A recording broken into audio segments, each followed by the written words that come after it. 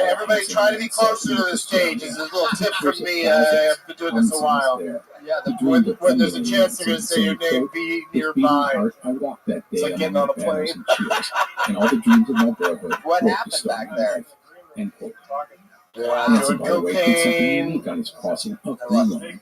He'd gone from the desolate east side to the populated west side. Fake In there's doing like this, he cocaine back deliberately there. cut off his lines of Oh, see, that's retreat, gotta be weird and was being an that tall to old where the desperate mic can military come out. I love that you guys He give offered everybody the a young broken man mic options stands. Like, before he went let's down. make this as difficult Nancy for was the also first time. innovative, designing But I like sleds, the, and if we're going to still talk about what to he just operate did, under I'd say sub-zero that conditions. choosing He also ISIS as a used subject dogs for a and whole skis, minute was, the champion using you know, his it was a small, choice. highly trained And team, I only thought the giving the last expedition joke speed and was flexibility. the only one that really landed with Nancy's everybody. expedition I'm pretty sure you could say that about anything, Doug. Like, Yeah, it's yeah. a No, choice. it was interesting that he talked about bananas for a minute. No, but I just mean, who's sick of ISIS jokes, you know? And it's an edgy topic, and you know, good for him for you know attempting it. I'm sick of ISIS jokes. However, I'm never sick of insane clown posse jokes. And it was a bit of a wild left turn that he tried to get that in there, but you know, that last, what was the one that everybody laughed at?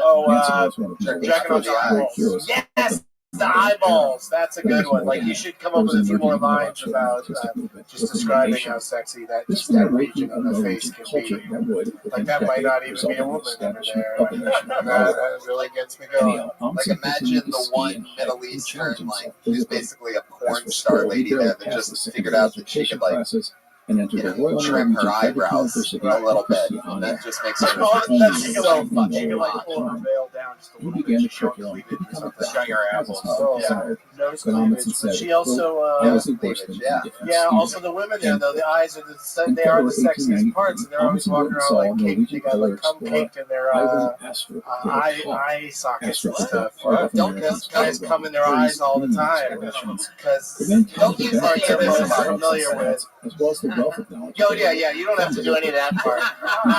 It's also very bright over there, so they are at the same time. squinty. Manson was getting his expedition planned, and Amundsen closely followed his eyebrows, right? Like bushy eyebrows, bush eyebrows, Cross-eyed chicks drive you crazy. Their eyebrows look like an old man. It's white, like caked in jizz. Both of their eyebrows, it looks like Wilford Brimley. As for school, it got so bad Wilford he was on the Brimley verge could of just be failing. dropped anywhere. Yeah, Just throw in some Wilford Brimley. That's like your thing that's the something when they all like stand-up comedy. Catching pneumonia. You're a flailing Amundsen was Brimley. 21 years old. He said her death, But quote, good job, saved I her think, from the right? sad discovery You that she did a good job. otherwise would have made, end quote. How long have you been on stand-up? Amundsen decided about a that year. he was no longer obligated Did you to do it fulfill his mostly in promise to Portland, or a you year ever of been No, I becoming just a started doctor here. and What were you profit doing? at How long school. have you lived here? Something the 3 entire years family almost. What were agreed you was doing in his before best stand-up? interests. Writing. Now, with the Screenplays, death we of his optioned mother, screenplays, Amundsen so I would thought I inherit a could decent stand amount up. of money from his What was parents' the estate, screenplay? without Good school idea. or finances to worry about. No, He turned himself an into the idea of becoming an Oh, explorer. Yeah, He began screenplays to don't write to translate to establish comedy. You explorer can't just and get up on stage. organizations offering them Interior, his comedy services. store, One of the first belly expeditions room, of night. was going to Spitsbergen, Everyone Norway. laughs. Nope, that's the best part. You just write that in there. Audience goes crazy. Now I have a question. You're good looking. Why are you doing this? And or the sea. Well, because I am good looking, but my life is a fucking mess, just like any other. Yeah, these cats are bad. I mean, look, you guys are all have your qualities. You guys all have your qualities, and then you're ugly and that we're not. No, you guys all have good qualities about you, man. I'm not picking on you. I'm very 6'6", and I look like if I take my shirt off, I look like a goddamn Irish and that man during a opportunity potato came famine. when he was invited Disgusting. on I'm not Spain. Wow, that was That's the like worst. so that's just like a regular. You have to figure out a better go-to when you're going to make fun of yourself. Like you should have something better. Like Vietnamese farmer. All right, I'm fucking gorgeous. Even at 21, Amundsen was keenly aware of the allure of I was like, which one of you guys is talking? I forgot. Normally, if there's talking from that direction, it's somebody in a superhero outfit. So it's more obvious who's talking. They're Robot. Christmas Yeah. Day, 1899. I don't like it. I It just would love be it. a disaster. Good question. Amundsen and his I love companions it. I can't, like, I'm not like normal good looking guys. Like, I can't really get a corporate job. Yeah, he's more of an Ed Norton good looking shitty worker, you know. I got felonies. I can't, you know, like, this is like, all right, okay. Went up. You're right. Wait. And you spent your whole minute talking about ISIS, and you've got felonies? That is job one to tell those stories. Prison stories? Shut up about ISIS! Get your ass to prison. Good luck. So is that how you got in good shape in the yard? In fact, he used the experience I'm in good to shape, learn thank to you. get better. What do you have It is felonies a from? hallmark of Amundsen's life What the as an fuck? explorer. Body issues? Yeah. He will always have to You talk about your body issues. He might be a good comedian because he's terrible at listening and responding. The idea of taking part in a sailing experience in All the greats have that. All the greats are just get up and go. You have cotton mouth and you're nervous. You just said. Are you stoned and nervous, or are you just nervous to the point? Here, have some water, and then finish your protein shake in the green room. It's weed water though that Doug brought from a dispensary. I brought some weed water. You don't have any better go-tos to make fun of yourself? Like you could do better than an Irishman in a potato famine because that was more like an actual fact than a joke. Physicality, I don't have any better go-tos, but yeah, I make fun of myself plenty. You could say that you look like a gay Pez dispenser. Gay Pez. I had a woman.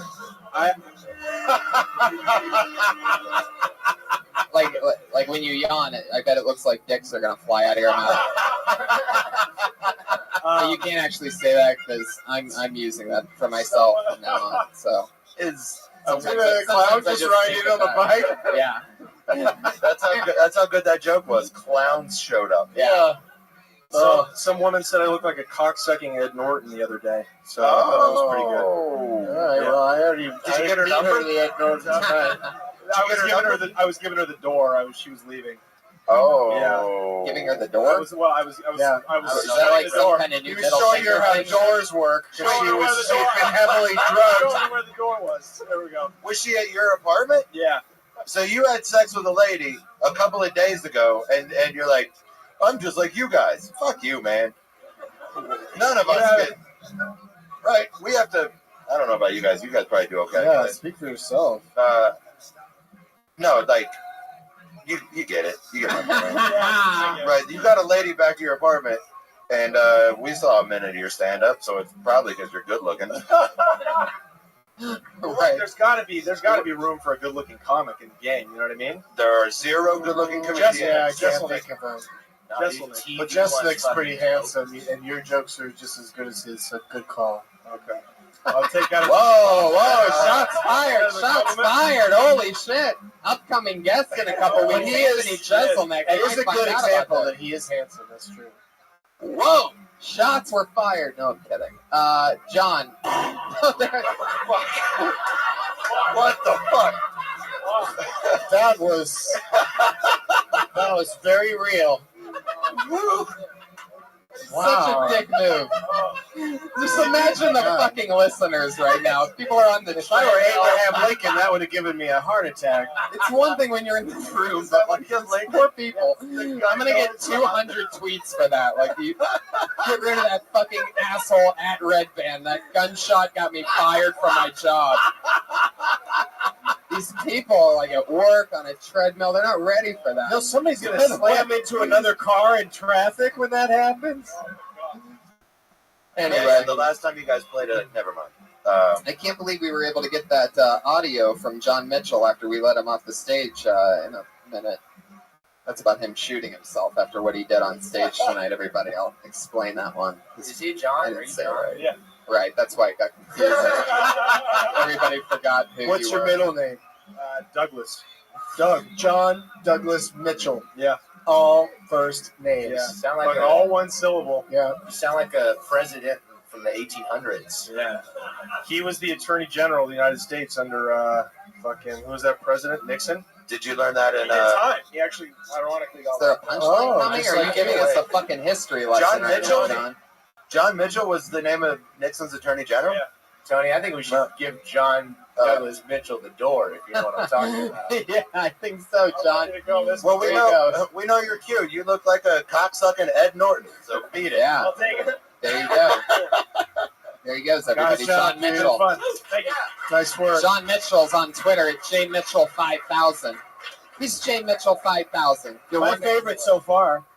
Yeah, out of all the people so far, he's Yeah, definitely he's the number best one so far. He just went sprinting back to Totally the green the best room. one. Hey, before we move on, am I doing this right? Yeah, you're doing perfect. Okay. All right, just want to make Put your sure. hands together for Jeff, everybody. It's his first time on the show.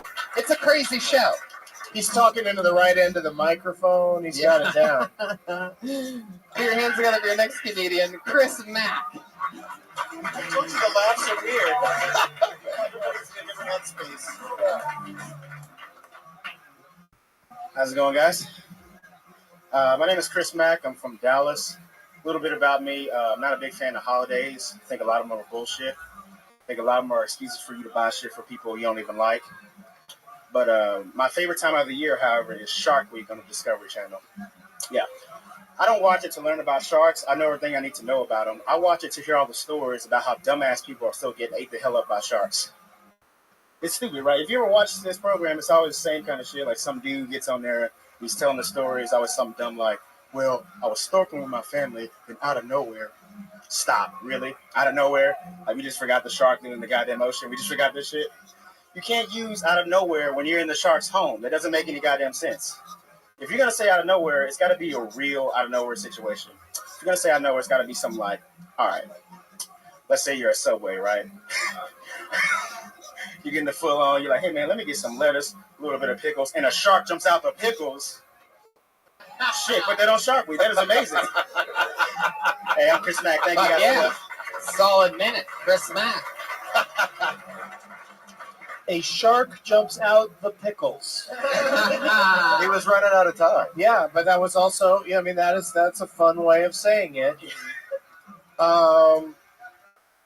Here's what I'm thinking. Yes, sir. I'm thinking what I thought of when you were doing that was more like a perspective thing where I don't think I've ever heard of a black person getting attacked by the shark. Like, you're making it about everybody when I think that the real take on it is that black people don't get attacked by sharks, and that's basically the only thing right now that isn't attacking innocent black people are the sharks. I mean, granted, the black people can't get eaten by the sharks if you don't know how to swim. They don't go in the water.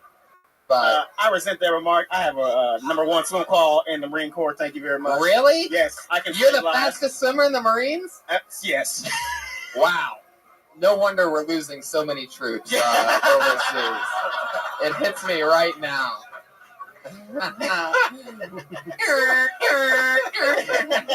Let's name all those great black Olympic swimmers. There was. In fairness, let's name a lot of. Cuba Gooding Jr. He counts. You're listening to too much radio. In fairness to him as a black fella, how many white swimmers could you name? Just the Michael Phelps guy. Yeah, and Eric Spitz and Drinky Fuckalong and Jonathan Taylor Thomas, Bootsy Collins. Eric No, he's black. Bootsy Collins. No, what was the Spitz?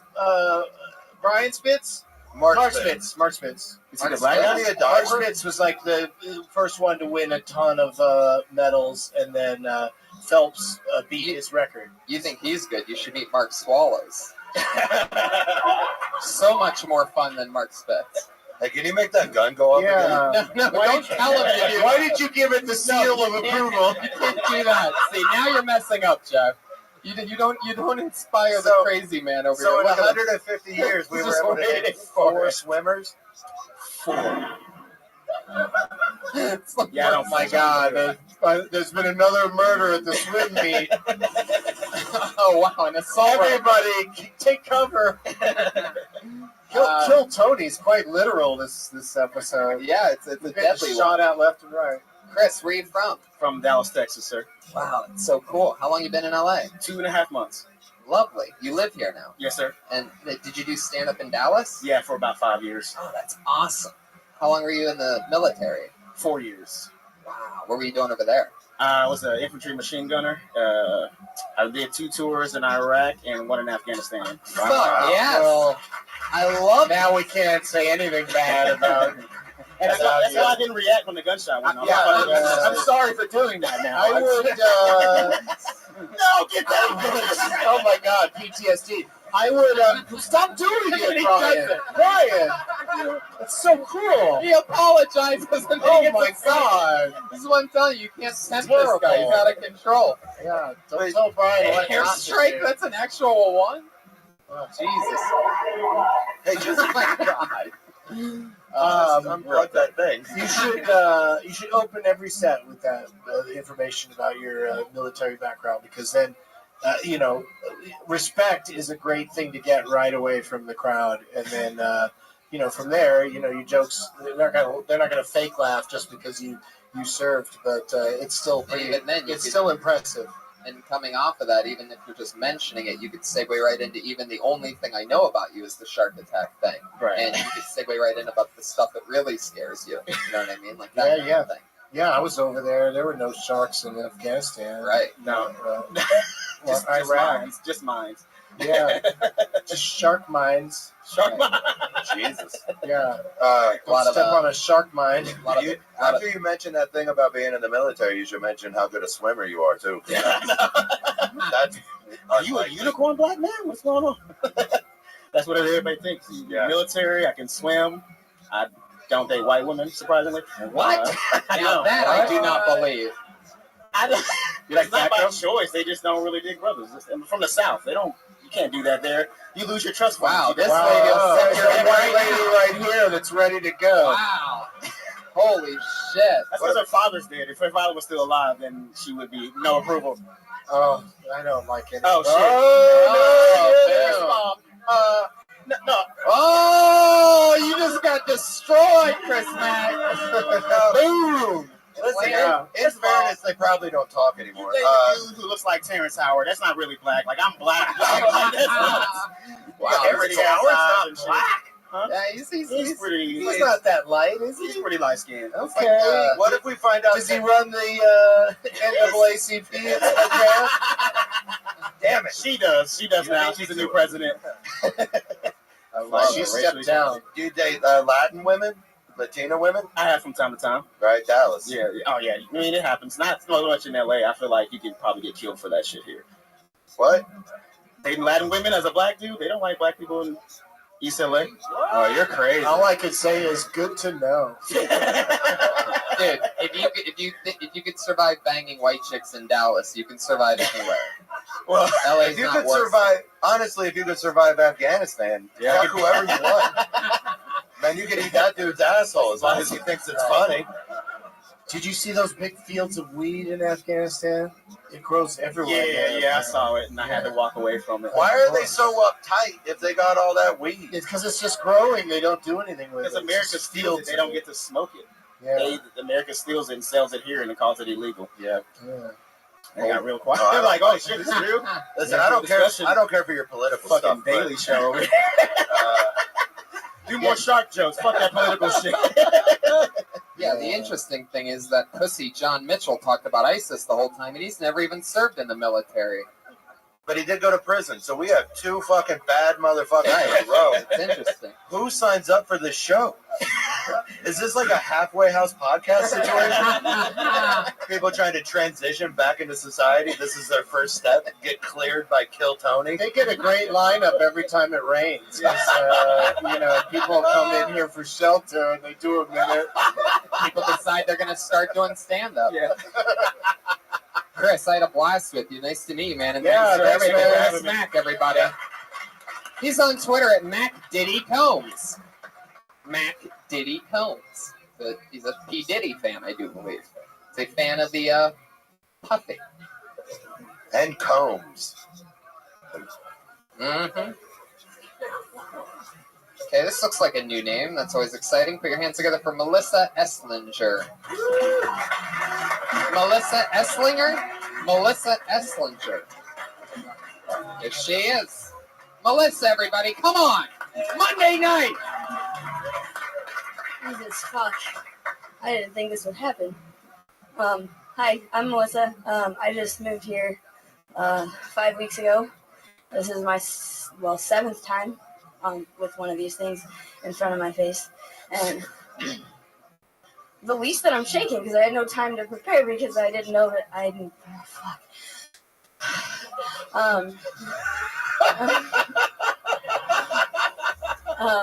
So I'm short, as you can. And so when guys are talking to me, I'm like, hey, my eyes are down here, buddy. But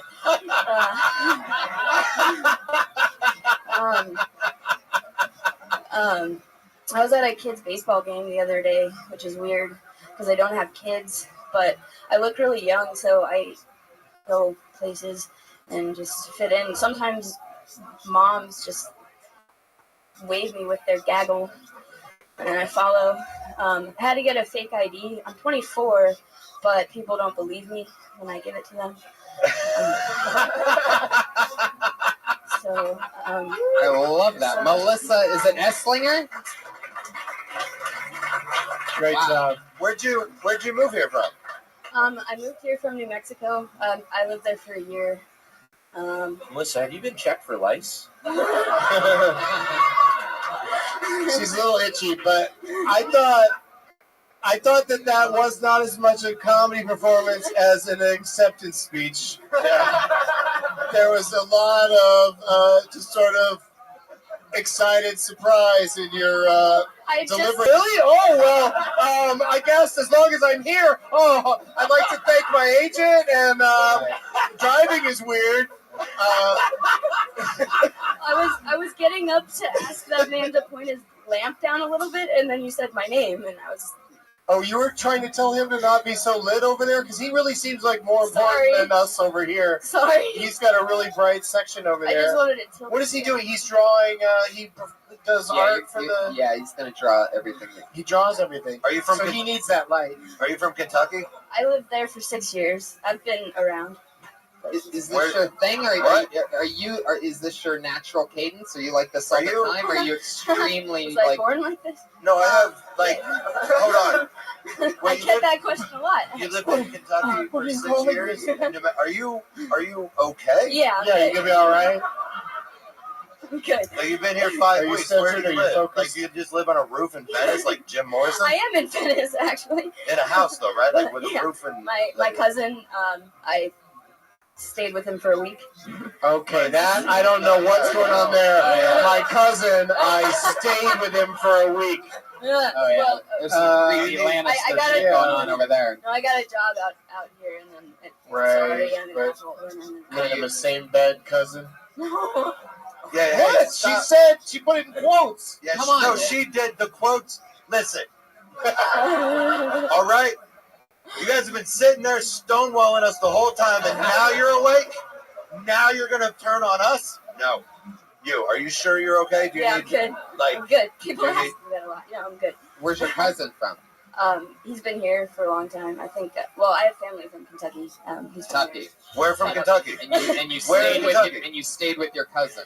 The reason I did that was because Because you were fucking your cousin. He's not really. Maybe he's not really your cousin. There's a lot of reasons. Maybe she's not really staying there.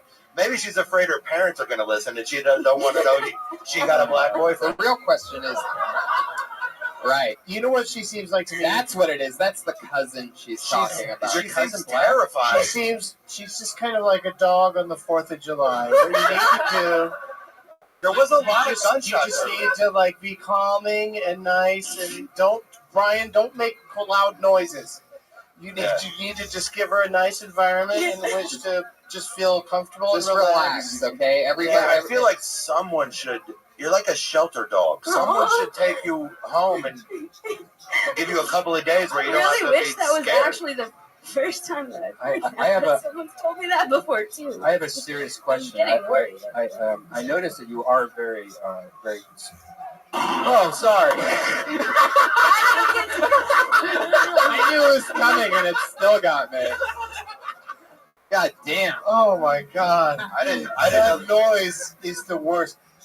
Like when you go see a play, like a lot of old I love people that. go By to the way, plays. the only person that wasn't affected by that was her. Oh, She was I trying to scare her, which makes me wonder No, what she kind of. She stayed shaking as usual.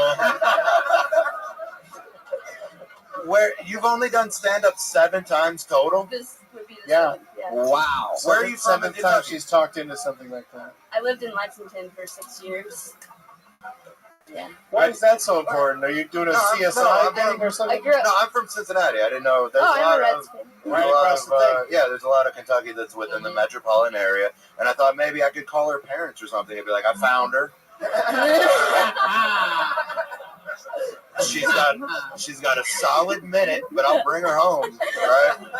She's little, and I don't have a carry-on, and my flight's in the morning, so I can get a suitcase and get you home if it'll help. You think that happens a lot with runaways, that they wear a sweatshirt with where they're from on it? I don't see a lot of that. This is the first runaway I've ever seen, so I have no idea. As far as I can tell, yes, they just wear things from home and get to LA and somebody do a minute on. Yeah, I Tony. just assumed no one had ever not interrupted me this far into a sentence yet. Oh, trust me, I'm waiting to right Yeah. now. So, how much more material do you think you have after 7 times on stage? Just out of curiosity, like what are other things that you talk about? I talk about. I talk about how awkward I am a lot. I talk about. I grew up in Germany, so I talk about that. Oh, that's what it is. It's the German twitch. Yeah. And also, my mom's Jewish from the Bronx, and she used to drive a cab, so I have to tell jokes, I guess. How are you? What? Yeah, why Is your mom, Cab, Brooklyn, jokes?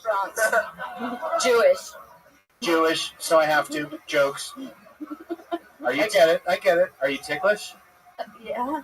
Oh, Jesus, Brian. Brian is really not. He's the last. And I used Somebody's to be, not comforting to these people at all. Wait. What I sound used to effect? be ugly, so I don't pick up on things like that. Oh, you used to be ugly. How'd you do it? I mean, how'd you turn it around?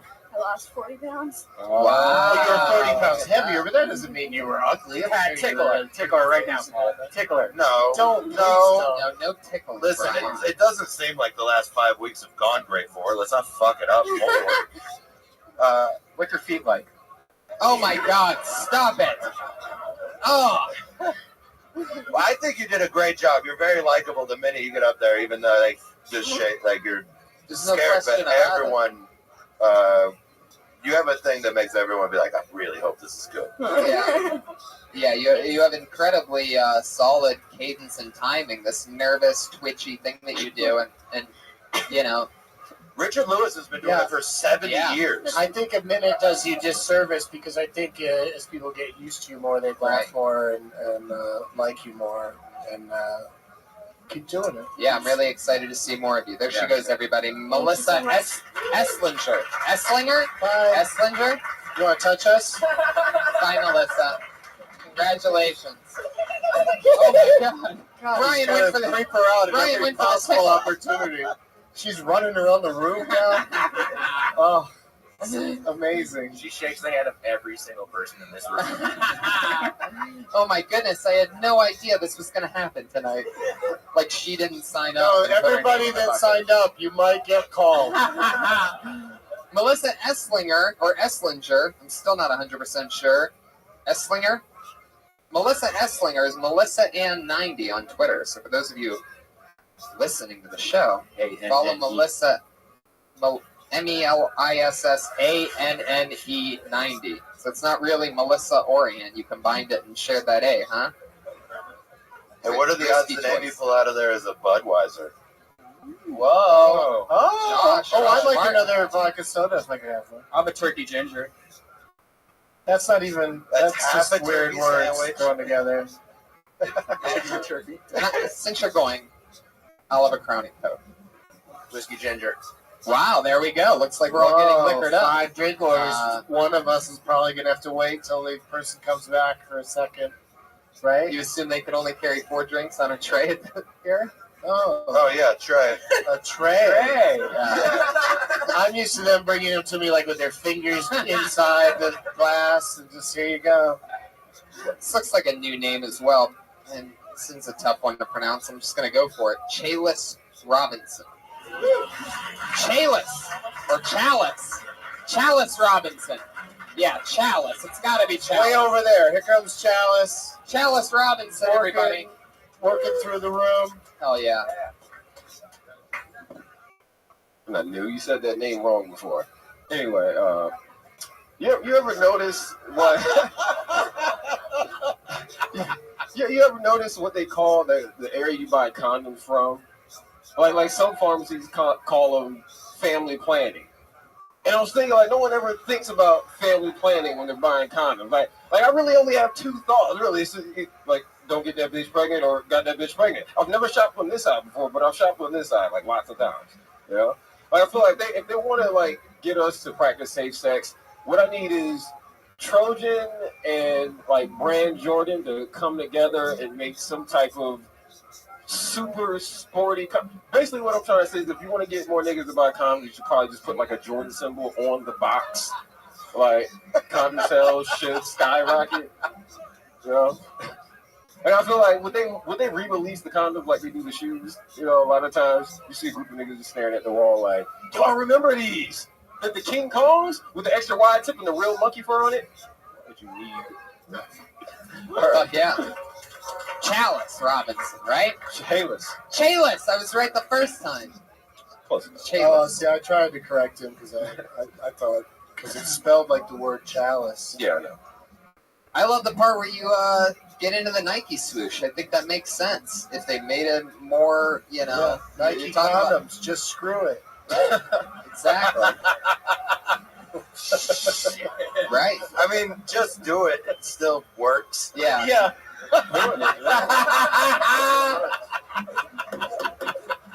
Yeah. Logic at the door. Maybe Logic has all our drinks. Oh, stop it! We just ordered. It's one man. No, I'm not. Who's at the door? Logic. We haven't answered the door yet. Oh yeah, Logic. Let's leave Logic out there and let's talk from the heart about how we feel about that performance. I think it's called family planning because when you buy condoms, you're planning on not having a family. I was gonna roll. Yeah, No, I was gonna roll with that, but Chehalis. It's Chehalis, right? Chehalis. Chehalis. Well, Pat, you heard it before I know. too. What's your full name? Come on, I got to do this again. Chehalis Calrissian. Oh my Calrissian? God! Now I remember you. Oh my God! You're back. Of course you are. I can't forgive you for what you did. This is what I call it. So. I love you, Doug. I mean, you're just all over it. So one could call this the Return of the Jedi. I fucking love it. This is your second time on. Middle name Calrissian. You remember? Holy fucking shit! No, I didn't remember. This is amazing. Do you realize that Calrissian is way easier for white people to pronounce? I know. You know what? I was gonna roll with the. I was gonna roll Maybe with Calrissian. you might want to flip it over and make it your first name. Yeah, Logic Calrissian. Logic? Just go for it. Chehalis. You could open up a. You're calling him a different name every time he's Chehalis? Shalahushi. Let me ask you a question. Something like that. I don't know. Chehalis, you should open up a store that sells goblets called Chehalis' Chalices. You should open up a store, Pat, called I Can't Believe the Audience Laughed at That. It's never been said before, right? I've never been called a chalice before. Hey, Tony, I'm so glad they brought all those drinks in on that tray you were talking about. Fancy. We're going to do it for Josh Martin, everybody. Yay! For the show. He's at Josh Martin Comic. It's periscoping live right now and hustling around. Oh, God. You ever think about using the Calrissian thing, though, as the name? I have. Because, by the way, you're calling it Chehalis, right? Yeah. But it is spelled Chalis. There is a cha, but there is not a second hey there. Yeah. Nobody will ever say, unless it's two H's back to back, nobody's going to go Chehalis. Who said this know, to you? It's He said the exact same thing. Oh, last time. all over, yes. Wow. Can you still use the name? It's my name. I don't have a choice to have. But let's do this again next time. Okay. Everyone is going to say it wrong if you have to stutter halfway through the first syllable to get it right. Yeah, how about K? The only person who can say it correctly is Melissa. She would stutter her way through it. Chehalis. Please don't be mad. I'm sorry. Did she leave? No, she's right She there. doesn't get mad. She gets doesn't like shaky. She shakes. Fuck yeah. So I thought about using the Calrissian. I mean, like Calrissian Robinson. Or just Calrissian Robinson is the blackest name of all time. You should go for that, right? Like, I don't know why you don't. Calrissian Robinson, like, no one's ever going to say it wrong.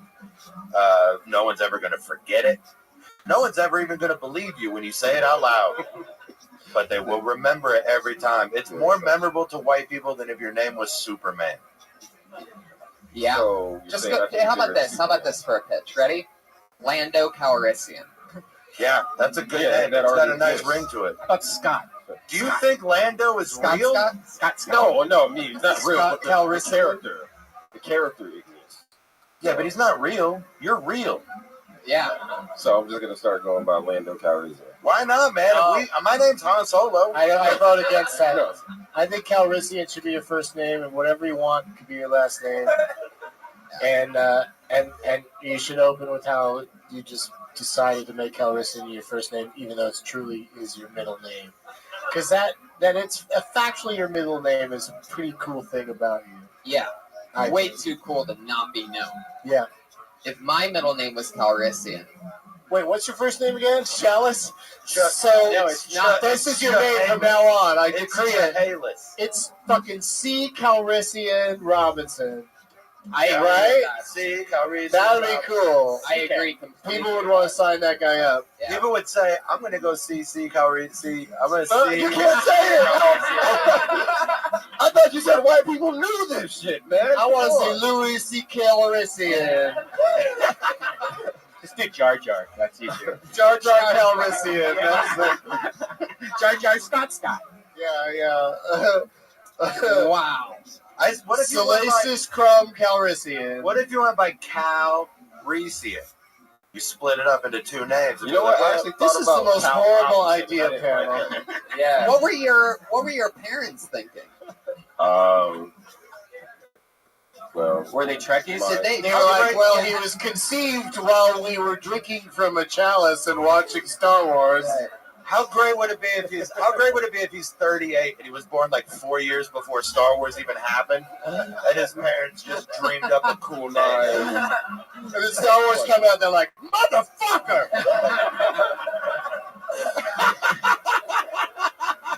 I mean, it was the 80s, and, you know, like black moms like Billy D. Williams, so fuck it, she gave me the name. Did you ask her about this ever? Do you ever really get the real fucking He should be answer? grateful she didn't go with Colt 45. He said that. Billy D. Williams, come on, it's a Right. reference. Yeah. That's racist. He should be. They could have named you number one with a bullet. That's the other movie Billy D. Williams is in. What was that? Bingo Long's All-Star Traveler Band. Yeah, Bingo Long would have been a good name for you. Bingo Long, Calrissian, Bingo Long Robinson. Calrissian. Do you talk to your mom still? Brian's Yeah. song. That's why I'm named that. You want to call her right now and put her on speakerphone and ask her once and for all? Why would I do that? Yeah. Let's call Mama! Let's call Mama! Let's call Mama! Wait. You're not chanting, lady. Where are you from? My mom was in the East Coast. Uh-oh. Toll! No, it's late over there. Oh, it's gonna be late. We can't wake up his mama. She's probably Right. sleeping, right? Oh, listen, Wow, just because you haven't talked to your dad since you started fucking that dude, don't mean he could just call his mom at any time of the night. Will you ask her tomorrow and then tweet it at us? Yeah. I'm at Han Solo on You Twitter. sort of want to call her right now, though. I would Would do she it. I still mean, be awake? Probably not. What time is it? It's midnight there.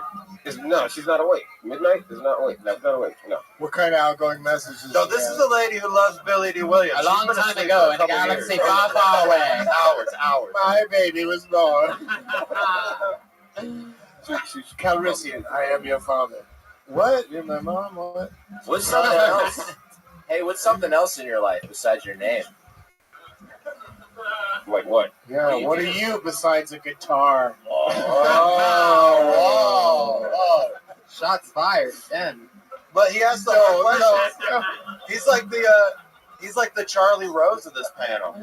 Remember when Charlie Rose, like 10 minutes into the interview, would just be like, "What else are you?" Right, just solid question. So you're from? How long have you lived in LA? 5 years, 6 years maybe? About 6. Almost 6. Did you start stand up in Virginia or here? I started here. Wow, Tough place to start. Yeah. It is. It happens, though. That's right. That's where I did it. Yeah. Me too. not me. That's all I'll say. What the fuck was I gonna ask you? I don't know. What do you do for work? The ticklish thing's not gonna work on this one, right? I work at a retail store. What retail store? Which retail store? Walmart. Where's Really? it? Walmart. Because we done this. I'll tell you, retail store I know made you don't it sound like remember, somewhere but we've done fancier it than all before. Walmart. Chehalis, do you date white girls? I've never have. I mean, I'm not against it, but I never have. Oh, All right. Never Which had- white girls are you interested? She's in. I never had the opportunity to. I mean, like, where I'm from, all the white girls act black, and I'm like, no, I want like a real white girl. Like, I want a white girl that's like white, not a black girl that acts something a white girl. Where in that's black. Virginia do all the white girls have black? I'm like outside of DC, so a lot of times they pick up that. Are you from that neighborhood in Spokane where that lady's from? No. right? You guys remember? It just happened. Wait a second. You're not from Cloud City? You're not? There's not even a single Star Wars fan in this fucking audience? I got it. Yeah, one nerd. One guy just lifted up and, I got it. I got it. I'm jerking off every day until December when the new Star Wars comes out. But only to their eyes. Yes. Only to the eyes. Right? Earlier. Fuck yeah. So what else, Chehalis? I mean, you gotta change that name. However, I would keep it your name while working at Walmart. Just have that as your name tag and have that, like, let that character die out there with Walmart. This is you know what I dead. mean? Yeah. Excuse me, Chalice. Where are They call me where Charles. are the blue light They call you specials? Charles. They call me Charles. They just add quick an glance. R. A quick glance. Like, oh, Charles, excuse me. Excuse me, Chaz. Are you surprised that the regular Walmart? Are you surprised that somebody in a Walmart who has a question is not a strong reader? But there's not even an R in it, so it really doesn't surprise There's no R, me. there's no It really E. doesn't surprise me that somebody would look at you and drop a hard R. You know what I'm saying? Whoa. Really? Nothing on that? It's about his fucking first name. No, it's not. I mean, of course it's a joke about the N-word, but I mean, clearly that's the only time you would say hard R. You motherfucker. You guys really threw me under the back of the bus on that one. You gotta laugh on that one. Yeah, you got first thing was that smart too, motherfuckers. I know what kills and what doesn't. It's called Kill Tony. That made it weird. That made it weird. Calrissian. You mind if I just call you Calrissian? Calrissian. Can you go to the DMV and change your name? Well, you don't have to. Do you mind? Listen, to make it in this business, you have to stand in lines. And one of those lines is the DMV, where you can change your name legally. You don't have to change your name legally for people to call you that, though. Yeah, no. That's true. You can have both. Sinbad's name is like Tim or something. Like, he just decided. Sinbad. I'm Sinbad. I'm Sinbad now. Call me Sinbad. And also, Calrissian is already on your ID. Yeah. It's just not first. Yeah, it's just not in the right Yeah, man, order. you're all set. And the only reason I'm gonna take this stance. The only reason we're saying you should change your name is because of all the people who've ever changed their name. You have the fucking coolest option, just sitting right there.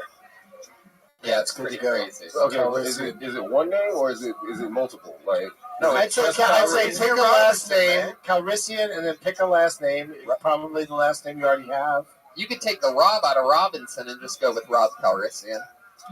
Do you have any brothers, and are their middle names also from Star Wars? Oh, that's a great fucking question. Yeah, is you have like Malcolm R2D2 Robinson?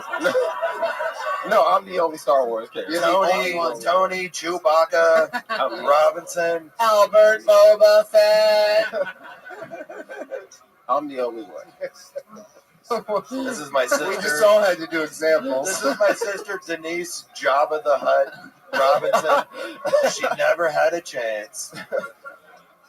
This is my sister Martini, Princess Leia Robinson. Wow, Martini. That was more racist than my hard R joke. I mean, that's just like a Martini.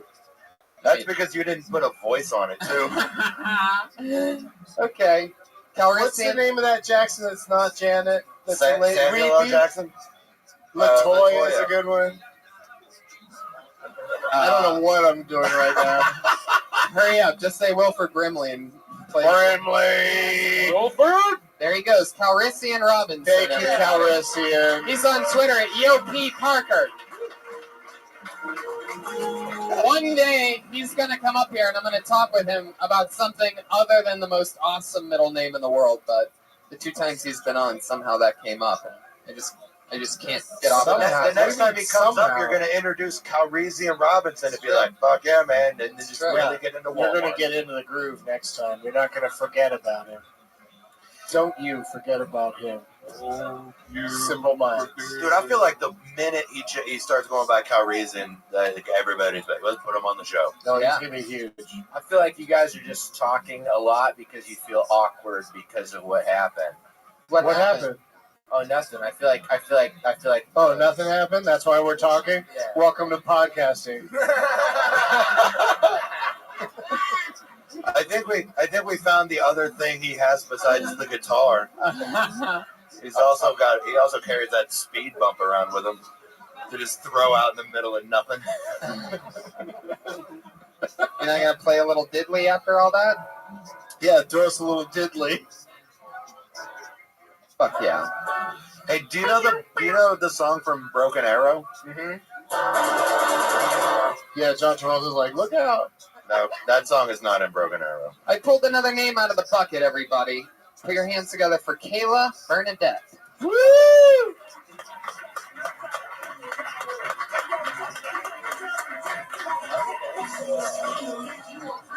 It's just like an awards show. They're always seated really far away.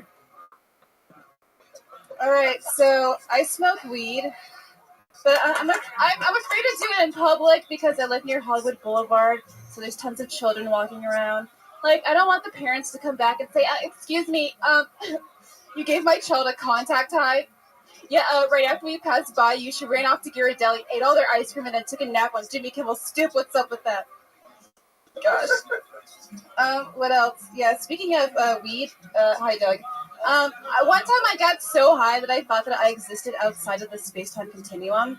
Like, I saw Carl Sagan writing on a comet, and he was like, Kayla, join me. We've got billions and billions of blunts.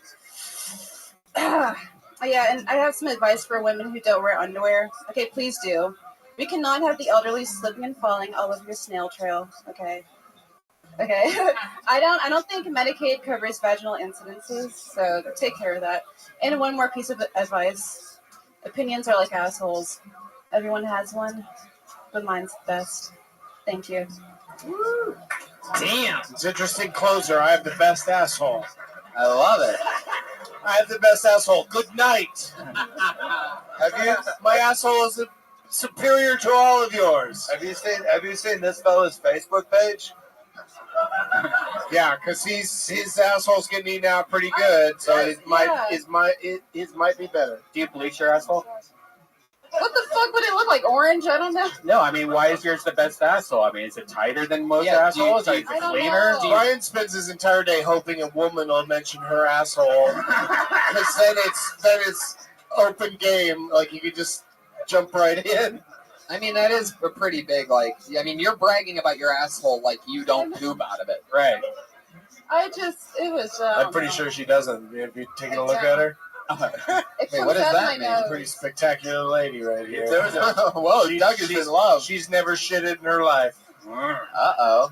So your first joke was interesting because I like the concept of the kid getting stoned, but I didn't really like where it went. It seems like you'd have fun with it, though. Like the kid got stoned and built a bear. The way you said it made me think like you were like, if I was a kid, I wouldn't go to Ghirardelli. Like, you didn't like where the kid went, like actually went in her joke. Why would he sleep at Jimmy Kimmel's thing? There's so many better late night shows to sleep in front of. Right, but she's on Hollywood Boulevard, and that is, like, as a local reference, that is pretty funny. But, like, She's people are got never some going to know that. intricacies to her jokes that I don't think are necessarily landing. You're brand but new, it's right? good that you're doing Yeah, it. I mean, I've been doing. This is like my 10th time. I'm just a bored writer. Like, sue me. I don't know. What do you like? Yes, we would like to. We're filing a class action suit against you for what you did here tonight because you really took a minute of our lives. No, I was just saying. I thought you had some. It was writerly. That's a good way to describe it. Is right on. Like you were. There's a lot of writing going on, and you just have to say it in front of a crowd more often to find out where the funny parts are and where it's just more like clever writing rather than punchlining. Where are you from? Oh, South Florida. Wow. Yeah. We're not going to hold that against you because the weather is nice. How long have you been in LA? I've been in LA since December. How long have you been doing stand-up? Like a few months. Like. So you're like really spreading out your times on stage. Yeah. You're going up like once every few weeks or so. Yeah, pretty much. I mean, I go to Big Wings. So. Wow, I've never What heard. does that I've mean? never heard. Are you just telling us places you hang out? No, Or? I mean. It's in Burbank, though. It's in Burbank. No, What's it's, it called? it's right there in Hollywood. I it's go in there every Hollywood. Monday just to do some shit and practice. I don't know. I mean, and no comedians responded to that. I almost feel like it's just like some guy's house named Big No. Wang.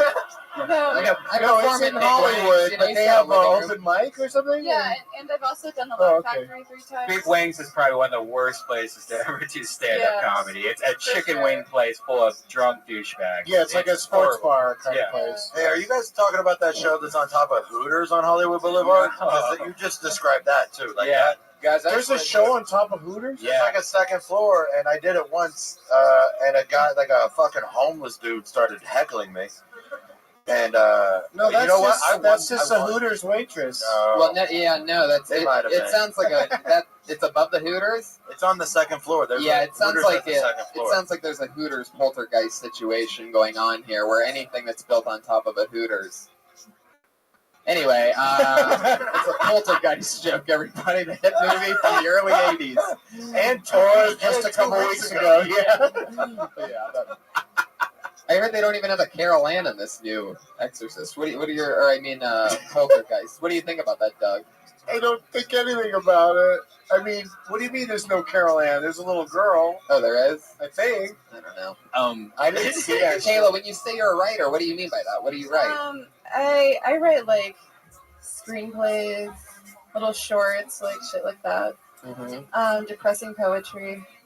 Or it's poetry. It's just called poetry here. Yeah. What I kind of don't know. screenplays? Like action movies? No, I'm just trying to write shorts. Like I'm into a lot of like Mel Brooks kind of shit. So I'm doing a lot of just stuff like that. That's an interesting role model for you, Mel Brooks. Yeah, I love like old, stuff. Old white guys? Yeah. Oh, I actually have a joke about that. Yeah? About white people. What do you think of Blazing Saddles? That's like I- full of super racist humor. I get the theme song stuck in my head every day. That's like a secret. Every single day, I get it stuck in my head. Yeah. What is it? Interesting. Hum a few bars. Rode a blazing saddle across the great big sea. I just got word that everybody stopped listening to the podcast. Really? We lost everybody? No, That can't be possible. I just want to touch what you're wearing. Velvet. Thank Oh you. my Yeah. God. This is love. I mean, but that's just Any girl that mentions she smokes pot twice in her act, Doug just falls in love with. yeah. She's wearing velvet and like And then saying mention that. points out that she's got her own asshole. It's actually my dream to be on Getting Dug with High. Oh, Wow, it's good look to at have that. goals. That's Yeah. I'm not gonna Looks lie. like you're gonna have to get in bed with. Wait. It's always Totally good. fucked that up. It's always good to get into show business. Like my goal is to get on a show where no one gets paid, and I just get very high and then go home. Yeah, you can accomplish most of those things without going to Culver City. Yeah, you could go to my Don't house. say where the show is. I don't It's go a below secret. sunset, so that's good. She I don't doesn't. even She know. doesn't. She doesn't blow sunset. What? I didn't. Huh? Never mind. I'll Well, talk later. I bet that if you get in Doug with bed, then No, stop it. see, I reset Stop and it. actually She's it a still nice- worked, even though I reset and tried it. Normally I wouldn't do that, but it was That was good. You're the Yeah, first no, I- comedian to ever wait long enough for the fucked up one to get forgotten, Yeah, and then go back, and it's still yeah. That's all right. punched it up a No, little that's bit. good, yeah. Executed it right down the gullet. Yep. Just pure Professional. confidence. Professional. You just need stage time. I would try a Haha Cafe. Every day they have a mic that you can get on guaranteed. Have you been to Haha? No. They have a It's out in the valley. North Oh, North I Hollywood. don't drive. Do you have a car? No car. But you know, I you know how walk many here. people? You know how many? She walked. You know how many here. micers here would take you? How far do I have to walk to get to where you live? I live in the Hollywood Hills, kind of. Okay. Whoa. Yeah, every Baller. open micer here would drive you to that open mic because they also need to practice talking to girls. Yeah. And you have the best butthole in the road, supposedly. According to you. According to you. This is kind of a weird question. Have you ever seen your poop gather and like stick? Because you're so skinny, I wonder if your poop ever like sticks out of your body when it's in your digestive. What's interesting is he knew it was a weird question before he said it. He did know. He did know. They have an answer to. Do you know what I'm saying? Brian wants to know the answer. I don't think the poop is held on the outside of the stomach, Pat. I Yeah. was talking to you because he was looking at you. I know. Me. If you get Tony, he was actually looking at. He was looking at Jeff, which is surprising. How would Jeff be able to see the poop? All right. Yeah, that's it does. I didn't know you were asking me. The answer is yes. Like, it's just the way bodies work, man. Everyone is different. I don't actually have an asshole. That's why it's a real problem. You can see it a lot. I have to have 3 operations a week. Kay-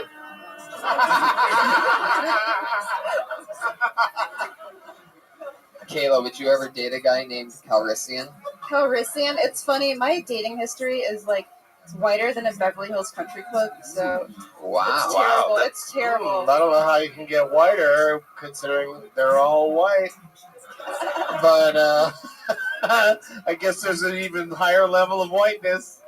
What's the oldest Absolute whiteness. What's the oldest? Oldest guy you've ever gone out with? That's an interesting question. Why is Jerry running out of the room? Hey, where are you going, Jerry? Sit back down. Yeah, what's the oldest guy you've ever gone out with? And have you ever dated a guy with a baseball cap turned either way? I have. I dated a Red Sox fan once. He always wore that hat. He never took it off, I swear. It really sounded like that sounded like you were setting up a joke, and then there wasn't Oh one. no. So that's what you got to start That was doing. just- How old? Is have a joke at the end of that. How old is the oldest Right? one? Oh my gosh. Come on, tell the truth. Do you have a hungry ass? What the fuck, Brian? This is what I'm talking about. There's got to be like a line It's kind of somewhere. weird. It's I'm kind of not weird. talking about a butthole. Are It's like, people a with hungry hungry ass? Do you have a hungry ass? Yeah, she's got a hungry butt. That's why she brought up her butthole. Her butthole's in all our heads right now. But People in the audience, no, not me. I'm busy drawing.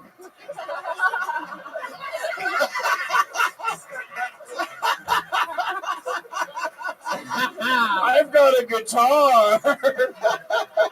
I can't think about buttholes holding this guitar. Fuck yeah. How old's the oldest guy? It's weird. I don't really date because guys don't really. I don't know. Like the guys that I want don't approach me. So. Right? You know you can talk to them, right? Yeah, I know. Like, unless it's Red Band. He's going to say something weird the minute you walk up to him. How's your areolas? Big? Small? Oh, stop it. It's got to end. It's not an option. They're kind of like It's not an option. What? Yeah, they're actually like pancakes. Like they. You got the big ones? Yeah, they're like. Oh, dude, don't lie about that. If you got dark brown, big areolas, Moon's over my hammy. Oldest guy. Oh my. Oldest guy she's ever gone out with, or Yeah, or yeah. made I've love been trying to? Whatever. Oldest guy, anything. I want to Oldest guy you've talked to. What's the oldest? By the way you're not answering it, I'm guessing it's in the hundreds. yeah, right? Yeah, he's in a retirement home. He's 92. I'm just kidding. I don't want to. Why? He's 62. Fuck, whatever. Fuck it. Fuck You it. went out with a 62-year-old? I Hello. needed rent money. Oh my god. Did you get? Wait a second. Did you get rent money? Did you get? How much rent is your money? You rent went out for with a one? guy for rent money? How much is your rent? Well, between my roommate and I, about 6 something. So I was unemployed at the time, and very hungry. So I mean, you do what you gotta do. You do what you gotta do, you guys. So you Oh, you dated him? Did you did you just ask him for rent money, or did you steal it? What's that or- convert in roses? And what in roses? I don't. When a guy gives you roses, you can turn them in for money. Brian, what No, are you it's like talking a about? hooker already? joke that only that guy got. You just pointed. Only There's nobody one even person standing here in that got one a part of the hooker room that joke? you just pointed at. Hooker guy. Wait, even you There's not even a pointing real out, human there. I look. even pointing out that it's a hooker joke doesn't help me at all. 62, I don't. 62-year-old white guy, right? Oh yeah, don't what'd he remind do? me. Oh, he was gross. I really don't want to talk about it. Like police were involved. It was. Oh, Okay. He's a piece of shit. Anyways, I'm onto nice Well, guys. I'm glad you moved on. Yeah, that's Yeah. good for you. Right. Yeah. Are you And ticklish? I'm glad that. My ticklish. Oh my god. Only on Dude, my we're asshole. Oh, well, Brian will be happy to. Oh no, Oh, fucking disgusting. worst thing to say to Brian because Oh god. you really can't accuse him of sexually harassing you after you Right. suggest that. It's actually the law. Once you bring up how ticklish your butthole is, it's I know that- open game to Brian. Man. It was like both of them creeped me out at the same time. What? No. Everybody, Put your hands together for the stylings of Kayla Burnett. Yes. There she goes. Got very creepy. We'll see you again next week on Butthole Party. Yeah. If you could go to Big Wings in Burbank, I'll give you my address. She goes to the one in Hollywood, and they have an open mic there. She doesn't have a car. I don't think she's going to walk to Burbank for you. And you're, I'll just send her an Uber. Ooh.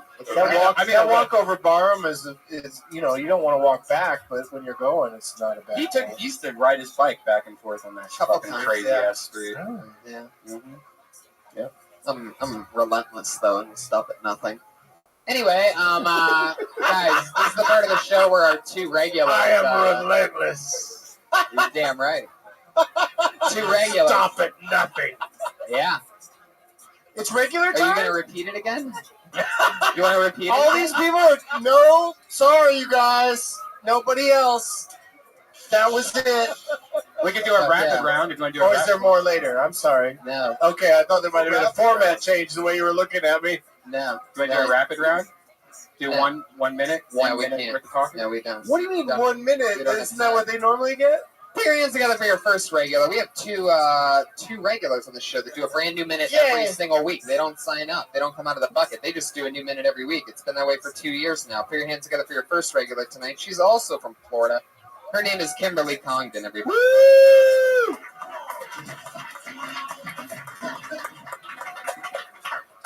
Thank you. I just have to.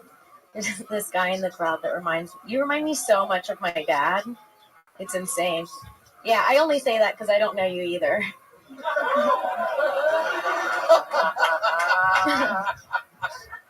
A lot of things remind me of my dad, like a snow leopard, because I've only seen those through a couple of pictures. And my mom said he loves cocaine. Thank you. I didn't want to hang out with them when I was younger a lot. It's like, because when you're 8 years old, you don't want to hang out with some guy that parties all the time and just does drugs. And so he wasn't around, and now I'm 25, and all I can think is he sounds pretty dope. I couldn't find drugs before, and now I'm without them, and I know where they are. That's it. Thanks. Fuck yeah, 50 new seconds from Kimberly Congdon. All on the dad. Wow. Talk about family a lot, and I don't think we've heard much about the dad, really. I know. What's his deal? He was around when I was younger, not so much when I was older. Right. You just went back home, so you must have seen him. I didn't. Yeah. What's that like? What's he up to now? I don't know. I don't contact him. But something pretty interesting happened. We don't talk at all, but we live in a really small town, and my mom heard rumors that he just won a really huge lawsuit, and that he's a millionaire now. Wow. Yeah. Are there any rumors as to what the lawsuit was about? A company that he used to work for that, I don't know, something happened. Like a fishing company? I don't know. Mesothelioma? I don't. Huh. Well, you got to get back in with him before he dies, so you can get a chunk of that when he's gone. I know. All right. Yeah. That's my advice. I loved the opener. You got the comedy thing down. Yeah, you had me sold on the fact that some guy really reminded you of your dad until you hit the misdirect. I was already waiting to criticize you afterwards and be like, you went off too long on how long you thought somebody was your dad. So I totally Was it felt good for that. acting? I was nervous it wasn't going to be good. I like how the guy that you pointed out was the hooker guy. Oh, it was the hooker guy. He probably does have some things. That lady's pissed. Do you do a lot of cocaine and not talk to your kids? Wow, You never not talk to your kids? Yeah. I feel like the answer Not was even as for a day? confusing as it deserved to be. Yeah. What a terrible father. I'm very sorry about your father relationship, but That's okay. No, she's going to work it out. That's what we decided. She's going to get back in with him. Yeah, we're going to be good soon. Mm-hmm. nah, fuck All is that guy. forgiven. Get your own $1 million. Fuck that Hey, asshole. money bags. Let's just fleece In him. a while. Right? We can fleece him. Yeah, Look let's how pull a fucking con cool you on look. him. You could put a suit on and we could Ocean's 11 the shit out of this. And me and Red Band will be them two hillbillies. What nationality is he? He's Irish and Native American. Irish and Native American. Yeah. Oh, no drinking problem there. That's so funny. I swear that's some old comedian's joke that like happened to be those two things and then said. I don't know if it's definitely in the history books. Yeah, I think so for sure. But Kimberly is. I'm proud to say I'm doing a show at the Irvine Improv on July 7th, and she's going to come down and do a guest set. Wow. Yeah. Look at that. So cool. Always exciting. Oh, I should call her Kim. I don't think anybody calls her Kim. Some people do. Okay, some people do. Are you going to let her do more than 1 minute? No, just the 1 minute, and I want all you guys to come down and criticize it. Doug, you had a Kill Tony past regular down in Florida open up for you. I don't know if you remember the crazy Michael Perkins stylings of Michael Perkins. That guy, that was an interesting night when he went on. What happened? He got a little too fucked up, like got too drunk before and maybe high before his performance, and was kind of a little bit of a mess, but in a fun way. And he got a lot of people to come down to support him. Oh, that's so cool. And but by the end of the night, I think he felt a little sad because I couldn't talk to him because he was so fucked up. Oh, that's right. I couldn't really spend a lot of time with him. He moved back to Florida after being out here for a few months. Yeah. He drank so much that he came down with a case of the gout. Yeah. Like the gout. Like the disease that like Game of Thrones people get in shed. The reason why the previous comedian had to break up with her super old boyfriend. Yeah. Right. Because he had gout? Yeah. Over in gout. I don't even remember that. Yeah. I made it up. You made it How up. do you like? What's the first warning sign of gout? It's disgusting. Your told foot, me all your about foot it. hurts. You know what's gross is like he never wore shoes or socks. He only wore sandals. That also might have that was contributed true to the gout. back in his home area of what was it, Pensacola? Was that where it was? Yeah, it was interesting. Well, there you go. But happy to have him. Fuck yeah, the Michael Perkinson story. We'll see Kim in Irvine. Come see Kim in Irvine. Go see Kim and Doug Benson. She's gonna do a whole July she's gonna 7th. do 2 minutes. Whoa, 2 minutes. A whole 2 minutes. Double time. Yeah, she did twice as long as that.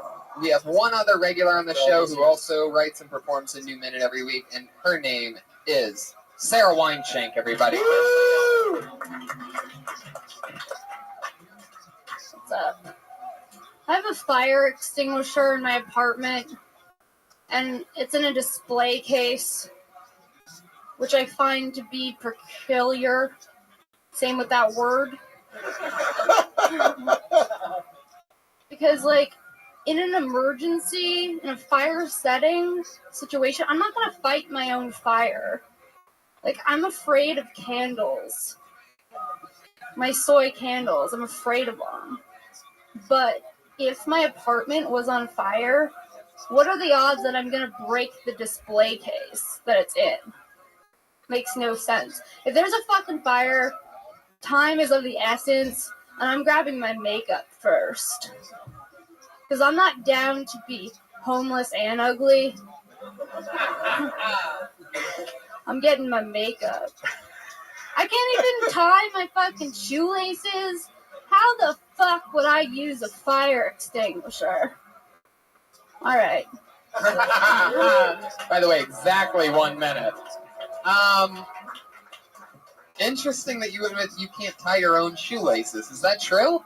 Yeah, people around here have been calling me loose laces.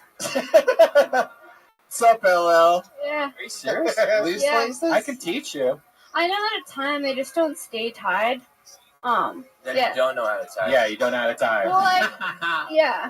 That's been my problem my whole life with keeping my shoelaces tied. Yeah, I'm not good at The it. trick is Are to you go the serious, or are you opposite. just trying to make a connection with Sarah Weinshank right I'm now? just trying to, yeah. No, there's a anything. way, like, I'm if you go the I used to wear a opposite- dress like that. Like, whatever way feels natural to loop it around, if you go the opposite way, it's actually better and it stays tight. I mean, I'm doing all right tonight. Like, I've gone all day without a problem, but I Both can of hers are empathize. fucked up. I think I was just talking to her. Yeah, Yeah, okay. mine are loose. Yeah. Also, if you want to break if you like, I just have some advice. Like, just hit the glass; it breaks right away. Have you done it? No, I've been very lucky. Brian's done it. You've broken the display case. Yeah, I was at this girl's house that her oven kind of had a grease fire, and they had one of those in the thing, and I It's broke always it. at a girl's house. What'd you break it with? You know, I'm banging some chick. She's having multiple orgasms, and I'm fucking her all so of a hard. sudden, She's like fucking grease she's like fire. crying, nobody fucks me like you, and I'm like, I know, baby. And then all of a sudden, there's a fire, and I had to break the thing. Yeah. so this No, girl it has a little hammer connected to it, like a little chain, and you just go like that. And like the glass is real thin, or it's like fake glass almost, and it's. I just don't see myself doing that. Well, you will if your shit's on fire. Yeah. Is it? I don't But know. there's the Getting out is a good idea, I The think. display case is in your apartment. It's not in the hallway or something. Yeah, no, it's in my apartment in Wow. a case in Wow. the kitchen. You have one of those really hip apartments. Yeah. And you're Like like, it looks like a hallway. wait, what? Is your No. apartment in an Urban Outfitters? What the No, fuck? I have a display case in my kitchen. Weird. It's weird, right? Yeah, that is weird. Is there a bookshelf in your? Right. You said It's a coffee table. Can you buy a book that looks like a book but doesn't have anything written in it, and it's $40 because it's cool? Good Yeah. question. Yeah, for sure. Do you own a record player? Yes, I do. I knew Because you if would. you don't, we have quite a selection over here. Are you wearing the polka dots in memory of Dusty Rhodes, who we lost this week? I don't know. Why'd that get an awe? I don't know. I'm just weird wearing crowd. polka You dots. mentioned a real person who just died. Oh, Norm Dusty Rhodes you know who Dusty Rhodes is? from Three Amigos. Yeah. Yes, that Dusty No, Rhodes. it's from Vacation. Was he in a polka dots? Yeah, Dusty Rhodes was. He just saw spots a lot. Yeah, me too. I love the makeup. You'll be homeless, but you won't be ugly. That's fun, and that's definitely in that Yeah, that wine was a big shank laugh. cadence and rhythm. You know, it's you have your voice so well figured out, and another fun set. Exactly 1 minute. So, Thank you. how do you feel about it? I mean, it took me a minute to get into the groove there, you know? But once I got in, I was in it. But, like, Well, how it did you could've start gone- it again? It was a weird start. Yeah. And I just like to See. talk about that and get that out of the way, you know? You say it took you a minute to get into the groove? Yeah, it did. Well, not a full minute. I was, a phrase. About 27 seconds. Anyway, Yeah. Sarah Wineshank, Thank you, everybody. She guys. did it again. Good job. Follow Kimberly Congdon, Sarah Wineshank, the Princess Shank, Kimberly Congdon on Twitter, Instagram, everything. Watch them, follow them, write a new minute, and perform a new minute every single week. We did it again, everybody. That's Kill Tony. Patty Reagan over there. At Josh Martin Comic. Doug Benson, what do you want to promote? What's going on? At Doug Benson. Doug Loves Movies. Getting Doug with Highs. Super Doug Me. Doug Dynasty on Netflix. Don't forget Doug. Yeah, July 7th Promotional at the Everett Tool is Improv. the new album out on iTunes, and Chronicon episode 420, New Dope, is You're definitely running out of things to is rhyme with out hot of, things, by the way. No, I'm not. There's When is that out? endless. I know. That's Am I out in on VOD and on iTunes on July 3rd. Am I in that? Yes, you are. Oh, great. Yeah. Jeff Tate popped his Kill Tony cherry tonight, Yes, everybody. And Jeff if I Tate. can say so. One of my favorite first performances ever. Thank you very much. I was nervous. I think I asked you 3 times if I was doing this right. You were doing great. I love that you actually asked. I wish more people would ask when it's their first time so that I could usually tell them, fuck no, you're not. Get funny. But you killed tonight. Well, I appreciate it. What do you got going on? You're Jeff Tate, what is it, 68? 96. 96. Jeff Don't Tate listen- 96. What is it, Jeff Tate 22? No, What is it, Jeff Tate 49? Stop saying it wrong. Jeff Tate 73, everybody. It's Jeff Tate 96. Why is on it Twitter. 96? Because that where you got your Jeff GED? Tate is already gone, and 96 is when I graduated high school. For real. I mean, Fuck yeah, what do you want to promote, Jeff? I got, so this is Death Squad, right? You can get the Hot Dogs and Gatorade shirt is available now at zipzooapparel.com. Hot Dogs and Gatorade. Zipsu. Buy a whatever. t-shirt, everybody. Buy a Jeff Tate t-shirt. That's what he's saying. Follow him on Twitter, follow him on everything, and buy a t-shirt from him. No, that's what Segura calls me that on his podcast for some reason, Hot Dogs and Gatorade. And so some guy made me the shirts. Right. And just go buy them. And then Yeah. I have another shirt that say Decency or Death. And buy those shirts for real because they have I put money into a domestic Show of violence hands if charity. you're buying a shirt. Check out his shirts, everybody. This guy's Buying a shirt, everybody. begging you to buy shirts. So just go Look at that. It's a dragonfly. It's Joy Diaz's mom. It's the thing that they Or cannot. Technosaurus from Jurassic World. He's getting defensive about me picking No, I'm very conflicted about having shirts because I've never had them before. I know, it's got weird, them right? today. Ryan J. Ebo, the artist. Yeah, Get that's your- right. Oh, look at him go! Oh my God, it's Oh, Star that's Wars. beautiful, beautiful Star Wars. Calrissian made it happen. A Star Wars edition of the Kill Tony print drawn live during this show here tonight. And I'm Darth Vader. That's fucking amazing. And you're the Emperor. It's very cool. Live audience, thank you so much. That's Kill Tony. Good night. Thank you. Toronto, everything. Come see us live.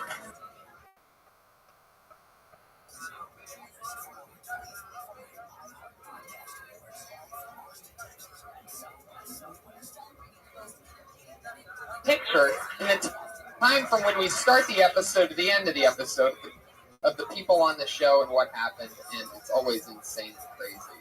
Unbelievably well done for the short amount of time that he does it. What's happening? We have some gigs coming up. Stand Up Live in Phoenix in September. I'll be in Toronto at. When are you going to be in Toronto? I'm going to be in Toronto for Just for Laughs, guys. I don't know if I'm allowed to announce that yet, but whoopsie, I just did. And then maybe some other gigs in Canada that I'm not allowed to talk about, maybe just yet. I don't know why I wouldn't be allowed to talk about it. That'd probably mean it's a pretty big deal. So if there's some big deal happening in Canada in the next few months, I'm probably going to be there too. Fuck yeah, you see what I did there? Mm-hmm. Just confused everybody. Everybody in this room, but the Canadians right now are like, oh, I know exactly what he's talking about. Thank you, thank you, thank you. Fuck yeah. So let's get it going, shall we? Every week I have two amazing guests on the show. This one, very special. Very excited to have these two on. Two of my favorite comedians. Two of my favorite correspondents from The Daily Show. Ladies and gentlemen, it's Al Magical and Asaf Manvi, everybody. Unbelievable. Awesome. Al Magical. Exciting. Fuck yeah, guys. Let's get on in. Hey. Here they are. Al, this is your second time on the show. Second time. I think I was too nice the first time. Fuck yeah. I love that. We're going to let it rip tonight. Asif, I guess that means you're good. It's awesome. Yes. Yes. Awesome. Yes. I don't. This is like sort of an American Idol comedy kind of thing, right? Where we just get to be good cop, bad cop. Sort of. There's no. I mean, there's no winners and losers. Yeah, exactly. We just talk to them. Sometimes it's constructive criticism, and that can be great. Yeah. And either way, that's what people tell you when they say that you suck. I said this that was last time. constructive I criticism. can't believe any of you fuckers subject yourself to this shit. I know this is a good podcast, but you wouldn't have signed up for this when you first started comedy? Fuck no. Under no circumstances would I have ever signed up for this. I barely did open mics when I first started out. I fucking hated the entire process. I looked at one guy who we just started in San Francisco at this place called the Luggage Store, which is like fucking tenderloin, homeless people passed out. And I looked at my buddy, I'm like, what do we need to do to get into comedy clubs? He goes, oh, you call this number every fucking night. I go, I'm just going to do that. And just started fucking doing that. And never, ever do this in a million years. But good luck.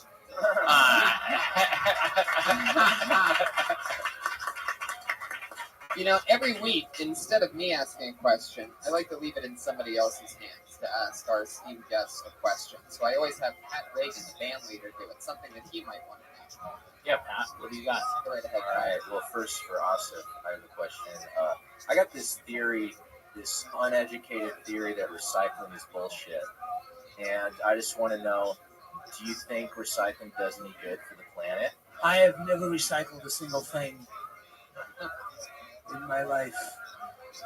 He burns it in his backyard, just like I burn things. Yeah, I just create huge bonfires. No, I think recycling is probably a good thing. I would encourage people to recycle. That's what I would say. Go out and recycle. I never know where the fuck to do it though. I never see any. There's no, like in my building, there's no green cans or blue cans. What if Or it just all goes in the same place? all in the. Here's what I do. I have about 45 plastic bottles of water, empty. The water bottles in the back of my car on the floor because I'm waiting to recycle them. But I don't know where there's a place to do it. So I just drive around LA with like a huge pile of just water, plastic water. All you gotta do is find the bottles. nearest old Chinese lady And just give them to her. Open up your car There you door go. and she'll go So I'll scurrying drink in. this tonight. And then Hey go Pat, why don't you stick to fucking playing songs and not asking shit questions? Yeah, that was the worst. I was just Fucking gonna. suck. Alice, I totally agree with you, Al. That was the worst fucking question Pat I've Reagan heard. from 3-point range. Pretty fitting that it was a recycling joke because tried that to joke really was answer garbage. his question. You son of a bitch. That was unrecyclable garbage. And you better hope you have a better question for Mr. Magical. First of all, I'm glad you knew the difference. You know that we get confused for each other constantly. On the day, like anytime I'm off doing something, there's a U.S. News and World Report article. Asif Manvi was in Virginia today, and it's fucking just a picture of him, and I was there. And it's like you have a beard. It's so like you know what I mean. Like we're completely different, right? You have glasses, beard, hair. You have hair. You do have excellent funny. taste in shirts. Yeah. You guys are both brown. Wait, what? Yeah. You think that's the reason why? Because I think so. I think that's it's all just it a takes. shade of brown. Like I've even been mistaken for Wyatt at times in New York. Yeah. He's the black guy on the show. Or was on the show. But Wyatt had a huge afro and like a long beard. And it was like I would get mistaken for him all the time. I think white people panic when they see brown people and they don't know like what would happen. Here's what I think happens. They see you, they know that you're not me, but I'm the name they come up with in their head. So they're like you're Wyatt. How's it? Like they just throw out a name of one of the brown guys, hoping that it will land. Don't you think? I just anytime somebody comes up to me and says, "Awesome, love your stuff," I just say, "Fuck you." I know I do. I go, Right. "Fuck you," and I walk away. And I'm like, So I did that once. I'm glad you know the difference between us. But what is your question for me? Okay, Al, and I don't want to come at you from a place of hostility. No, you shouldn't, because that would be a huge fucking mistake. I know. I don't want this. Hey, you're a San Francisco comic. Are you not? Did I hear that the last time? Oh, you're from not. the Bay. But I didn't start the Bay. Oh, Started okay. here. But yeah. Another fucking mistake. My question. But yeah, go ahead. Wait. I don't want you to make fun of me all night. I won't. Okay. Anyways, so I have this long-standing. That was the most pathetic thing I've ever heard. He gets shit on a lot on the I show. really don't want you to make It's just fun of me all night. I joined the show with so much. I held myself in such a high regard. You held yourself in high regard. Is that what you just said? See, but now And everything he I doesn't say want is us now to make being- fun of him all night. I did. Okay. You know you're on stage with a You guitar, know, though, right? you know you're talking right now, right? You know. Okay. Yeah. All right. Okay. This is my favorite thing, by the way. He totally did. He became the new band leader about like 8 or 9 weeks ago, and I just watched him. Where's the band? There's no band. Why are you calling him? He's a guy with a guitar. I told him he could do whatever he wanted. He could have any of his bandmates with him, and he just soaks it all in for himself. You can't call yourself a band leader when you're just sitting there with a guitar. That's. Tony called me a band leader, but You're right. You're right. I won't even give you that. We're not the first people to shit on. Oh no, but that's exactly what I was getting at. Is over the last 8 or 9 weeks, I've gotten to watch him get slowly drained of every ounce of confidence by that he super has. experienced comedian. Right, just people that he totally looks up to. He wants you guys to like him so much, and every other guest that I've had on over the last 8 weeks, and they just lay into him. You seem like a nice guy. What's your question for Al? All right, Al. So this is a very ignorant perspective, but I feel like all the money to charities just goes to lining the people who run charities' pockets. That's true. Do you think charities are bullshit? A lot of them are. A lot of people are lining their pockets, but they're also lining themselves with the feeling of basically self-worth. I watch all these. Look, charities do an amazing amount of stuff. Like, you can't shit on charities. You just did. You just shit on charities like a second ago. But I know that Wyclef Jean or whatever the fuck his name is. Do you look into that charity? Look into a lot of celebrities with charities that take all the money and use it on private planes. Yeah, a lot of them are fucking shit. And so if you want to answer Michael Vick's charity. Michael Vick's charity, I know nothing about. But I'm pretty sure Pat's asking this question because his new career is having a charity for the career that he was going to have before. Yeah. Why these questions? Why the recycling and the charity questions? Yeah, I'm in a very Two horrible questions. I'm in a cynical place, so I'm just like thinking that everything that's the surface good scratch the surface, it's just like darkness under everything. Charity, recycling, anything that, like, people say, like, they want to save the planet, but you're not going to, kill yourself if you want to save the planet. Now, Henry Phillips already exists. You can't be a fucking depressed guitar comic. You are a guitar comic. I'm a musician. I'm a musician. You're a musician. Sound like a guitar comic. Yeah. But no, I'm a musician. You're a guitar comic. You're a comedian who uses the guitar because your jokes aren't because that I've funny. written songs all my life. I'm a musician, dude. Listen, like, whoa, he just duded you. Wait a second, he's duding everybody. For those of you paying attention, there was a dude fired off. It's like, and Matt Ricky is the one duding. It's like, I'm sorry, I was half paying attention to the back. I just heard a shitload of the Stetisonic fucking callbacks. And experienced comics come up and shit on me playing guitar, but it's like, that's what I do, is I write songs. We And know so I'm up You're here. a songwriter. I'm up here. And I don't know, Al. I don't know, man. I don't know. You duded tonight. Just know that before we move on right now, which is about to happen right now, just know you duded here tonight. I'm just trying to get in shape for whatever comics come up. So that's all I'm doing. No offense. You seem like you're very talented. He is. And you're very nice and He's charming. just not showing any of it right now tonight. But you guys They're just not as a musician. I think with other band leaders, you just gotta laugh. Look how upset he's getting. He's furious. I've never seen him biting his lip. You're gonna laugh. You go, ha ha ha. Yeah, no, the fake, like. Yeah, just do that. Can you do that? Yeah. Do it. That's good. That's all we fucking want out of That's all we want. That's all we need. And then pick somebody else to ask questions. That's why he's my band leader. Right. Just laugh again. Laugh. Yeah, there you go. Nice. There it is. That's it. And he can play a chord. That's all you gotta do. I feel like we could destroy Pat Reagan all night, but Let's bring out the comedians. Instead, let's do that. Over 30 comedians But then they signed could- up for the opportunity to do 60 seconds of stage time here tonight. I'm gonna let This Ron. bucket is filled with pieces of paper with new, young, or old, just starting, anything. It's always crazy. Comedians, you know your 60 seconds is up when you hear that sound of it hitting. It's adorable. That means wrap it up then, or else you're going to bring out the angry West Hollywood bear.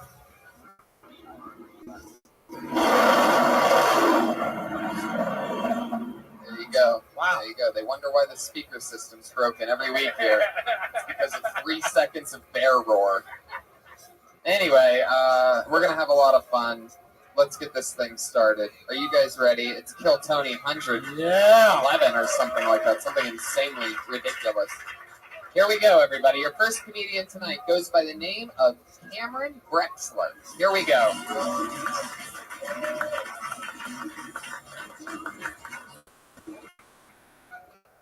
How was your Father's Day, everybody? Father's Day's kind of tough, though, right? I mean, my dad wasn't around and left my mom single, 3 hot babies. There's no, like, online dating back then when I grew up. And she ended up marrying a Jehovah's Witness. I was like, I know it's hard to find a man, but did you have to marry the first guy that knocked on your door? Just wait for a salesman. Let's get some Encyclopedia Britannicas or something.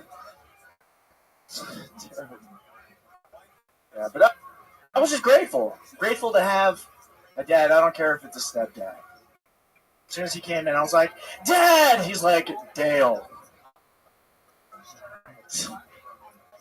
Dale was cool. He was one of those guys that used to tan with a shirt on, you know. But then he would wear not button ups, button downs, so you could see his redneck. All right. So, thanks. Yeah. Here we go. There you go. That was his time, Cameron All right. Braxton. Thank you.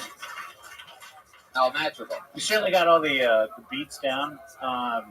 What made you want to become a stand-up comic? It's just an exercise. An exercise. Just, yeah. Exactly. That's what I thought.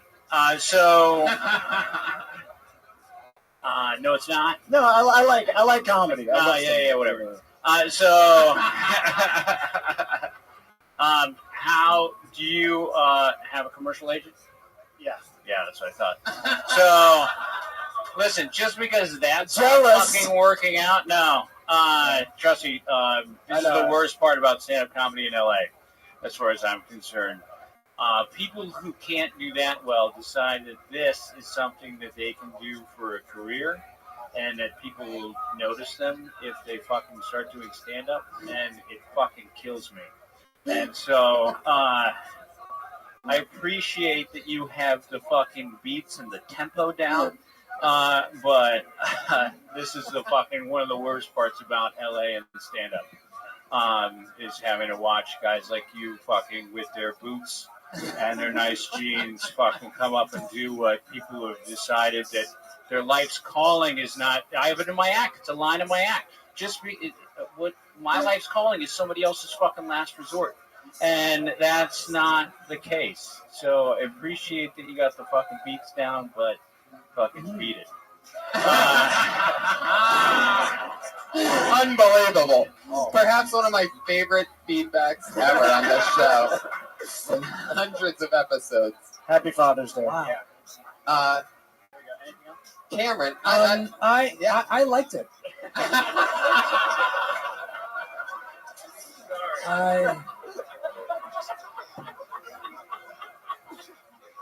I think you have a future.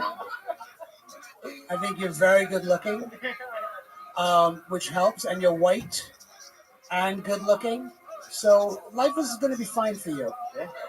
You don't need to do this. You're going to be fucking fine. It doesn't matter what you do. You're going to come out on top. He's just trying to balance me out. No. I'm just saying, like, this guy doesn't need. Oh, you're going to be fine. To do comedy, you don't need to do you're a handsome white man. They can act. Are you straight? Quit taking ugly you're a handsome, comic stage straight time. white That's what I man. want. You're gonna be totally. I just fine. haven't met the right man yet, you know. Yeah. So you do some acting. Yeah. Are you an actor? You'd be good at that. Just do that. Yeah, okay. You'd play a great Dexter if I wanted him to Yeah. kill himself. Yeah. Like Dexter that just kills himself each episode. I'd watch that. I'll take He's it. a good actor. Yeah, thank you. You just acted like a stand-up comic. It is. It's very. I'm fine with that. You guys can come up here. It's great. Yeah. No, I don't know why. I said I No, prefaced the whole thing. I don't know listen. why you'd fucking do this to yourself. I applaud you for getting up here. Okay, thank you. Thank you. Cameron. Okay. I'm not Cameron. How long have you been doing stand-up? Too long to admit to this crowd.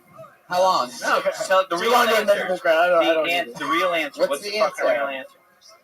The audience, no, it's been like 7 years. 7 years. Often. Oh, non-stop. you're All right. terrible. So I've been No, it's not the grind like you, sir. 7 I can't years. fucking take it anymore. See you later. See Bye, you, Cameron Drexler, everybody. There he goes. There he goes. No. It is frustrating, isn't it, Al? Like I don't like it. I don't like the fucking actor turned stand-up. You're right. No stand-up skill. Other way around. That's fine. This is the fucking greatest. This is a I was war so nice. zone. To each his own. Do whatever you want to do. man. Fucking, Now I'm just hoping everybody bombs all night. Instead of going to watch more of that. That's amazing. Put your hands together for Sean Hart, everyone. Here we go. Oh. Sean Hart. Thank you so much. I tried fucking a trapezoid the other day, but I couldn't get an angle on it at the time. It was really embarrassing. I was at a geometry orgy. There were parallelograms and rhombuses and trapezoids, but no one was fucking. What a bunch of squares! Am I right? What a embarrassing. I tried. Let's see. You guys into Suicide Girls at all? By round of happy applause. Anybody like Suicide Girls in there? Yes. Yes, wonderful. Nothing more punk rock than really well-lit softcore pornography. I'm endeavoring to become a pornographer myself. I'm going to start a site with nothing but Jewish and Armenian girls. I'm calling it Genocide Girls. Is anyone going to subscribe to my website? No. No, no one will. You think punk rock tattoos are hot? Will you see the state issue tattoos that my girls have? Yes. I just flew into town, and boy, are my arms tired because I had to strangle a baby the entire flight. Anyone else ever have to mercilessly just... What's the deal with airplane food? It's always crying and screaming for its mother. I ate the child, everyone. That's what I'm trying to say. Okay, thank you. Wow. One of the first people to ever do 6 minutes in 1 minute. Yeah, I know. Man. I just don't, I mean, you went geometry and genocide. Yes. That's, I don't, I mean, huh? I'm the good cop. That was brave of you. That was a brave choice to go not funny. Right? I think that was brave. I mean, get up here, it's not easy, and to, you know, dress the way you dress. And what is that? What's that? This. I'm wondering if it's the whole package thing. Yeah, it's the whole really presentation. Interesting. Not a lot of people purposefully dress like a school shooter, but Yeah. you really pulled it off here tonight. Like, there's got to be some guns in those pockets, right? That's the only time a white kid wraps a black hoodie around his waist. Al, you're... No, it's Monday night. I don't think anybody should be looking too slick coming in this place. That was the problem with the fucking first guy. But now the pendulum may have swung in the other direction. Yeah, a little bit. Yeah, a little bit. But that's fine. I saw you sitting in the back with that other guy listening to some music. What was that about? He's a musician. I am too. I was just listening to some stuff he made. Jesus, just everybody a musician? Everyone's just basically... Again. Who here wants to be a stand-up comedian? Is that anybody? So tell me about music. How's that going? That's going pretty good. Yeah. In a comedy band, we tour a lot. It's cool. What's that called? Tartar Control. Oh, that's fun. Like a toothpaste. Yeah. And then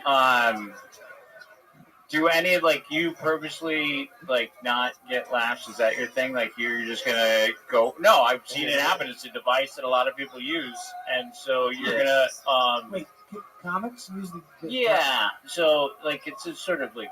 So you intentionally are trying. Sometimes to, it starts you're a mocking. little awkward at first. Yeah. I don't mean to mock stand-up, but I mean, Okay. it starts awkward usually, as it just did now, as you can see. Yeah. No. 1 minute again. I'm gonna say it one more time. 1 minute, impossible. Did I tell the story last time I was here when the guy gave us 3 minutes and I told him to go fuck himself? Yeah. Yeah. So wouldn't even do 3. Don't know how you're doing this, but balls for everybody to do this. Great. So. But you just in general, that's how you typically would start a set. I tend to feel nervous initially, so I feel like it's good to Yeah, but exhibit you it, seem as like opposed you're to a funny walking up guy. bragging Your it. band, whatever, you're a funny guy, right? You sort of look like this emaciated Mike Horowitz, like, right? And so, How long have you been I just don't think he should start with the geometry. Well, no, I know. I think that's just too you know, it's too much to think about right off the top. It was also your tempo, man. Like right now, you're talking normal. No, of course. I was trying to push everything for time. I was just trying to cram. Don't ever do that because that just made Breathe. it awkward. If we all got coke buzz. Yeah, anybody could do that at any point. You could take a hour-long set and do a half an hour, and if nobody understands what the fuck you're saying in a half an hour, then it's not worth. But I'm just trying to, what I'm trying to gauge, guys, is it does go well for you sometimes. Yes. Okay. Occasionally. All right. No, but like, what's your percentage of having great sets? 75, I'd say. 75% of your sets are great sets. Great sets, 75%. I'd say that's a high ratio for anybody. But Yeah, you're going sure. 75% great. Okay. How much is good? Maybe 90%, 95. What's What's your definition of great? Yeah. Everybody has a really good time. Setting the bar low. Okay, so why it's, so they could be 70s, drunk, and then that. Is anyone seeing him out doing spots? Sean, I didn't recognize you because and when you perform in Tire Control, what do you guys wear? Ties. Ties. Yeah, that's it. Man, there's a Fucking crazy robot disguise, too, man. right? There's a robot and they scream. There's a robot and they scream. Whoa, These, do like, I Mormon smell a characters. musician rivalry over here? Uh-oh. Wow. Throwing them under the Would you tour bus. consider what you do singing? Yeah, I sing. You sing, but Pat thinks you scream. My buddy screams. Oh, it's pretty punk. It's like punk, but with like Punk electronic comedy. beats with a robot on stage. So, and then would you prefer that went well? Like if you could, Tartar Control took off, and what do you care about more, Tartar Control or your stand-up career? Good question. I feel like it's all the same thing. Pretty sure it's Tartar Control. I do a lot of different kind of performances, but the one that's always sucked, as you may have seen, is the stand-up, which is why I've worked on it for so long. How long? You know, Yeah, what's that? Long time, like 13 years now. Wow. Yeah, you see what it's But see, what happens to a lot of us is, and everybody else can take this note, is distracted by so many things that you could never be good at stand-up. And so if you don't focus on it, then it's never going to fucking come to fruition, pal. True. Yep. There you All right. go. Who's Sean next? Hart. Thanks for the advice, guys. Thank you. He's on Twitter at Sean Anthony Hart. Cameron Brexler's Brex AFX. There you go. A guy who's been doing stand-up 13 years. Everyone- The guy before him has been doing it 7 years. Crazy. That's what I love about this show is somebody that's been doing it for 2 weeks is about to come up here and murder right now. Well, it happens every fucking week. Can and I I feel just say so this? bad for the guys Yeah, who go can on I say this before. real Yeah. quick? But they've been doing so much other shit. They're so distracted that they Right. haven't really been doing it. And somebody who has been doing it for a year and a half has done more stand-up than both those guys combined. I'm sure. There you go. Motherfucker. Do I seem Who's like next? Who's next? Ooh, somebody wrote their name down on with green ink. That's always a little bit foreshadowing of always something interesting. When people don't use a normal pen. That's one of the things I've learned from this sign a piece of paper. And that's crayon. Yeah, it's basically fucking crayon. This is a first. Put your hands together for Tom Howard, everyone. Oh, he knew it was him. He knew he has the green crayon. Gives a little warning. Tom Howard, everyone. So I'm trying to decide whether or not I like my friends. I was walking down the street with a buddy of mine, and this very attractive girl walks by us. And not even 5 feet when she walks past, he nudges me in the arm and goes, "I'm a ruined that pussy." And he keeps walking. Now, two things. One, it's completely disrespectful. And the other, why would you want to ruin a pussy? Why would that be your goal in life? Like, it brings joy and happiness to millions of men. Why would you do that? You know what happens to a pussy when you ruin it? It becomes a vagina. And nobody wants a vagina. That's for, like, popping out kids and disappointing husbands after 12 years of marriage. So, I haven't got laid in a while. It's been about 1 week. Not 1 week, the numerical value, since the song 1 Week by the Bare Naked Ladies came out. There. I really like the 1 week joke. It didn't get a laugh from anyone, but I would have laughed because I was a human being in the audience. The vagina joke is good also. I saw what you were getting at. Too bad there's not like a word that you could use that sounds more sicker or textbook style. Like, Yeah, I was gonna say find a different word. Now, vagina. Clitoris? Huh? Well, no, I don't know if you know this, Tom. I know it's been a while, but let me tell you, the clitoris isn't actually a word for vagina. It's heart. That's the pussy boner. Oh. It's a different area completely, Tom. There's a reason why you haven't gotten laid. It's going to be the first time where a comedian learns about the birds and the bees after a set. Can we back up to talk about what we are you a musician? No. Are you an actor, commercial I'm a actor? stand-up comic. You're a He's a stand-up stand-up. comic. All right, there's our first one. So it's a big round of applause for a stand-up comedian, ladies and gentlemen. He looks like a stand-up. He dresses like a stand-up. He acts like a stand-up. He has material like a stand-up. This is an actual stand-up comic, ladies and gentlemen. It's And amazing. we still think you should quit. Well, it's very interesting with that first joke. Dave Chappelle does a very similar joke about 50 Cent beat that pussy up, and if you should watch that and see what he does with it. It's pretty fucking amazing. Yeah, because it's Dave Chappelle. But like that just was sort of show you where you could take that premise, don't you think? And like because you watch what he did with it, and Also, just- Joe Rogan has one using a dick instead of a dick and a penis. Like no one wants to suck a penis. Same kind of thing. Yeah. No, and you're gonna find that most stuff has been done. But did your friend really say that, or you write that? I used to belong to a frat. I had a lot. Yeah. So that's really funny. Where at? Where's the frat? OSU, Ohio State. Great. Oh wow. We're on the West Coast. I know that means different things out here. Oh wow, no, it's great. So I would go with very specific stuff about the fraternity and stuff like that you would maybe other people would have a hard time writing that did not go to Ohio State. Right.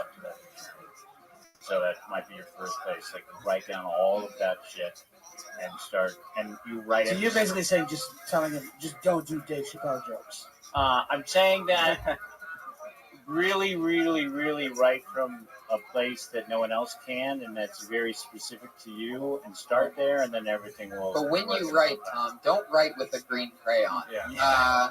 Do you think one of the reasons why you don't get laid is because when you're signing a check on a date, you pull out a green crayon? And What's the then you're deal right. with it? What's the story with the green? Well, I just stole a pen off my roommate's table. Oh. Rushing here. I think the reason I don't get laid is I'm usually out the door. Out the door. Gotcha. If you had to fallen flat at every time. Really, of course, you think that No, it's best in this you think case. that split is the vagina. I mean, think- obviously, yeah, I you have think no that- idea I how to think that- please a woman. When this is happening, if any other comics come up here and don't try to make jokes at this stage, just answer the fucking questions, and everything will be fine. So just answer the question. So you've been doing it for how long? October. Since About October. 9 months.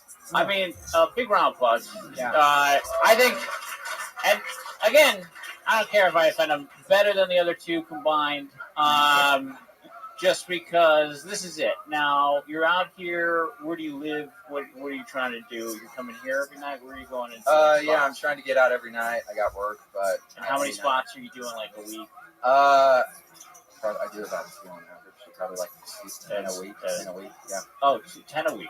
Maybe. I mean, like trying to do 2 a night, but mostly at places like Sal's where When you I'm work, not where really are you can't judge food. where are you working? What are you making money? I work at Home Depot in Sunset. Interesting. It's got to be worth some material, right?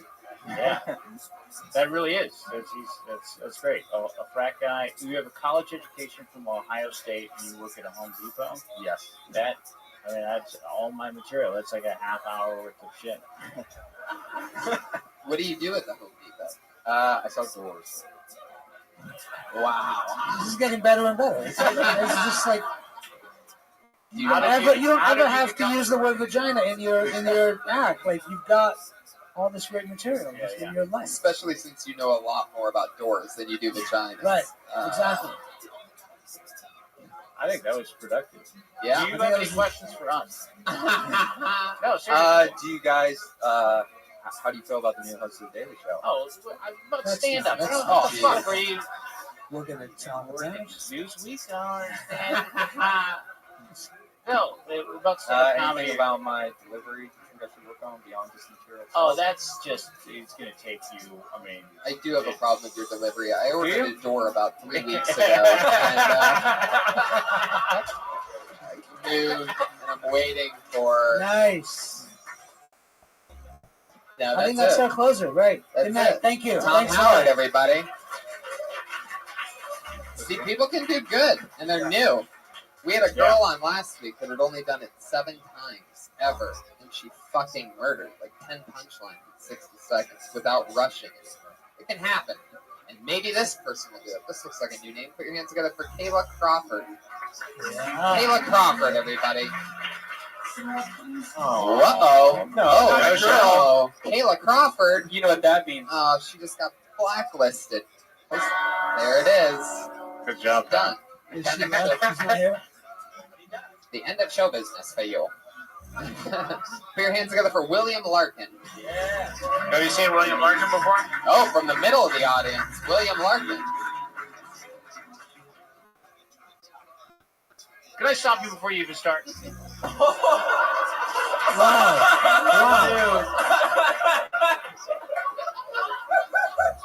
I love love this. No, this is what I'm fucking talking about. What else is he gonna do?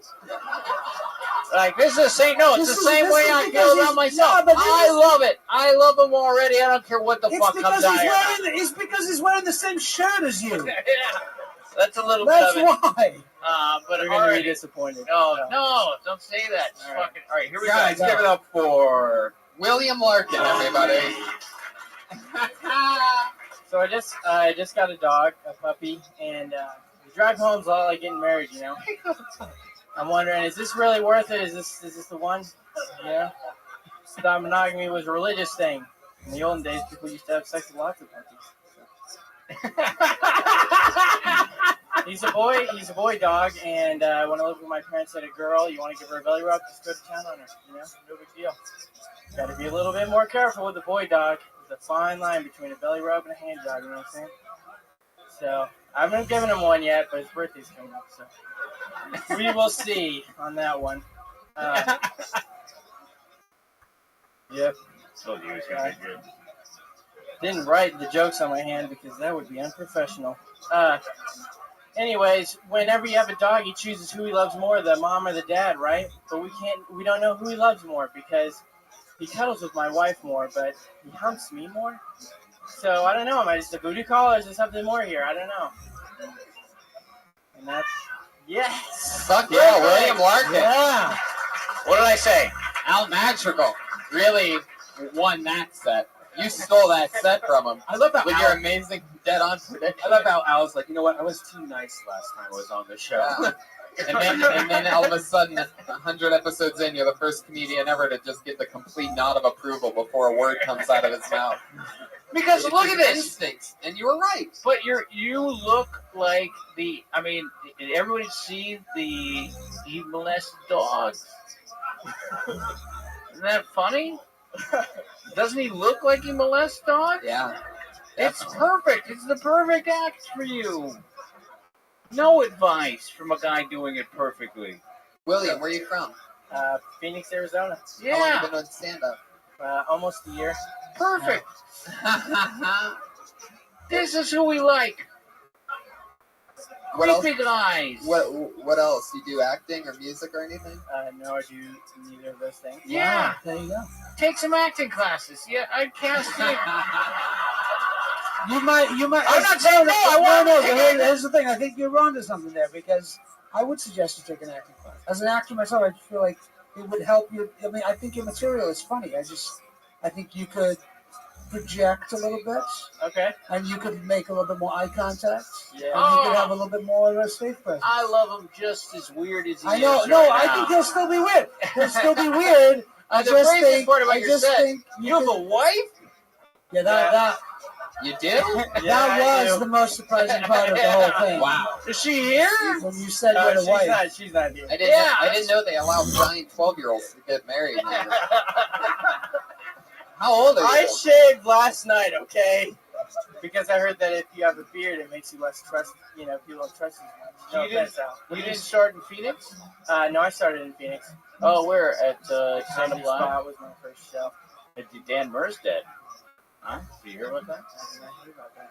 You don't know. Do you know who that was? I don't even know Dan. Oh, okay. I feel like in spirit, maybe that. That's crazy. I like his honesty. I like his just. Oh, I love it. Why are you licking your lips? That's kind Oh, of he's super creepy! He's a giant baby. He wants his pacifier. Come on. Let him lick his fucking baby lips. How old are you? Dry. Enough with the beard. Sure, we believe you shaved your beard. Whatever, 13-year-old. We get it. You got a beard. You're Big 23? baby all grown Yeah, up. I'm 23. Another perfect thing about it, like, it's just, this is the guy that we need to be seeing around here more often. It's like, this is a stand-up comic, ladies and gentlemen. He's a little weird. There's nothing else he can do. He's not trying to do it for any other reason. Do you have another job? I do have another What do you do? Video store.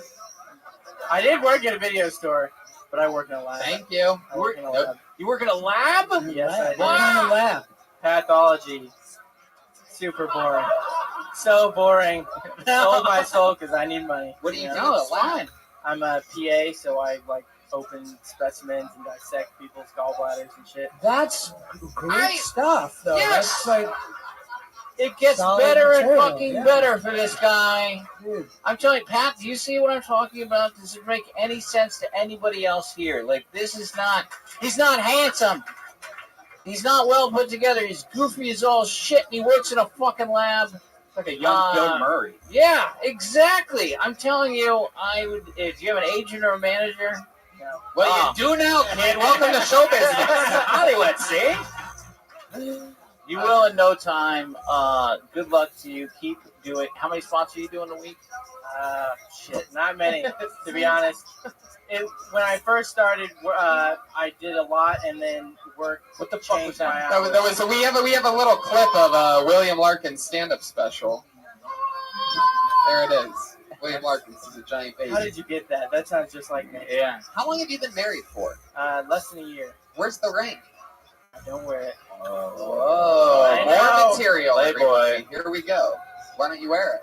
Because it's uncomfortable. You like to? I'm not getting any side action. Road Look at me. chicks? Huh? No. Does your wife wear her ring? She wears it every day, yeah. What does she do? She's the school teacher that started fucking him and made him marry her. I wish. I'm still convinced he's 12. What does your wife It's not do? bullying. She's a CNA. She works with kids with cancer. Oh. Jeez, look at you two, just a couple fucking heroes, huh? Yeah. She looked like a big baby too. You She's pretty guys go chubby to, in the face. you guys go to sleep together, put each other in the crib, and fucking. Did you just say your wife has a moon face? No. I didn't say Chubby in that. the face. No. She's a shovelhead. What'd you say? You said I said she's she's chubby. beautiful. She's the most beautiful woman I've ever seen. Wow. I love you, honey. Is she watching the stream right now? Is she on She might listen. Ustream.com? I Put love on it. that Periscope, man. Are you from LA? Yes. Where are you from? Phoenix. Oh yeah, Arizona. And how long have you been here? A year? No, I am just here on vacation. Wow. Yeah, my wife's going to go see Ed Sheeran, and I was like, fucking Comedy Store. That's right where the Comedy Store is. So I knew I had to come down. Boom. There you go. That's another night in the life of William Larkin, everybody. But that's another reason why you like him. William Larkin, ladies and gentlemen. Let him hear it. Fully endorsed. Came to LA. They said it couldn't be done. His wife's at a fucking concert and he came here. That's right. William Larkin. I don't think he's married. I don't think he's 23. I don't think he's really Everything was a Phoenix. lie. I'll allow it. I won't question it. Sure, I shaved my beard yesterday. All right. I don't even think he has pubes yet, nonetheless a beard. I've seen this guy before. We know him. We love him. One of our favorites here. Put your hands together for Tam Fam, everybody. There he is.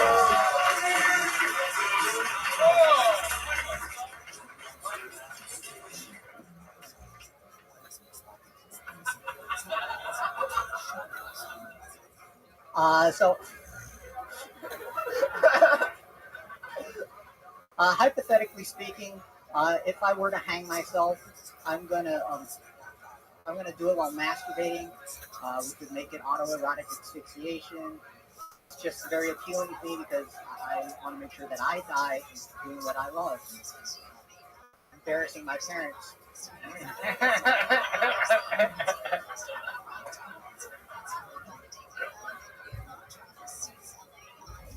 My relationship, especially with my dad, isn't great or existent. But he is still my old man. So my life's dream, the only thing on my bucket list, is to make enough money that I could afford to put my dad into a really nice retirement home and then dump him in a shitty one anyway. Boom! Tam Fam does it again. Fuck yeah. Look at him catching his breath after another new 60 seconds of pure fucking assassination. Wearing an adult shirt. Yeah, every time, let me update you. Yeah, two. yeah, please. Every time he's been on the show, 5-6 times I feel like he's crushed. And he always wears a shirt that says @TamFamComedy on it. He has his Twitter handle on his shirt. No. So the people that saw him for the first time not wearing that shirt tonight I could tell who in the crowd's seen him and who hasn't. Because everybody went sort of crazy because everybody's been telling him to stop wearing that fucking shirt. All right, I understand at a certain point you have to become like a marketing person to do stand-up comedy. You need to fucking do Twitter and all that shit. But don't let it overwhelm and distract you from what the real mission at hand is, and that's doing as many spots as you possibly fucking can, and all this other shit, and your Twitter handle. I took my Twitter off my phone. I fucking hate it, and I know I'm talking to, you know, Brian, you have fucking Periscope on, you tweet nonstop, but it's fine for some people. Stand-up comic, just do that, write material. You're doing a very good job. I think all that shit and the self-promotion is just fucking do sets and shut the fuck up about it. You know, I can't. But having said, I thought you were funny. Yeah, No, he's very funny. That's what I think that you know, people were laughing the minute he walked up on stage. But that stupid shirt that you were with the Twitter handle makes you seem like you're just some. I love it. He's not wearing the shirt. He's still getting roasted for wearing that shirt. Right. He finally changes it. No, but you get that? Why you can't? You got to burn all those fucking shirts? Like you can't. No. But you also have to find a shirt that fits you. So just you don't have to wear that shirt, but just wear a child's shirt. Is the Tam Fam shirt underneath that shirt? No. Wait, really? Is it? Unbutton some buttons there, Tam Fam. You got to be fucking kidding me. Wow, it's not there. Wow, right. Great. I like it. A button like that. Awesome. Tam. Tam, how long have you lost the shirt for? When did you lose the shirt? Just for tonight, or? Once it started getting over 90 degrees every day. Wait, that was a t-shirt. Now you're wearing more clothes. Right. Yeah. You're wearing 2 layers. Started sweating, so I lost the t-shirt and put on this winter coat. Fuck yeah. Was it a sweater or what was it? Yeah, just a t-shirt. Tam, can you make it to the Ice House Friday? I'd like to get you on the Death Squad show. Wow. Fuck yeah. Somebody just turned the Ice House into the Rice House, if you know what I'm saying. Because he's Asian as fuck, everybody. That's a lot smarter than you just gave it credit for. You should have laughed harder at that. Now I'm judging you. Tam, you got that shirt. Obviously, it's not your size. It was left at your parents' dry cleaners, and you just grabbed it. When did you stop wearing? So it's been in the past couple weeks. Have you noticed a difference between the level of laughs that you're getting not wearing the shirt compared to wearing the shirt? Have you noticed any change at all? Have you been paying attention? No, I can't tell. How about the Twitter followers? Have they dropped tremendously? It doesn't matter, does it? And you just fucking. So, again, people are going to take you more seriously. I mean, again, maybe in a better shirt, but not in a shirt that doesn't have your Twitter handle on it. And just keep doing stand-up comedy. So, what? Any questions for us? Can I ask you about The Last Airbender? No, Tam, get the fuck out of here. Wow, Tam Fam went for it.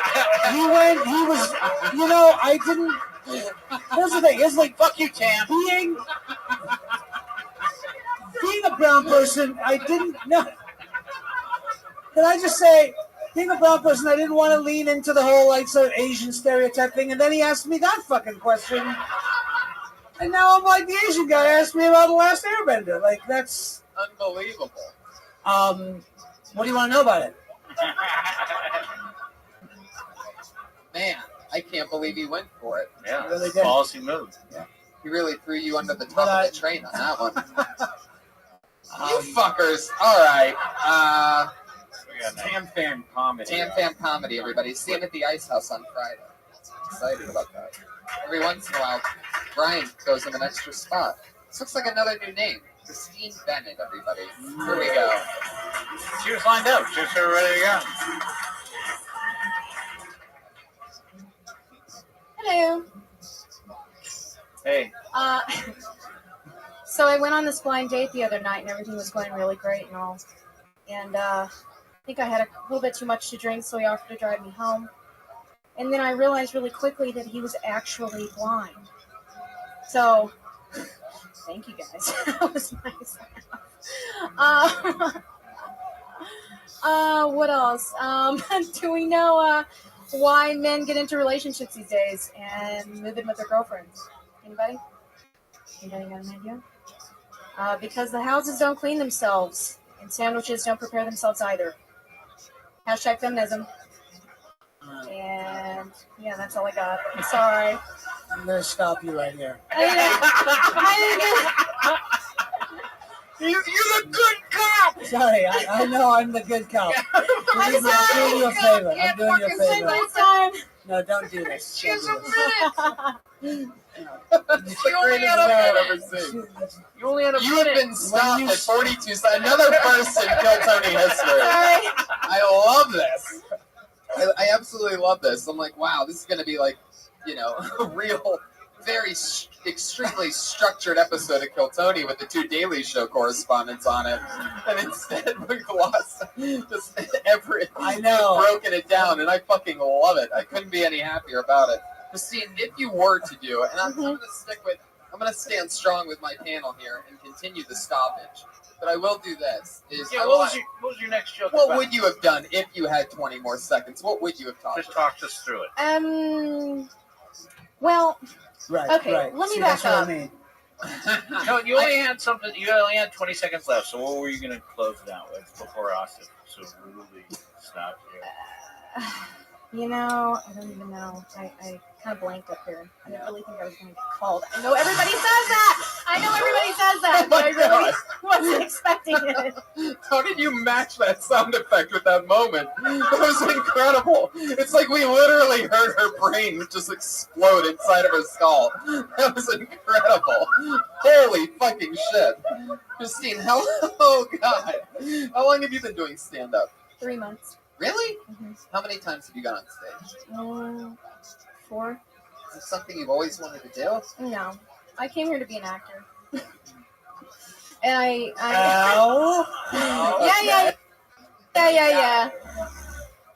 Yeah. Fuck yeah. So you came here to be an actor. What happened? How long have you been in LA? 3 months. Oh. Okay. Yeah. How's it going? Did you act anywhere else? Well, I'd been taking classes in Austin for about 9 years, and then I was in like a few things, and then apparently had really great hands, so I became a hand model. And then I realized my career was going nowhere, so it was time to make a move.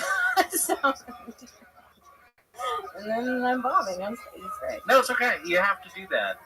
But I just don't see why you actors don't just fucking act. Well, because let me explain something to you. It's hard. No.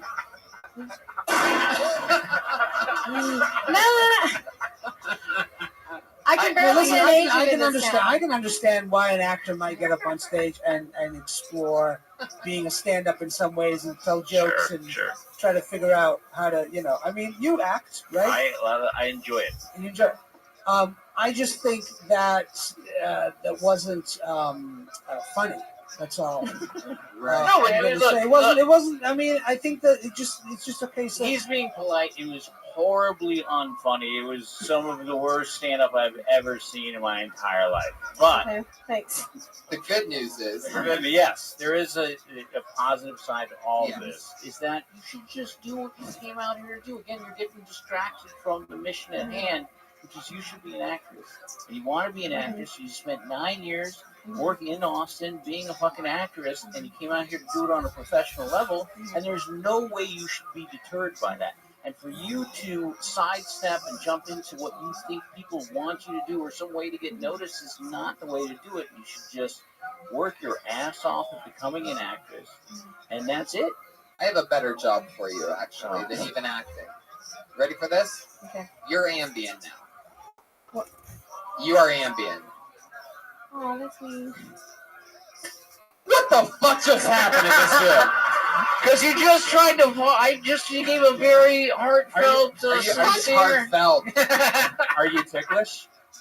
Okay, Brian. You just had to do it, didn't you?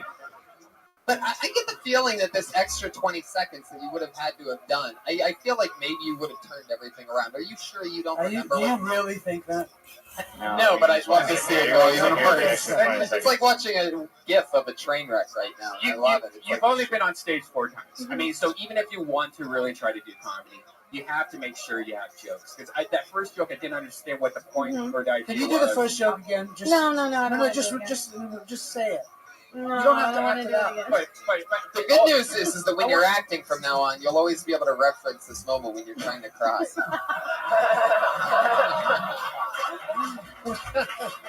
It's always, and if you ever forget, just watch the video of this. It's going to be out to hundreds of thousands of people. Oh, and fantastic. Thanks. It'll remind you. But you don't seem very nervous. No, You seem like you're I'm not really nervous. sort I'm of just disappointed. all right. Dream well, scratch. You couldn't No big expect to do well, considering these circumstances. This so is I your don't. 4th time on stage. You almost did better than the guy that's been doing it 13 years. Yeah, it's true.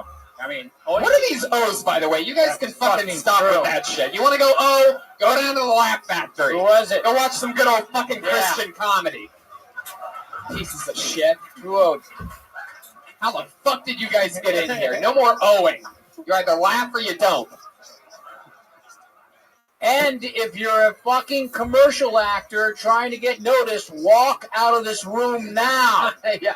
Want any more fucking of you fuckers up I here? feel so bad for the people that are commercial actors and still have their names in the bucket and can't leave. No, I mean, look, if you really want to be a comic and you don't want to do acting anymore, you can do it. You just have to work at it. You have to write jokes. And you have to really, listen to yourself. Record every set that you do. Listen back at it and be, sober and go, I don't what was know. I thinking, just feel like my taste is a little, okay, most of the jokes I have are a little too dirty to be doing up here. Do one. This is the belly room. Do one of those. I do hours of the dirtiest jokes ever. He pees in women's vaginas. I pee inside of women. Do a dirty joke that you don't think you can do. All right. So, do you guys ever drink? I like to drink. Sometimes I drink and I black out. Have you ever blacked out during oral sex while you're giving a guy oral sex? One time I blacked out during oral sex and my brain went to this dream state and I ended up at the state fair. And then I realized I was a little hungry, so I walked up to the corn dog stand. I'm in my dream state and I'm giving oral sex.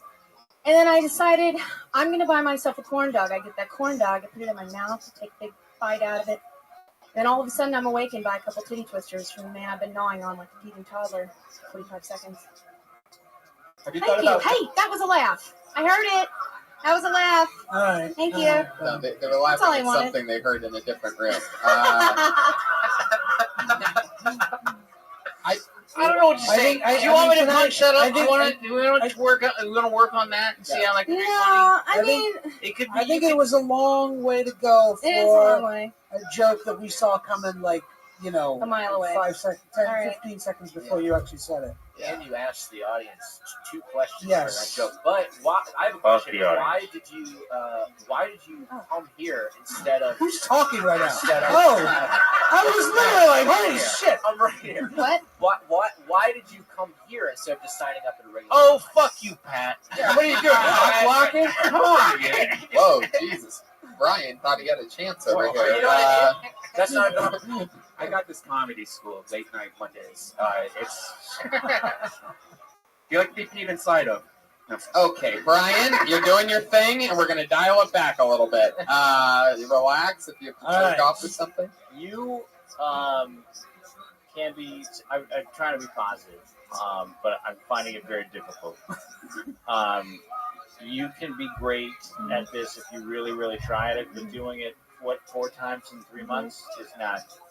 That doesn't work. So yeah, again, that kid who came up, what was his name? Yeah, he's doing 10 sets a week. That's sort of what you need to be doing. Pretty much. Yeah. Okay. So it's either start doing that, or dabble and Or kill keep myself. taking time. Okay. No, Don't kill kill yourself. yourself. Don't Okay. kill yourself. Look at the webcam. Yeah. Whatever you do, don't kill yourself. Okay. You son of Thank a bitch. Red man sneaking it in. I love it. You're fine. Yeah. Christine, thank you. There she All right, goes. thank Just a you. minute. There we go. Too mean.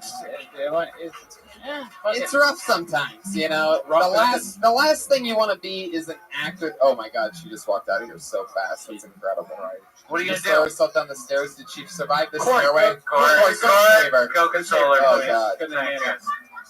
Jesus, that poor thing. Sometimes it happens, people. Right, I don't know why people do this. Well, it's not always this brutal. Remember how much fun we had with Tam Fam, everybody? Huh? Remember that? That was crazy, wasn't it? That's the kind of stuff that can happen here on Kill Tony. You just hear a gunshot coming downstairs. Who's next? Put your hands together for your next comedian. It's Tim Pangle, everyone. Yeah. Tim Pangle.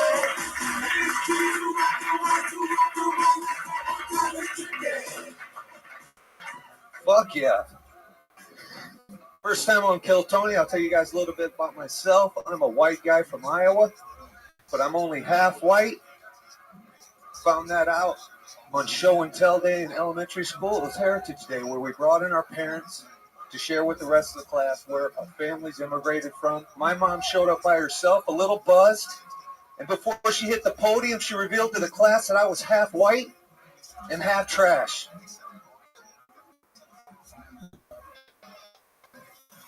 Turns out on my white side, I'm half German and half misbegotten. Misbegotten stands for bastard, everybody. And on my trash side, I'm a partially eaten ketchup sandwich and a half a glass of Tang. But I do have a little bit of Jewish in me. Thank you. I was outside this bar mitzvah minding my own business one day, breaking into a few cars. A couple of Jewish guys jumped me. Still have a piece of the That's what happens if you run over your time here. We don't really allow it so much. Sort of been a thing since it started. Yeah. Man. Hello, West Hollywood Bear. Fuck yes. Tim, what's your story, man? Where you... What's your story? What's your deal? That was the facts, man. I'm a white guy from Iowa.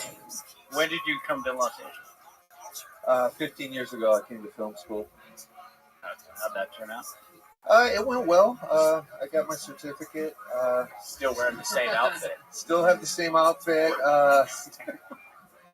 I produced a movie, comedy movie. Cool. And that's what I'm in the realm. How many movies? It's Hookers Incorporated. Okay. Thank you. Why did that get a laugh? Thank I don't get it. How long have you been doing stand-up? For 4 months.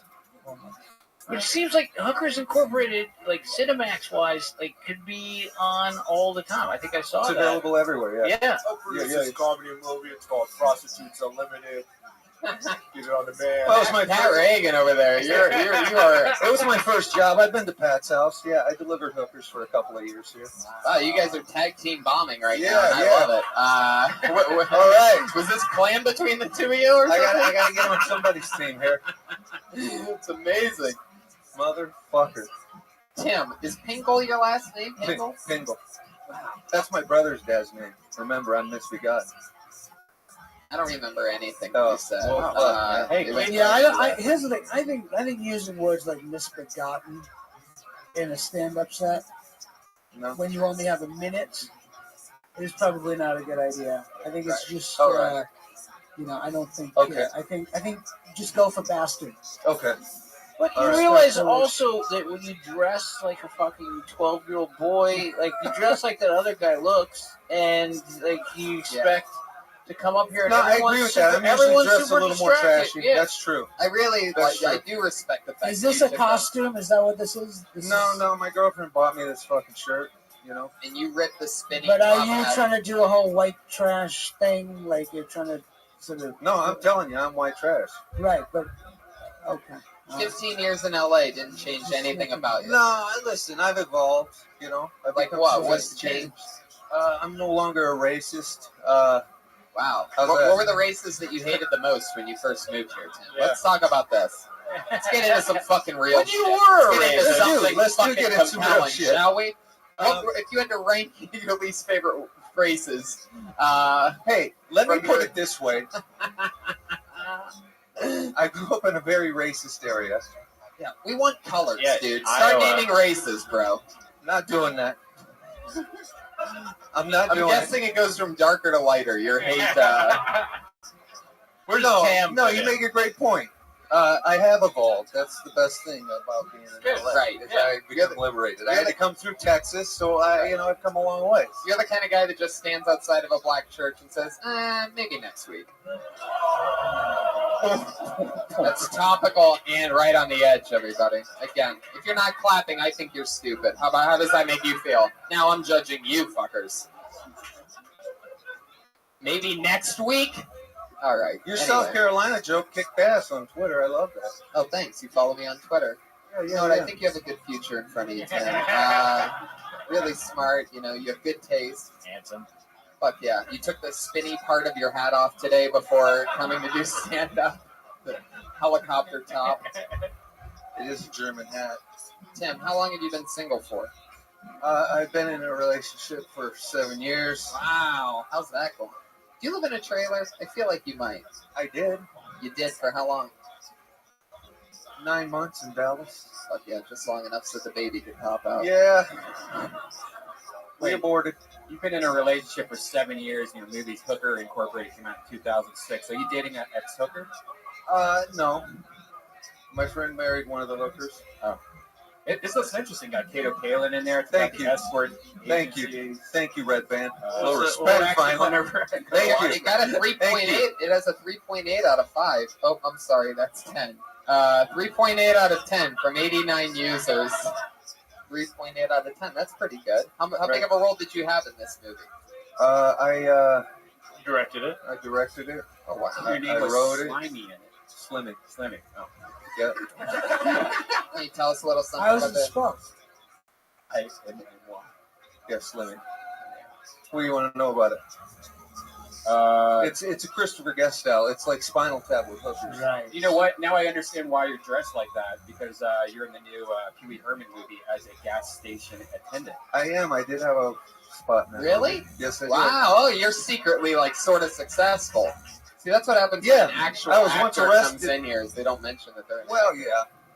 You know. Funny. You've done so much hatred for actors today that now, like, Christopher Walken would come up here and just be like, Well, I'm up here stand-up. I don't That's know. why everybody's up. It's just always what I'd love to do.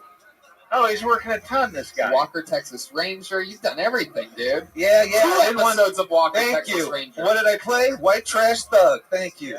For every single role that I'm seeing, it's all white trash thug. It's pretty incredible. My casting is guy at the gas station in the middle of nowhere pumping gas every time. Wow. Love that. But now, why not do something with that? Like, so that's what you're going to I get am. cast as. No, but I'm saying, I you're just a did a scene with Bill filmmaker. Hader Wednesday in the basement of the farm. I'm not talking about being a bit actor in other people's shit. I'm talking about making your own stuff. And I just off my comedy rooms. I've optioned it 3 times in the last 4 years. I've rewritten it 7 times. You know, it's a brutal business. yeah, but and then maybe that one doesn't work and just fucking move on. I don't understand. I have why. 3 Okay. written. I just shoot stuff. I'm shooting. What, yourself? Take 12 of these comics and put them in. Yeah. Tim, if you could do anything you wanted to do, like, the most, what would it be? Biggest goal. What do you want to do? To pick a school, to continue making my comedy movies. Yeah. I mean, I only had a minute. I was trying to introduce myself. It wasn't. No, it was bombing. I don't even. You were fine. I don't care about anybody's minute. I'm just talking about like what you can do as like again. This probably isn't it. Yeah, I don't know if you've noticed, Tim, but there's some actors that really need some work in this room. And, if you just get a camera, I'm sure a few of them, if they haven't hung themselves yet, would still love to be in a movie. Yeah, that's true. Make a sequel to that hooker movie. Go find that shit list. The sequel's written. The distribution's guaranteed.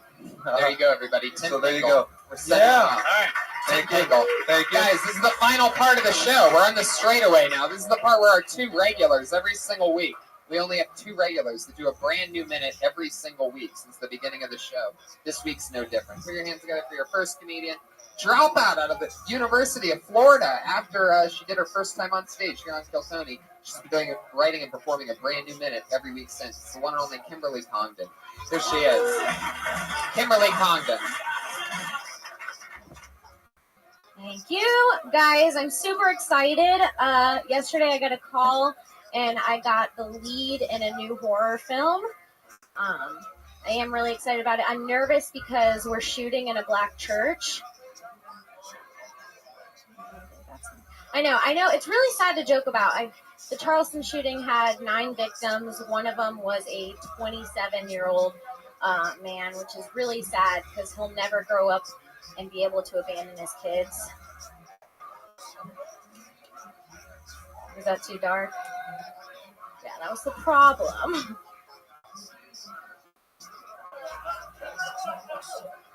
Alright. Is this what it feels like to be mediocre? What is this? Alright, I'm done. Wow, there you go. 51 new seconds from Kimberly Congdon. She went for it tonight. She went with the topical edge. Were you always this dark, or did they make you this way? I'm always like this. Well, not really. You're not always that From dark. the very beginning, I've always said really dark things. I wouldn't say quite as dark as the most topical shooting that just happened last week. There's a lot of talk of family and things like that. No, we didn't make her this way, and normally it's not this way. That's what I would say. Yeah, no, this supportive environment in the belly room. Oh, wow. Look who's chipping in over there. Hey, you want some more? You want some more, you motherfucker? Oh my God. We'll play your guitar in a fucking Tim Pingle movie? Huh? Yeah, you hear that horse? You know what that means. I don't know what it means exactly. It's good. Yeah. Kim. What's up? You went for it tonight. You went with the new topical, the new church shooting joke. What do you guys think about talking about subjects? Is there too soon to Alan? Well, I always hated topical shit because of how quickly it went away, and so I always told very, and I still do, and I maintain very personal stories. I enjoy it all. We had something happen to us that was we both assembled an IKEA kitchen, and then I was on stage. I looked in the back of the room and saw Tony, and you just yelled, talk about it, like sort of talk about what happened yesterday or something like that. I just became one of my favorite bits of all time and started adding to it. You saw the whole thing. It's like it became this 15-minute chunk, and it was very specific. No one else can ever take that. It's like I hate topical shit because the shelf life is so limited, and also that is too soon. It was too cool as far as I'm concerned. But I'm a baby. I really am. I am a little pampered baby. But it's true that, No, I agree with that. I think if you go more into your own personal, what it makes you specific, the topical stuff. But how old are you? I think that is. How old are you? Right. Yeah, it's like you don't have much to pull from. I also feel like I do the same subjects every week here. You guys mentioned that I always talk about my family and my dad, so maybe I should do something. Right, no, I appreciate it. Like if I it. come up every week and I'm only saying 1 minute about my absent father, but I'm coming up as 3 women like, oh, this guy's got problems. I would love to see you. Oh, because she only has a minute when she comes up here. Right. But it's a new minute every. I think it was very brave to go in that direction. Sure. I think it might be too soon. I think What else are you that gonna do with the the audience, huh? What else are you gonna do with the minute? Right. No, I mean, I think you went for it. I think the audience is not ready to laugh about that yet, which is clear. But I think it was brave to do it. Yeah, I don't like that kind of shit usually at all. I mean, like a Twitter, like you write as a tweet, maybe I would put a star next to it. But it's like when people come up here with like abortion jokes or something like that. I just kind of go. It always has to be as smart as it is edgy or as funny as it is There's a edgy. lot of blue for blue's sake, and I would. And on that, there was a lot of black for black's sake. And you guys aren't even paying attention anymore. Is this what it's come to? Really? Still throwing grand slams out for nothingness? Ustream's loving it. They're commenting, Tony's killing and that live audience is stupid. That's what they're saying right now. Fuck yeah. What was I going to say? It's true about that IKEA thing. I remember yelling that specifically. I had helped you put together that IKEA kitchen set, and then I yelled. Talk about IKEA. That night, you talked about it for 45 seconds, and it killed. The next night, it was like 3 minutes. The next night, it was like 4. It just kept getting bigger. So talking about one thing ever for a few weeks in a row will never make you seem crazy. Yeah. It will only make you stronger on that subject. But I also think if you're going to go topical in the way that you did, you gotta have an angle on it that is so unique and interesting, other than just, I think it's got to be something that we haven't heard or wouldn't, in order to make it work at this point. Right. I don't usually do topical in my longer sets, but it's just easy to do a minute topical joke up here. Yeah. I did Syria and Robin Williams, and like whenever something happens, it's easy to just do. I think that's what this spot is for, is to experiment and take a topic and try it. But then again, what do you know? Because you're a fucking musician. Shut the Kimberly fuck up. Congdon, everybody. Another brand new minute from Kimberly Congdon. Follow her on Twitter and Instagram at Kimberly Congdon. Your one other regular, always the same thing, brand new minute, performs a new minute. The one and only Sarah Wineshank, everybody. Here she is. What's up? Sprinkles. Nothing excites bitches quite like sprinkles. It's true. We get excited because it looks like a party. It's fun. But yeah, sure. I'll take a donut with sprinkles. I prefer it over a glazed one. Let's go. And I think it's all about fun. That's what sprinkles are about. Because have you ever tasted a sprinkle? Tastes like nothing. It's all about fun. There's a reason why funfetti cake exists. Because it's exciting to see food sparkles. It's accessories for your food. It's edible glitter, which is great. Women, we like things that are shiny. There's blood diamonds. Sprinkles, I don't know. Blood sprinkles, is that next? I don't know. There you go, Sarah Wineshank. Right in her voice, that's her. Yeah. Tonight it was sprinkles. Good. Yeah, I liked it. Yeah, very fun. Just right off the bat, sprinkles, funny. I like the delivery, and I like the quality of your voice when you're delivering it. That sort of, the dumb girl thing. Right in your wheelhouse. That stupid bitch voice. Yeah. Dumb girl voice. Like it isn't. I don't know what is that your thing? No. I mean, it's never been called the dumb girl voice. I gotta be Your honest. actual voice. It's a dumb girl My voice. voice might be a dumb girl voice. You but have a I dumb make girl it work, voice.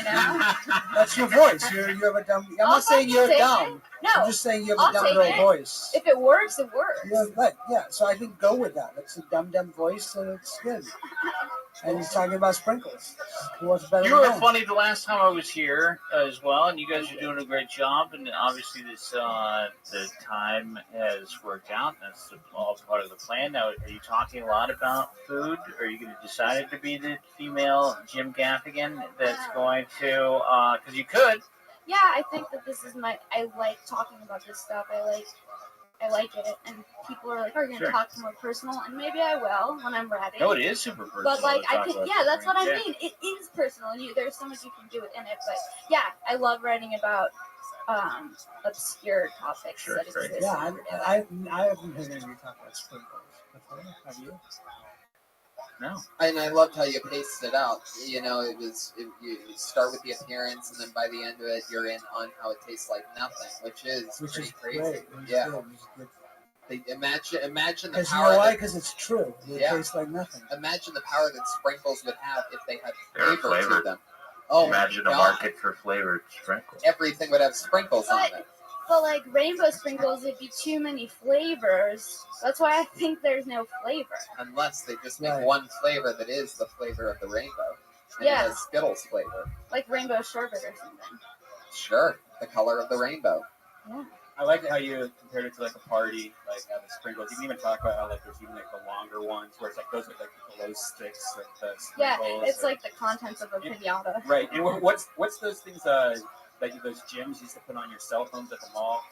Bedazzled? Bedazzled. Yeah. Bedazzled.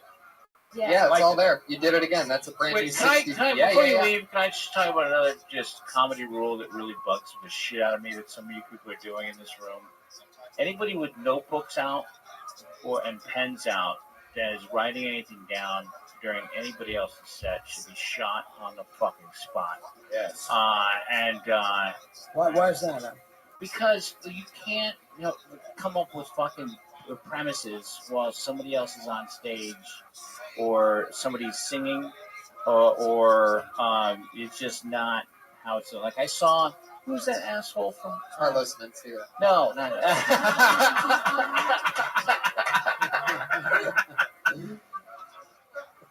It's true. I completely agree with Al. There's pretty much no reason to be writing anything. No pens out. During You're not during thinking a of anything. Walk outside the room. What's happening back there?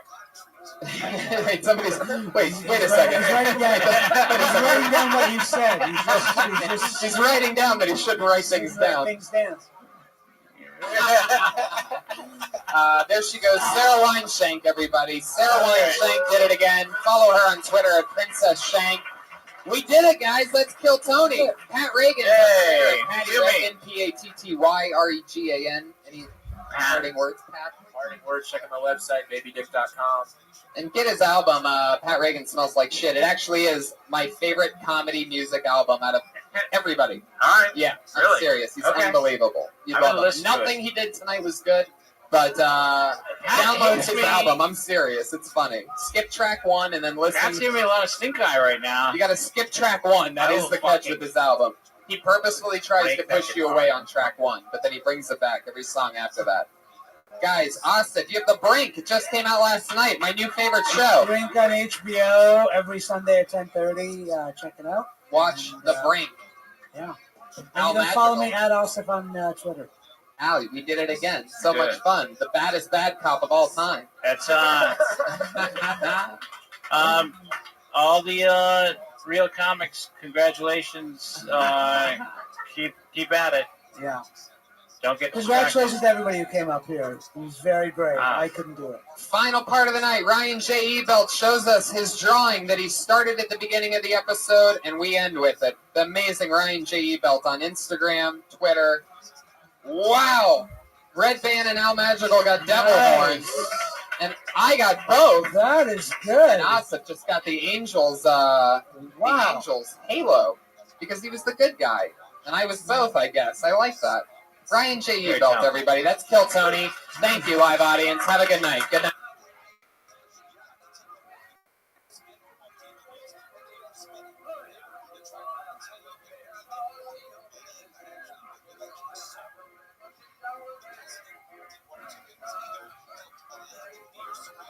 Yeah.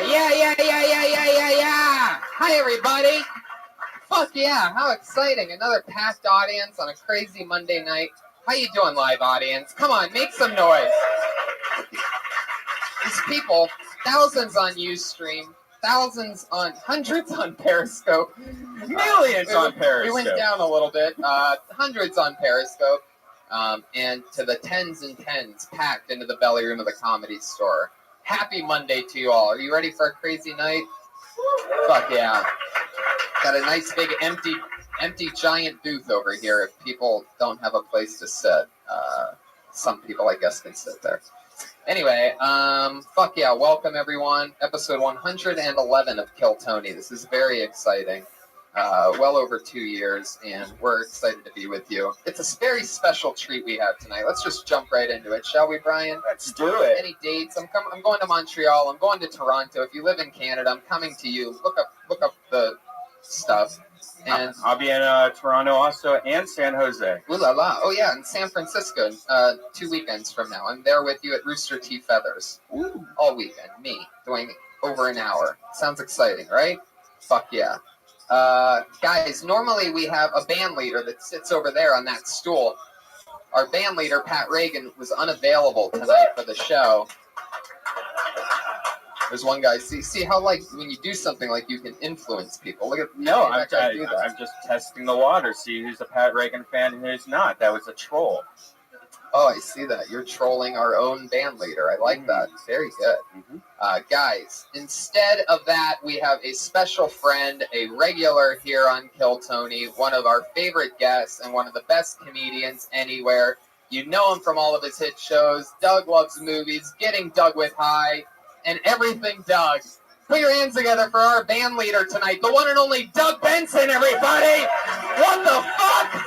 Are you fucking kidding me? Doug Benson is the band leader on a Monday night? Get the fuck out of here. I can't believe this shit. Who does that? I can't believe this. I never thought in my wildest dreams I'd be a band leader on a podcast. You're the Patriot tonight. Oh, I'm so excited. And apologies to the Patriot if he's out there watching. I did not mean to take your job.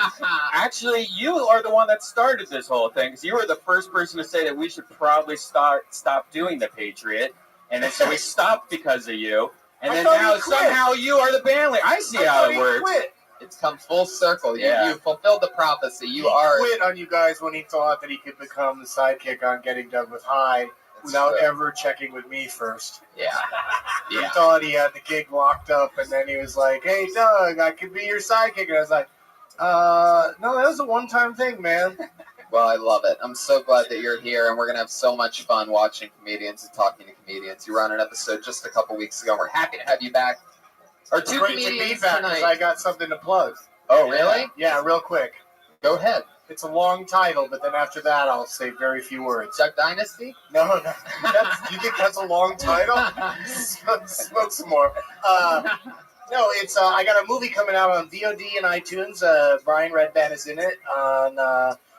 Allegedly, I'm in it. No, you're definitely in it. I don't remember anything about this. I looked at it. You were high when it happened, but you were definitely in it, hitting on women. Is this the name of the movie? You're Yes. right. It is a long title. Holy shit. Hits on women this is in really... San Diego during Chronicon, episode 420, A New Dope. It's the story of my journey at Chronicon, Comic-Con. I call it Chronicon. A couple of years ago, and Brian was there, Joe Rogan was there, Morgan Spurlock, Kevin Smith.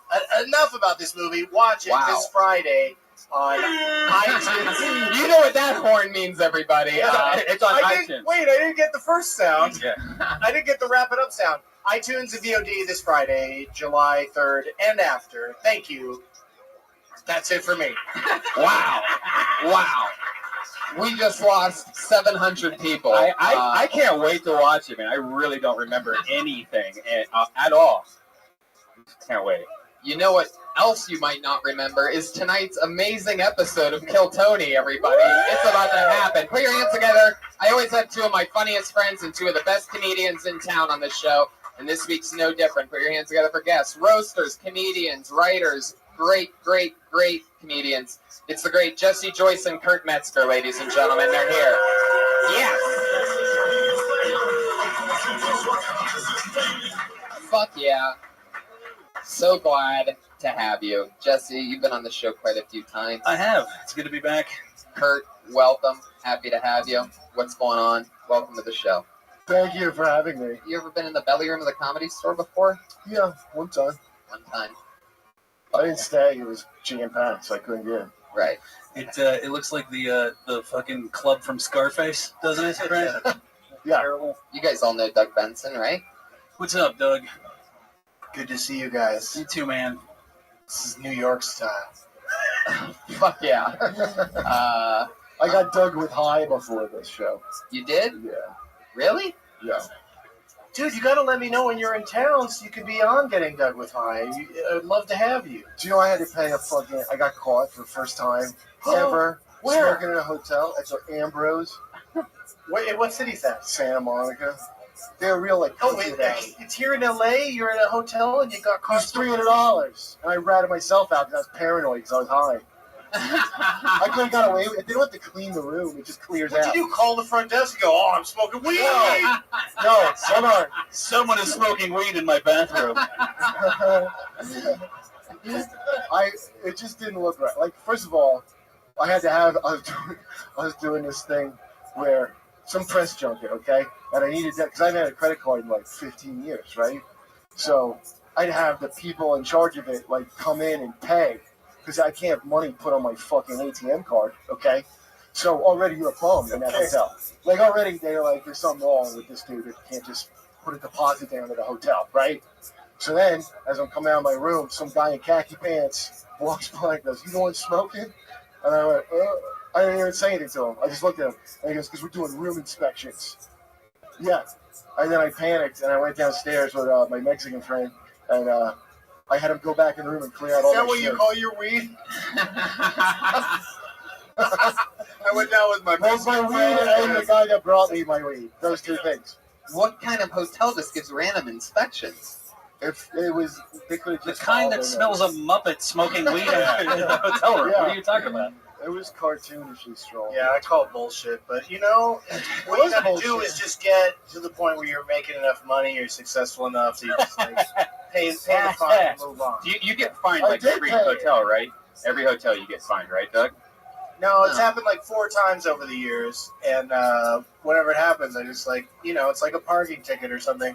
At least it's not on your permanent record. Here's a tip, man. You get a wet towel and you put all the rest of the shampoo and the conditioner and all the other crap on there, and you do like one of those helicopters with it, and you just walk around the whole entire room with your little soap helicopter. Yeah. Totally works. And it makes the place look crazy. At what point in the process do you do that? Every time I'm in a hotel room, No, I mean, he doesn't. So, before I leave, like I'm like on your way out. Yeah. Then I throw the towel. On your way down. out. Yeah. But the trouble is, and this happened to him, I bet, is that they smell it in the hallway while you're there. Yeah, you got to put the wet towel underneath the door. You put the wet hot towel in the crack, but some doors, even this crack doesn't meet the wall. Yeah. And so the smell's going to go out into the hallway. Balconies. No. Balconies You is take the it. answer. You take a hit. Balcony. Take a hit. Blow it in the toilet and flush at the same time. Get the fuck out of here. Yeah. Shove your face in the toilet. Make sure you take a big shit first. And then Don't believe me? Don't worry. Just blow it down there. Yeah, it goes right down with the water. Try it. I don't think any of these things work. I think you're just so high that you think they work. Oh, it definitely doesn't smell like pot in this shampoo towel-y room.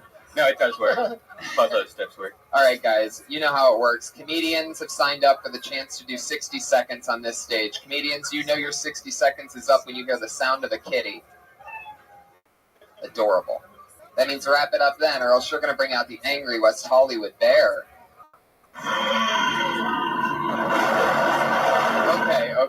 Okay. That is enough of that. I don't know how you even get it that loud. It gets worse every fucking week. you should do that at the Oscars. That'd be great. But with a live bear. Right. You know, speaking of public bathrooms and the Oscars, you know, I wrote for the Oscars the year Seth MacFarlane did. I was backstage, and there's only one fucking bathroom back there, and so everybody's waiting in line, and I was like, we're waiting for like minutes, like at this bathroom, and like Michael Douglas comes up behind me and starts clearing his cancerous throat, you know, just like, like the whole time, right? And we're just like kind of, what the hell? And fucking John Goodman walked out, like buckling his pants, like after, yeah, whatever the fuck kind of a shit John Goodman left in the back. That's from fucking Blues Brothers 2000. Or he dropped a Flintstone. Right. Or a Big Lebowski. Nothing on that. Okay, fuck you guys. I already don't like this live audience. They're all waiting to come on stage like it's a 10-star. You always say that. These aren't all comedians, Doug. Who's not a comedian? Clap your hands. That's what I just said. Don't raise your fucking hands. This is a podcast, you idiots. See, I told you this is a dumb audience. Yeah. They all raise their fucking hands like it's a classroom. 5 people. Doug is not your professor. Bunch of hand raisers out there. Clap your hands if you're not a comedian. All right. There's a lot of people lying. None of those people are comedians. They're just being lazy. It's a lazy audience. non-comedian, non-clappers. All right, 60 seconds of uninterrupted stage time. It begins now, and your first comedian goes by the name of Andrew Goldmeyer.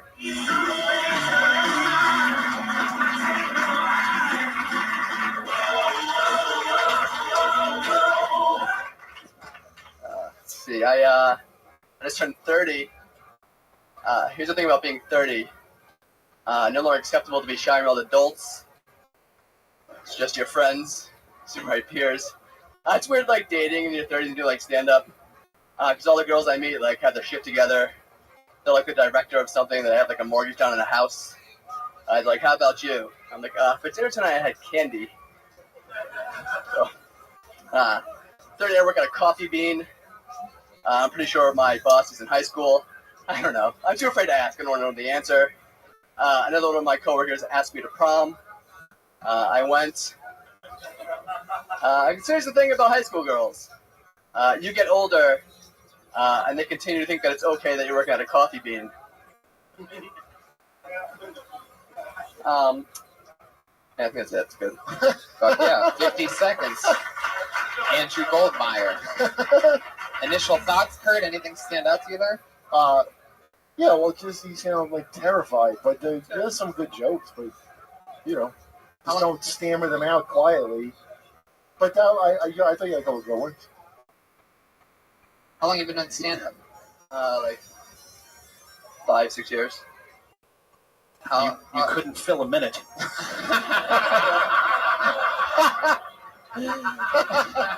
I didn't have a 10-second joke. Yeah, you've written about 7 seconds of material for every year that you've done this.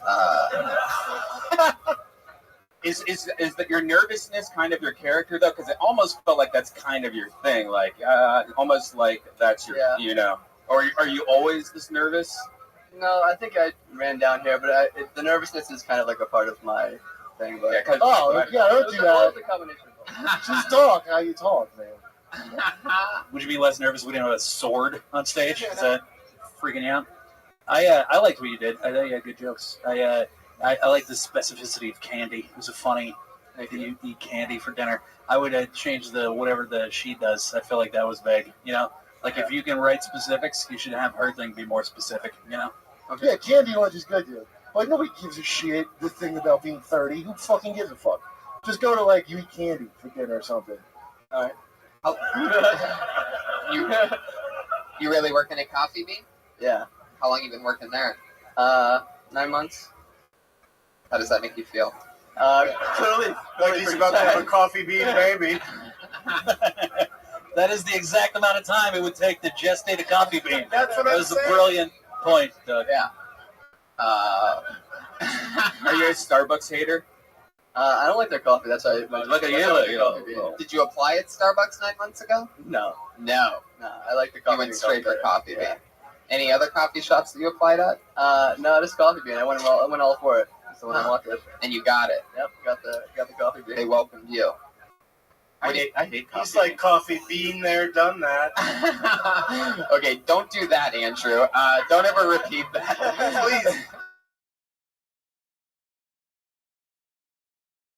For dinner, you should say she was nice, but I'm still hungry. Speaking of...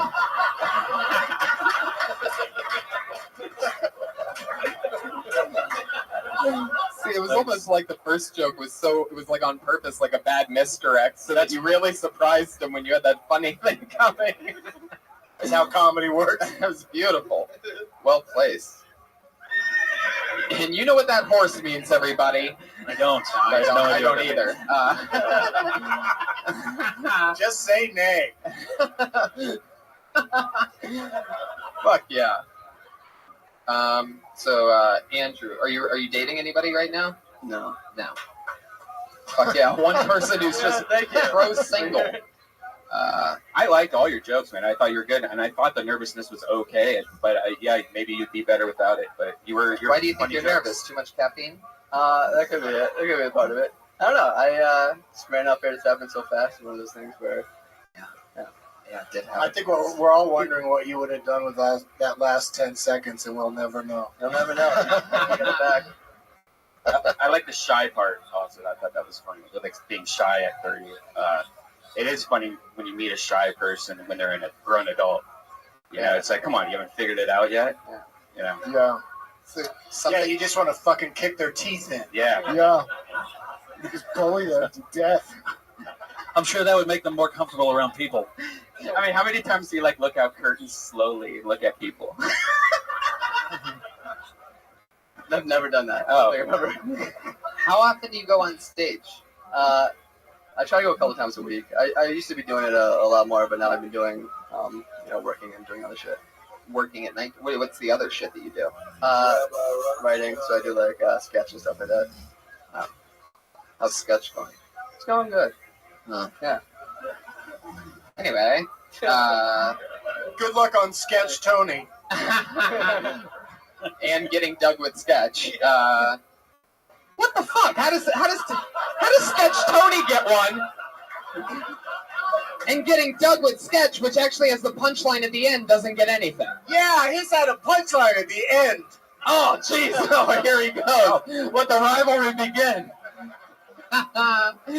Doug always tries to... Hey, tip for the guy on stage. Punchlines are at the end.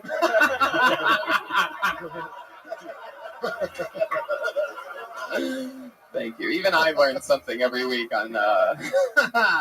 Fuck yeah. Andrew, what else? If anything crazy, if you have one huge goal, what would it be? To write for television. Or to have my own show that I create and write for. Those are two way different things. I started small, but I decided the huge goal. But so, either of those will work out for you? I hope so. You're willing to settle for not being the star, just writing for it? Yeah. Okay. That sounds like he's willing to settle for working at the Coffee Bean. I mean, he hasn't killed himself yet, so I'm pretty sure he's going to take anything at this point. Shit, truth! There he goes. Andrew Goldmeyer, everybody. Fun times. Follow him on Twitter at Andrew Goldmeyer. Fuck yeah. Any last thoughts on Andrew? Are you guys done? Not really. He's fine. They put their Twitter name on the thing? Yeah. That's nice that Yeah. you guys hook them up with that. Yeah, it's cool. Thank you. I love that you point out the cool things about the show still, Doug, even though you've done like 9 episodes of it. I will Wow, not stop pointing out the cool stuff. Those fucking lanterns you hang are awesome. That West Hollywood bear is so good it should be done on the Oscars. I want to hear shotguns. No, nobody said that. What? No. Only you and 4 people like that, Brian. Don't do it. Put your hands together for your next comedian. I pulled out another name. It is Josh Barnes. Here he goes. Josh Barnes.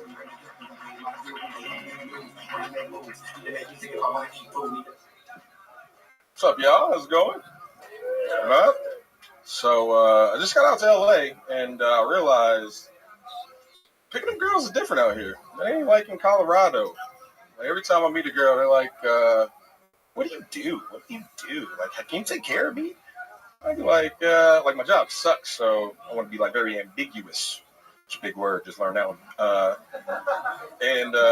So I think, what do you do? And I'm like, well, I work for a security company. I want to sound tough and dangerous. I'm like, oh, you got a gun? Nah, don't got no gun. Don't got no gun. It's like, oh, you security guard? Would you rent a cop? Like, no, bitch, I ain't no cop. It's like, so what do you do? Bitch, I'm like Jake from State Farm. Bitch, I guard a cubicle. Bitch, leave me alone. Sucks. I'd be on the phone at work. Like, ring, ring, ring. Yeah, the Josh, is everything okay? I'm like, oh my God, someone's trying to kill me. Like, yeah, just so you know, this call is being monitored and recorded for quality assurance purposes. Please just know that you'll be safe. Fuck yeah, Josh Barnes. Josh, how's it going, man? How long you been on stand-up? This is actually my first time. Wow! What? Holy shit! You've Josh never Barnes. done stand-up before? That was your first time. Oh, okay. Never in my life. The seal of first-time-inness just arrived, everybody. Oh, wait, am I clear? Are we just making these the fuck Yes, up as they totally. happen? You All can right, name it cool. if you want to. Fuck yeah, Josh. I love your style. You're like a young Uncle Phil. And I heard that before. Someone, I've heard that. Someone said you look like a good father. That's hilarious. It's just the jorts. That's why you got the Well, father thing. they're like cargo shorts, not jeans. Right. Right. Fuck yeah, Josh. So you're from Colorado. Yep. Colorado. I still really don't. You're the security guard at an office? No, so it's like a security company, like an ADT. Right. Oh, gotcha. Yeah. Did I miss that part, or did you just not say it? Yeah, well, no, I kind of skewed around it. Right. Gotcha. You might want to just sort of nail it. All You know right. what I mean? And let them know that that's what you're talking about when you're doing it. You know, just say that that's what you do before getting into all that other Yeah, stuff. thus the instead of us- ambiguous. I wanted to make it sound exciting to the girl. Oh, I guess I sort of see what you did there. Yeah, it didn't work. It's just long. But it's your first time. I don't even know how to totally. bash you for it. No. But it's just a long fucking story about you. Like, it feels like I have a job. You know? But you have never been on before. So how hard did you be? I don't know how hard you have to be on him for that. Right. How good is he supposed to be in? No, exactly. It's like I have to make people laugh. Better than that, but We can still give some tips though. Like for starters, you open with it's different out here than it is in Colorado when you're hitting on a woman, and then nothing you said after that supported that idea. The whole time I was like, "What the fuck are women in Colorado like?" That was like my whole. Yeah. I wasn't. Colorado will you like really fall threw me. down for these lines. Right. So, and like in Colorado, they just drop for anything. They outnumber the men, right? Or no? What was that? The women outnumber the men in Colorado? Or No, they call It's it. not Alaska, man. They call it Minver. Yeah, really? So- what about Let's go. Arizona? I'm thinking. Wait, Alaska's the other way. It's more men. Yeah, it's way more men. And why do you keep saying you're from Colorado when we know you're from Bel Air? Oh. See, that's a call. It's Uncle Phil. Yeah, another one. I snuck another one in. Nice. Right when you You're right. least He's expected super fresh. Wait, did you say Uncle Phil the first time? Yeah. Because I heard Dr. Phil and it still worked. Right now. He's like tan Dr. Phil. Yeah. That's what I thought. A handsome one though, right? Yeah. Handsome. Dr. Phil. Handsome Dr. Phil. It's kind of like I think I tallest might have building heard in that, Wichita. I might have put Dr. Phil in there Huh. when you said Right. that. Uncle Phil is good too, though. That's a good reference. Yeah, Uncle Phil's Yeah, a yeah. little bit That's a better. sweet. It's a lot better, but You two of accidentally, us heard Dr. Phil. you accidentally fell into a terrific joke, Tony. It's still an important, like, it's still an important body type for security, Like, but, you gotta be on the radio while John McClane is in the vents, keeping his spirits up. Yeah, you're like checking in with McClane while you're buying some ding dongs. Or no, what was he? He was getting Twinkies. Yeah. He was getting a shitload of He was Twinkies. stressing Like, couldn't he just Twinkies. buy one Twinkie? He deserved No. to buy a shitload of Twinkies. He shot a kid. He had to have those Twinkies. You have an interesting shape to you. You a football player or something? I was. Really? Where at? Eastern Arizona. Oh, so cool. What position? Defensive end. Oh yeah. How long ago was that? 6 years. Fuck yeah. You still look exactly like a defensive end. It's amazing. I love that you kept it. A lot of people, they try to shed it. They'll do anything to lose that extra weight. You're Yeah. still ready to go. You ever play pickup games or anything at the local parks? No. You hang out at the Y? Who does that? I know. How do you even know that? I don't know where I was going with it. I figured it'd lead somewhere, but no, not really at all. Like, do you have super strength from, like, to that weird high altitude you're from where people can't breathe? Yeah. Like, do you have powers here in the lower lands? You can't breathe? Hell no. Oh. No, I don't have any questions then. What did you think the joke was that you told? What's the funny part of it to you? So I thought the Jacob State Farm would hit. I thought that was kind of clever. And then Okay. Someone's killing me. Please be sure this call is recorded. Right. You did a lot of time, and I know it's your first time, so I'm not dicking on you, but we're just trying to make you the best comedian in the world after your first time on stage. Appreciate it. yeah. So I would get to that a lot sooner. That was a lot of time before you said anything that was even remotely the joke you wanted to tell. Okay. You know what I'm saying? Yeah. So that whole misdirect on you, slowly backing your way into what you do for that wasn't really So And like, I don't know why this is the thing, but don't wear shorts on stage. It's the thing. It was always. And You don't wear shorts sometimes. Well, it's just like a thing I was always casual, told. Kurt. Yeah, you're not supposed to wear shorts. How often do you wear shorts on stage, Kurt? Oh, I wouldn't dare do that. I don't judge anyone. That's what you choose to do. So listen, like it would just be like, you know, whatever the joke you want to tell is, get to that joke. You know, just find the most economical way to say that thing. Don't wear shorts, and I don't know if you know this about comics, but don't glue pubes to your face before you get on stage. That's a weird. I don't know why you would. Like comics don't usually do that. So it's good. Good tip. Yeah.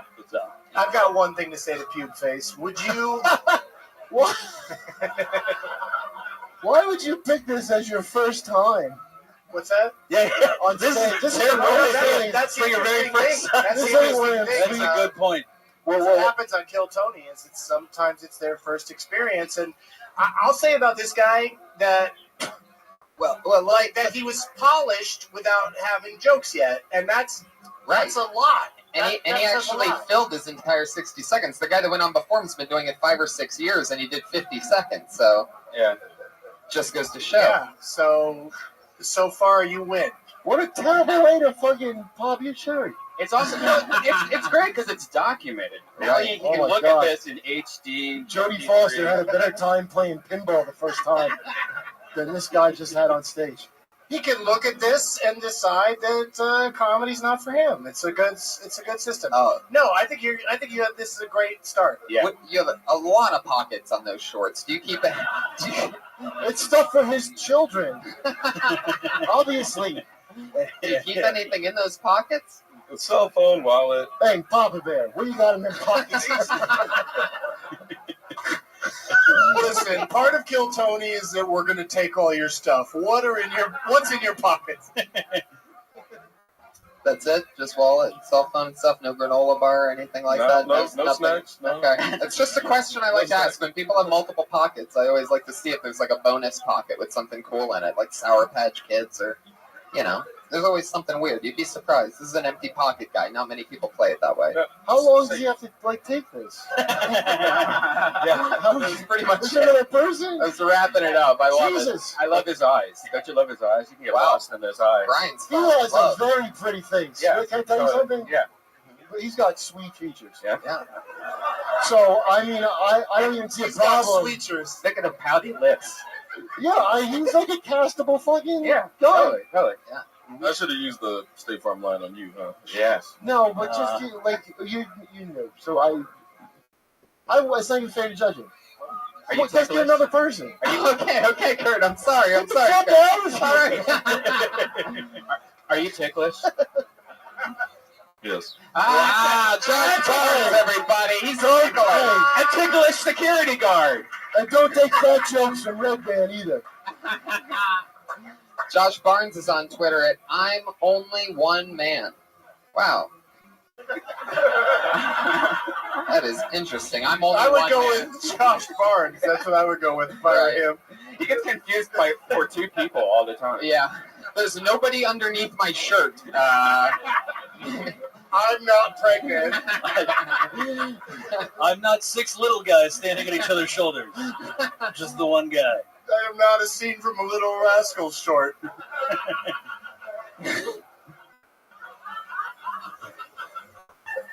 Fucking Dr. Phil.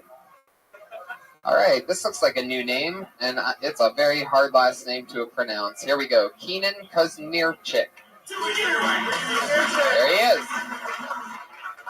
Man, I just want to say it's truly an honor to share the stage with such an amazing sword. That thing is so cool. Did you get that in Japan? Tony, I want to congratulate you on the Supreme Court ruling. I'm very happy for you.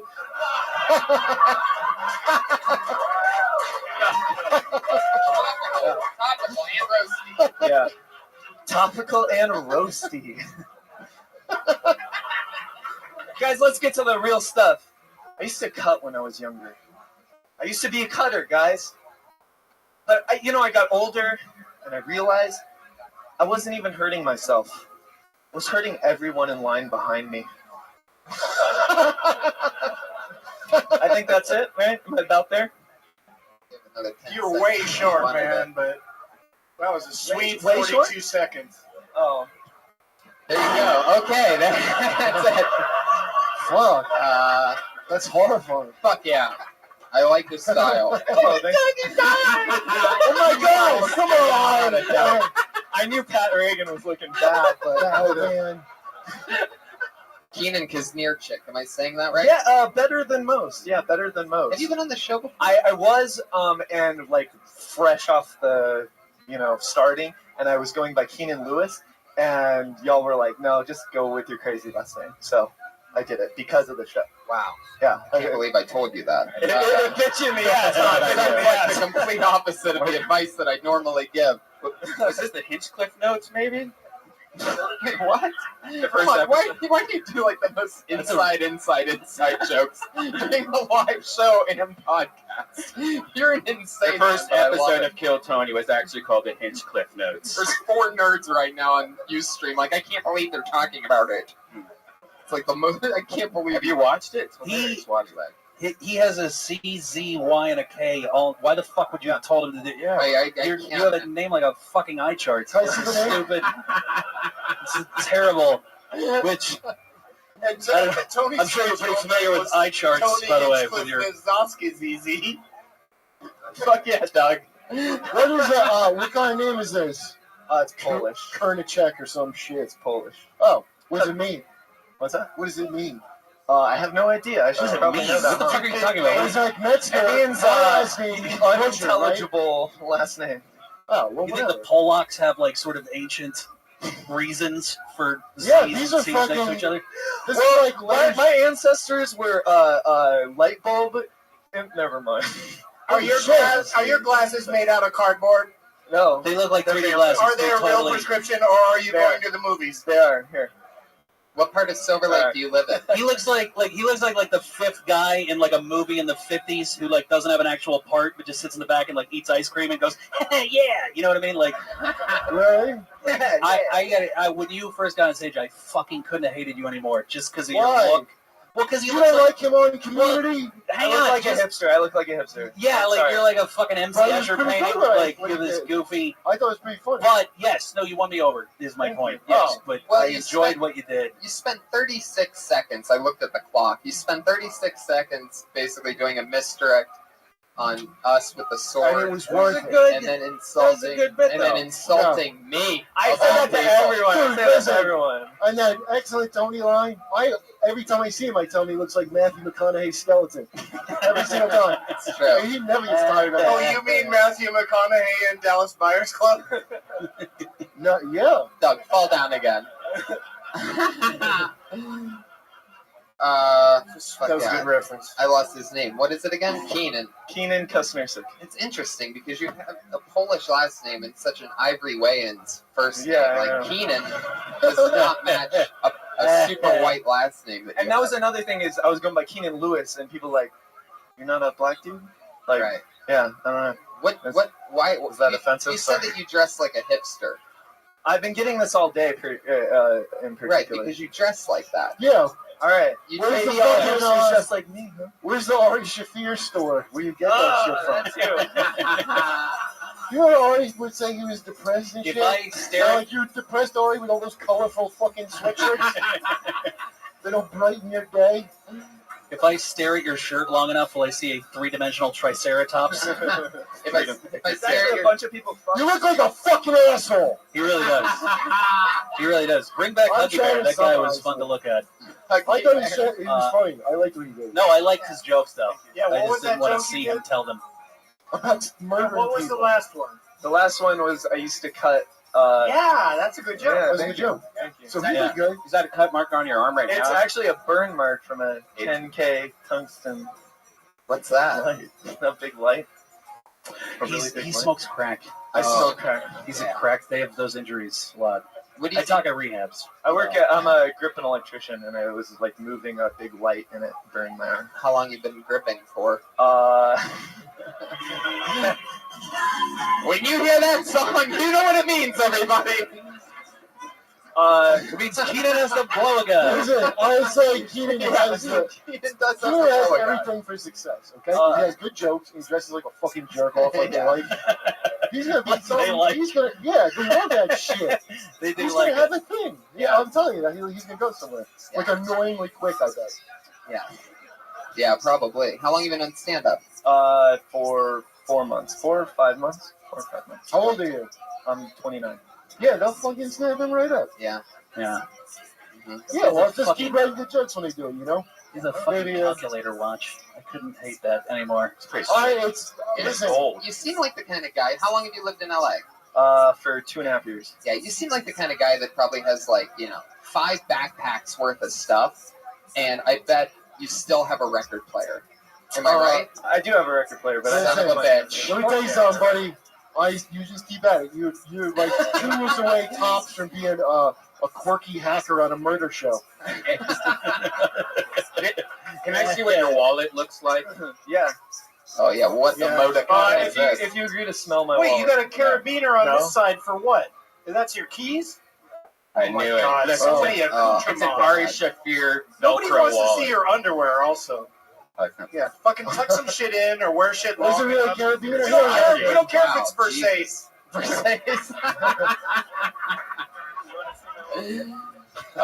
Shout out to the showgirls. Keenan, what else? What are your hopes and dreams? What do you want to do? I'd like to make money in film, but if I can make money, if I could support myself. Boring. via comedy, I would. Next question. What's your biggest fear? Failure. Oh No, that's another not true. terrible I'm sorry. answer. You're such a hack. No, heights. I'm These pretty scared of hipsters, heights. see, they try to be so different, and they do the I'm worst scared of thing they heights. want I'm to scared of do heights. is be like anybody else. You ask them what they're afraid of, and they say failure. I would have given You're well, gonna listen, still be alive that's after a failure. listen, that's a legit- That's not life and death. It's a legitimate answer, but what, you're a comedian. You're already a failure, dude. So you would just let go of that, you know? You already picked this, so you're a failure. Don't worry. Yeah. You're free now. You're free. Just own it. Just own failure. Yeah, you're just gonna have to come to grips with it. I would have thought he's. Is that a grip joke? It was totally a grip joke. It's the 5th time I've tried to get that the fuck out. It's not where the. You were going to. It's all right, That wasn't it's all the right. spot. Only 50% of us succeed, and we're all on stage right now. So get the hell out of here. Wow, there you go. This is the part where Doug starts over-hosting the show. It's been a long-standing tradition with him. For 4 months, you did great. I thought you did awesome. You definitely have it. Yeah, and definitely. I'm very surprised for 4 months, man. Congratulations. You're great. Thank you. There you go. Absolutely, I agree. There he goes. Keenan Kazmierczyk. No Twitter for Keenan. I know you guys want to know where you can find him. I love all of you guys, by the way. I think anybody who has the balls to sign up for a show like this and put yourself out there and anything, I think you're all more fearless and cooler than anybody else. So just remember that while I'm never saying anything nice about you. There's my disclaimer for another couple months. I'll say, go back, listen to episode 111. I say a nice thing for a second. You can be such a catty bitch sometimes. I know. I really am. I really am. I'm going to underhost this for the rest of the show. Doug, where are you going? You almost just fell out of here. Doug, where are you going? Oh, okay. This sounds like a fake name. So Can I do that? Yeah, sure. If you want to. What are we waiting? What am I going to miss if I do it? The show that we're doing that you're booked on right now. This sounds like a fake name. This should be interesting to see what happens. Put your hands together for Roger. Oh, it's a real person. We have a Roger.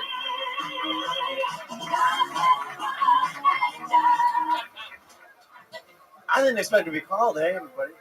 How do you... I'm just leaving it on. But it's so tall, it's like I'm asking for dick. Can you...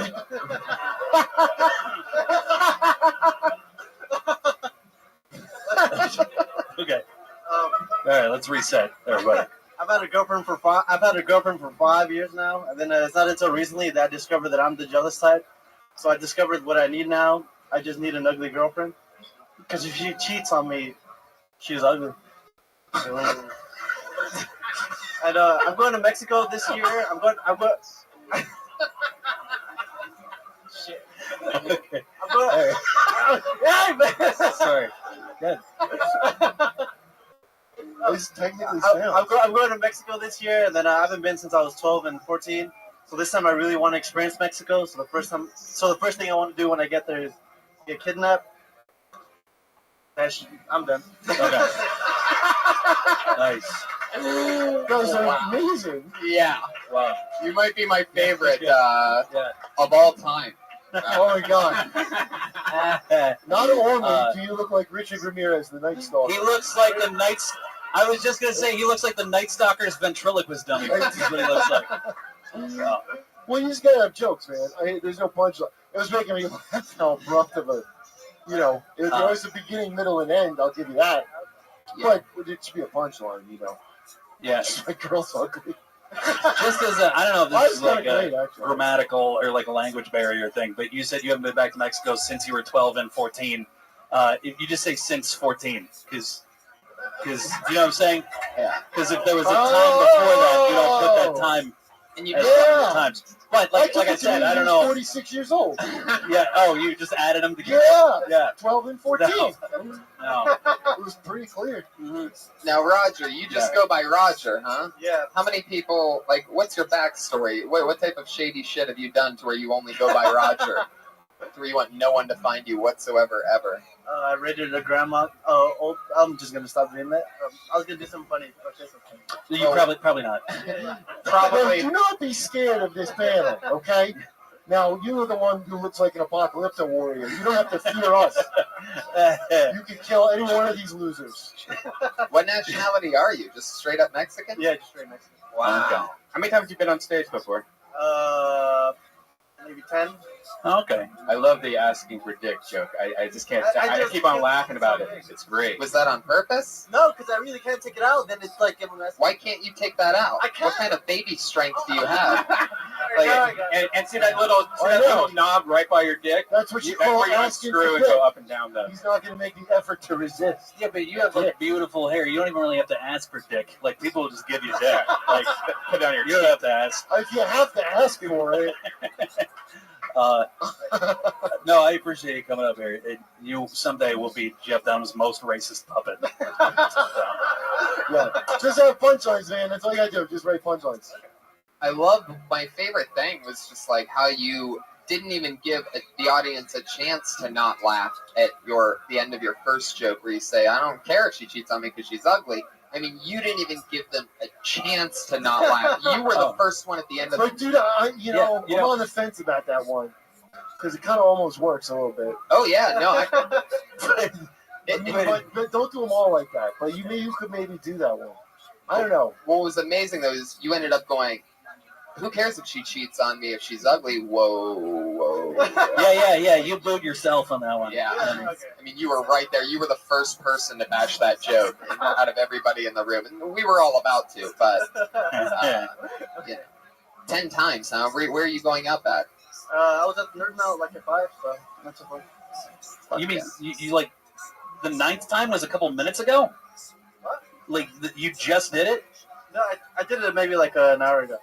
Yeah. No, I know. Okay, so so you're really. Is that what you asked? I'm sorry. No, that's all right. You're gaining a lot of ground quickly in stand-up. Like I didn't realize your last show was seconds ago. So. Yeah, guys working, man. Where do you, when you're on stage, where do you keep your skateboard?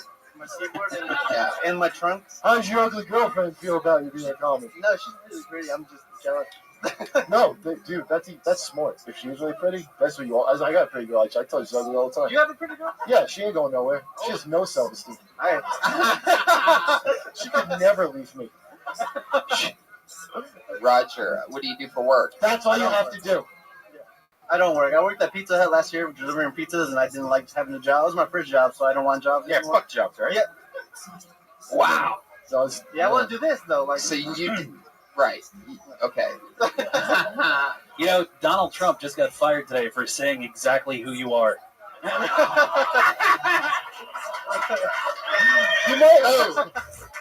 might have been born here. What's that? He might have been born. Well, let's You're not born speculate. here, Just fucking ask yeah, I him. was born now. Yeah. Oh, okay. You have to say that, right? You've been trained so well. It was almost like an immediate response. No, I believe you, but don't get caught up next to some other people. You know, just stay away from people. Stay away from Anybody who looks like you, stay the fuck away from them. How old are you? 21. 21. Oh, wow, you have to say that. You're probably under 21. You have to say that because you're here. Like, I'm not Jewish, right? But if they ever round up Jews again, like, I have to count, you know? They'll put, like, those Woody Allen glasses on me and just measure the distance from my eyebrows to nose. I'll get your life is what I'm trying to tell you. Okay. Roger, I'm guessing just by looking at you that you must be so excited to be standing next to the great Doug Benson, right? He's back! Oh, shit, can I get a fist bump, please? Please. Oh. There you go. Oh, That was real. Jesus Christ. I had a feeling. I heard it was great. Bullshit. I've done shows with Doug on the road, and every single one of his fans looks like you. So I had a feeling that, I mean, except for the white ones, but they have the same hair. They all have the same, like, stoner curly haircut. white one. What are you talking about? Fuck yeah. How much pot do you smoke a day, and how do you smoke pot if you haven't worked since Pizza Hut a year ago? Financial aid government. If your family's poor, you can sign up for FAFSA, and then the government gives you money to go to school. Wow. Are you going to school? Yeah, I go to San Monica College. Oh, all right. Way to go. Thanks for doing that. Well, since I'm fucking paying for you to do it, thanks. I'm glad you're actually doing it. How much material would you say you have? Jesse, put the boy through school. I have maybe like 4 good things good jokes. 4 good jokes. What is that? Like a minute? No, I've been done like maybe 4 minutes. 4 minutes. How many of those 4 jokes that you believe in did you do here tonight? I did. I thought the girlfriend one was one that I do really well. That's why I was like, whoa, nobody's laughing about it. Do I deliver sometimes? Maybe not. Oh, so that whoa was because you immediately recognized that you had bombed No, I without. found that doorbell like an hour ago too, so I'm just. Oh, okay. We get it. Right. Your show went terrifically an hour ago. Yeah, just That's surprised that joke doesn't work anywhere. That joke kills when the sun's still up. That's a whole thing. You only go by Roger. Where's your last name? What is it? Oh, it's very Mexican. My whole name's Mexican. My whole name's Rogelio Lopez. What's wrong with Roger Lopez? I like Roger. I think you should go by. I think you should go by Keenan Kirchacek.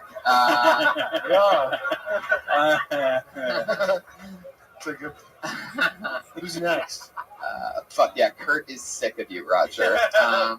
I liked you, man. I can't wait. I hope you start hanging out here more, man, because I think you're really good. Now, I noticed that normally people either leave a Twitter handle or they don't leave a Twitter handle. On the line that says Twitter here, you put @fuckface.org. What does that mean? Because that can't possibly be a Twitter handle. Because I thought it would get laughs when you came out of your mouth. Oh, fuck yeah. So the one thing that you wrote that's funny, you let me get the laugh on it, and I like your style, Roger. There he goes, everybody. Roger. Aurelio Lopez. Roger. Live in the flesh. How fun. Kurt, you having fun? Yeah. Everything okay? Yeah, it's pretty good. You could get better, though. Live audience, how are you guys doing? You feel okay? I pulled another name out of the bucket. It is Kyle McFadden.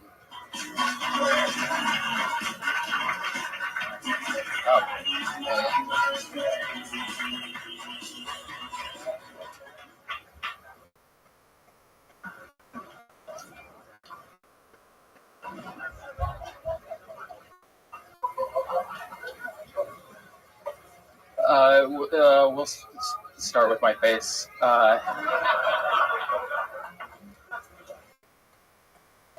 I realized that my beard looks like the beard you give third graders in plays that hook over the ears and started falling off the kid's face. I'm like, pull it up, kid. You're supposed to be playing a man in this play.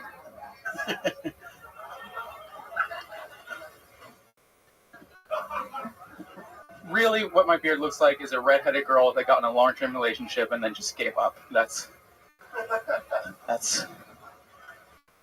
where my beard's at. I'm a quarter Russian, a quarter German, and half Irish. So for anyone not paying attention, that makes me 100% white. I'm so white, I already feel like I've done something wrong. Does that make sense? To anyone? Thank you.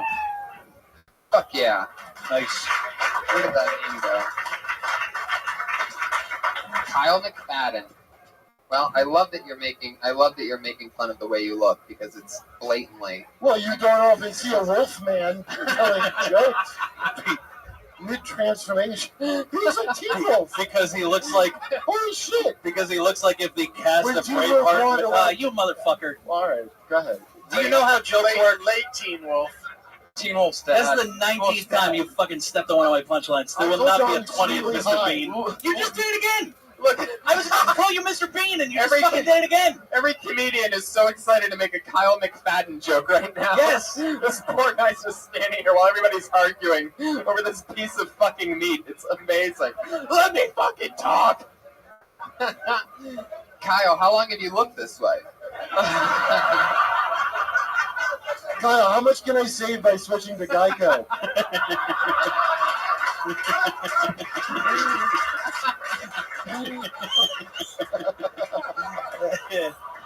How long has it been since the caveman campaign ended? And that's still hilarious.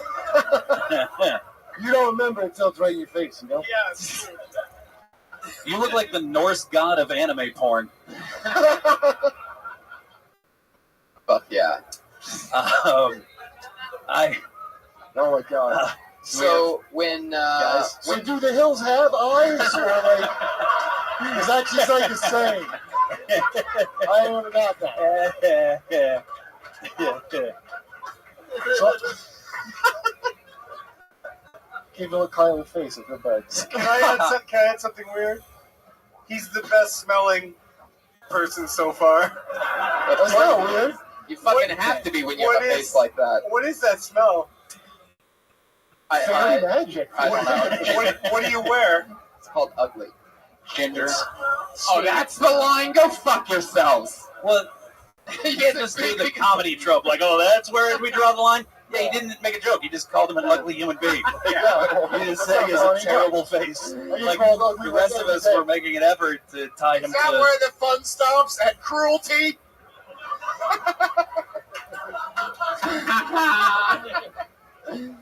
Fuck yeah. Kyle, I'm glad you got back on the show. Last time you were really good. Have you been going up a lot since we last saw you? Yeah. When you're not defending the wall from the White Walkers. Oh, wild. Yeah. See, that was more referencey, so it's more fun. Oh, is that why it worked? Thanks, Doug. Fuck yeah. Thank you. I just keep learning tonight. It's so fun. Kyle, I love your style. So do you only make fun of yourself? Basically, every time you go on stage, the roast of Kyle McFadden? It's really hard not to come on stage and address it right away. Right. I mean, you were getting laughs before saying a word. I which feel like don't know I'm if owed I've ever 10 even seconds. really seen that before, where somebody just stares at the audience and they just start laughing like little babies. Yeah, you had amazing, like, the first 10 seconds were the greatest, because you milked it and then started with your face. Like, that is such a great opening. Which makes sense that you milked it, since you look like you milk cows for a living. Yeah, but you know you're doing that to yourself on purpose. Like, you've made your face look like that. Like, yeah.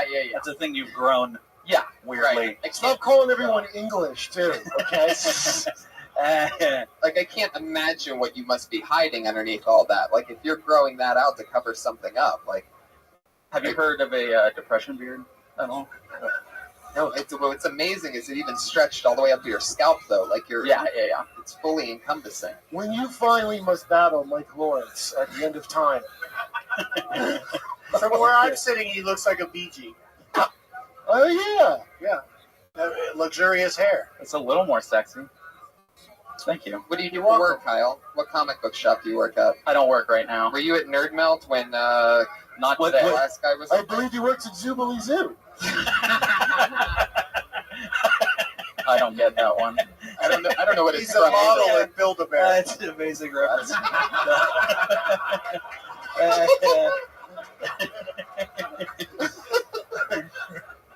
Oh, God.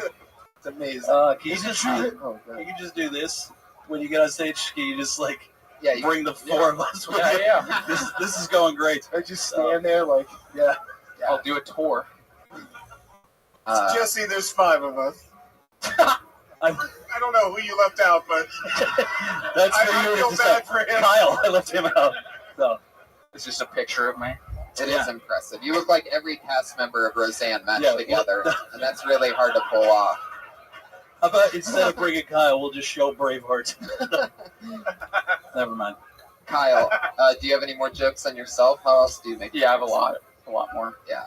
Interesting. Well, you could take those and you can listen to tonight's episode and add the 35 jokes that we just nailed off on you, yelling at each other to be able to say them before the other one hit the same reference. I have a section of other people's jokes about me, so that would. Oh, for sure. Yeah, it has to be just on the street, just randomly on the street. What is someone catcalled with insults? It's like, yeah. It's whole call. Yeah. That's it. I mean, well, What's when an you ride example? by- What's an example of something somebody just said to you on the street? Luck of the Amish was the best one. Yeah. It's terrific. You kind of look like Snarf. You know? Yeah. That's exactly. Yeah. Brian's the king of references that 4 people get, and there's another one. For all you Snarf fan out there, I'm sure you're laughing really hard. I only know what Snarf looks like because I was called Snarf and had to look it up. Look, that's No, I know it's pretty good. Yeah, you do look like it. Whatever cartoon from the 70s Brian jerks off to. Thundercats, man. Yeah, he looks like a Thundercat on the sex offender registry. Anyway, say hi to the witch in the wardrobe.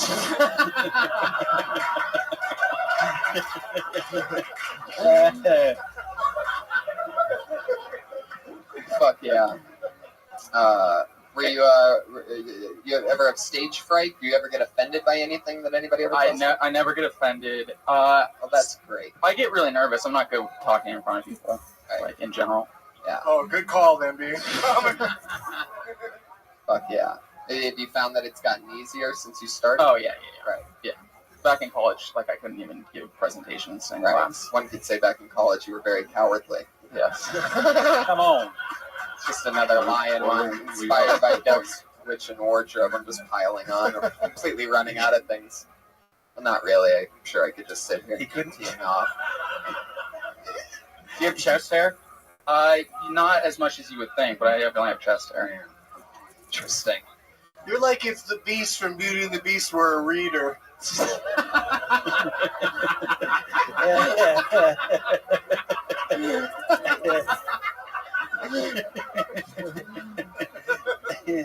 Oh, wow.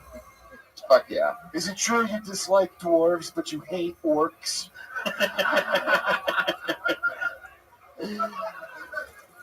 Yeah.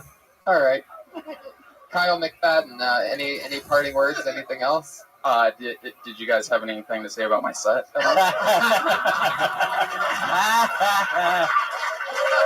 Yay. He's the best. No, man, keep up the good work. That's good. Totally not at all. Keep at it. Good job. Perfect. There he goes, Kyle McFadden. He's on Twitter. Kyle job, Kyle. McFadden. That's all one word. McFadden.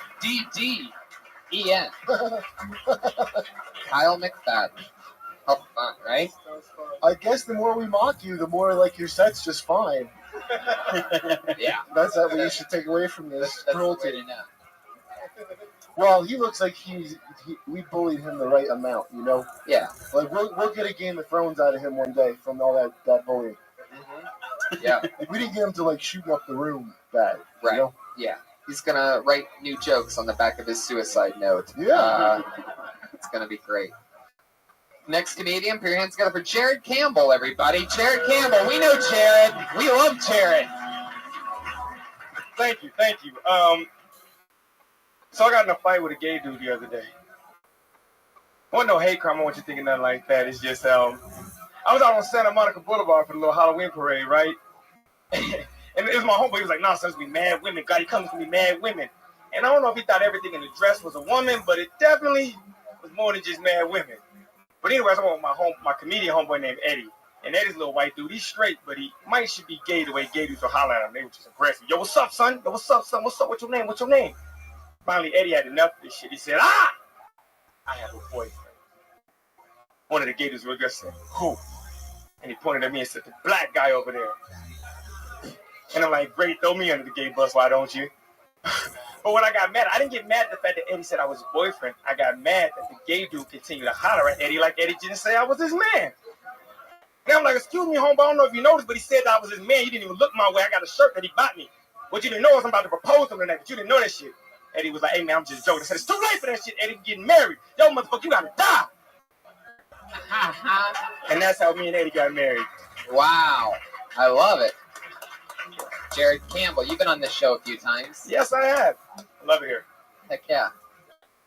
This is all right. I just tighten it. Oh, it's just long. I know. But I mean, if you got to it faster, it's fine. Yeah, it was a long ass minute. Yeah. I was getting scared. Like I was like, "Were you raped? Are you okay?" I was rapping, man. I had to spit it up here, man. Yeah. Yeah. I like his style and his confidence. Yeah, you could just lose the pointless things, like under the gay bus, like you didn't need to say Yeah, that joke part. was like 75% on the wrong side of history, and then you fucking pulled it out at the end. But I like that about it though. Like the ending is like, I thought that's a good idea. Make it out like you're some homophobe dude, but now you're married. Like I like that.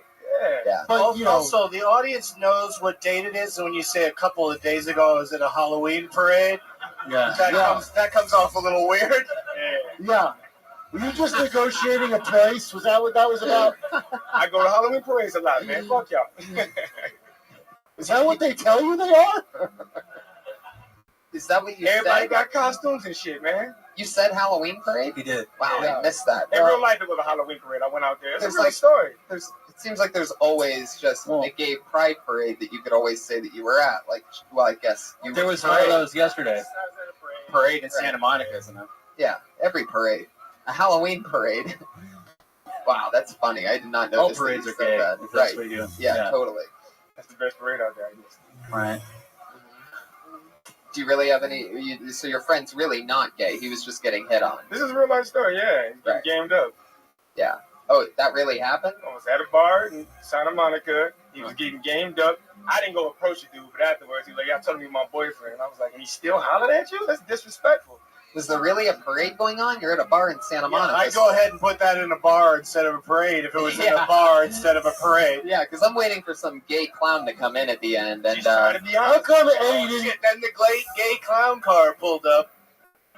And 10 gay clowns pulled a train on my buddy. He's not even gay. There you go. And did somebody ask that? Why did Eddie just not say he's straight to the guy instead of bringing you into it? They was aggressive on him, man. It was dangerous in these streets.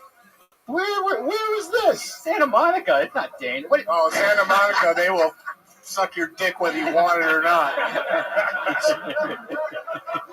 Wow. Pick you up like a bowling ball. Where are you from, Jared? I'm from Denver, Colorado, man. Wow, another person from Denver. Interesting. That's my dog, Josh Barnes. I grew up with my dude. Oh, cool. There you go. He is the only one there. Giving shout outs.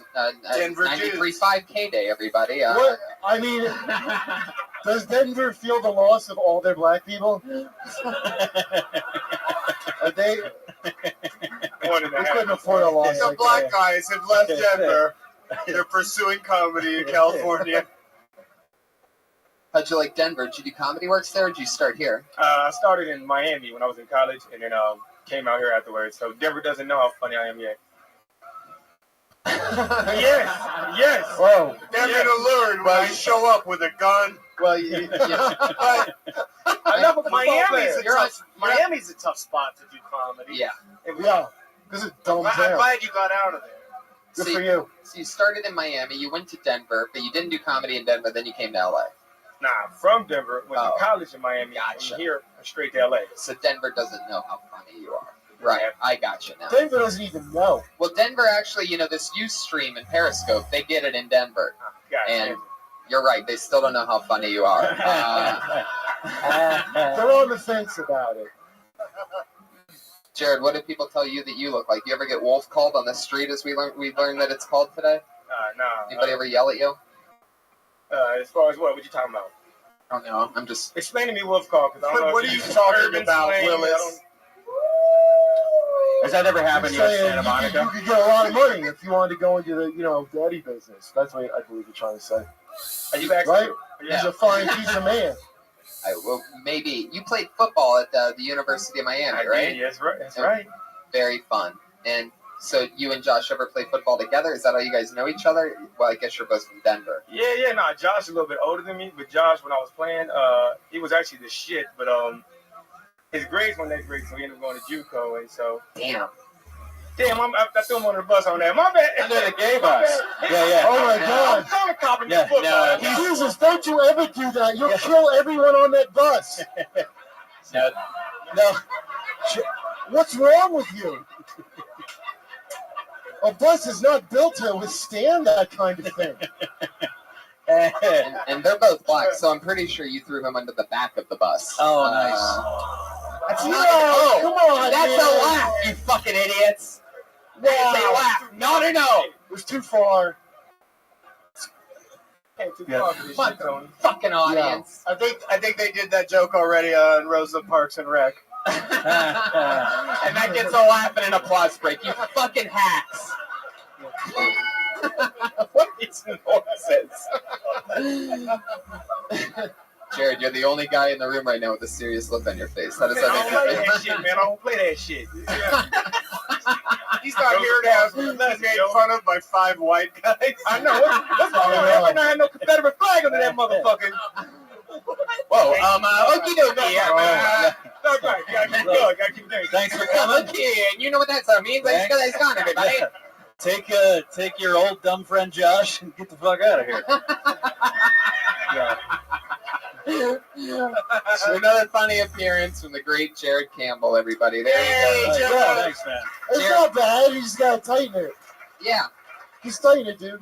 Jared QUAY is him on Twitter, so follow him. See what happens next. Guys, this is the part of the show where every week we have 2 regulars. I don't know if I told you about this part, Kurt. We have 2 regulars, 2 young ladies that do a brand new minute every single week. They've been doing that for a very long time. So this week's no different. Put your hands together for your first regular, University of Florida dropout, one of our favorite people. She started stand-up comedy right here and has been doing it every episode since. Put your hands together for Kimberly Congdon, everybody.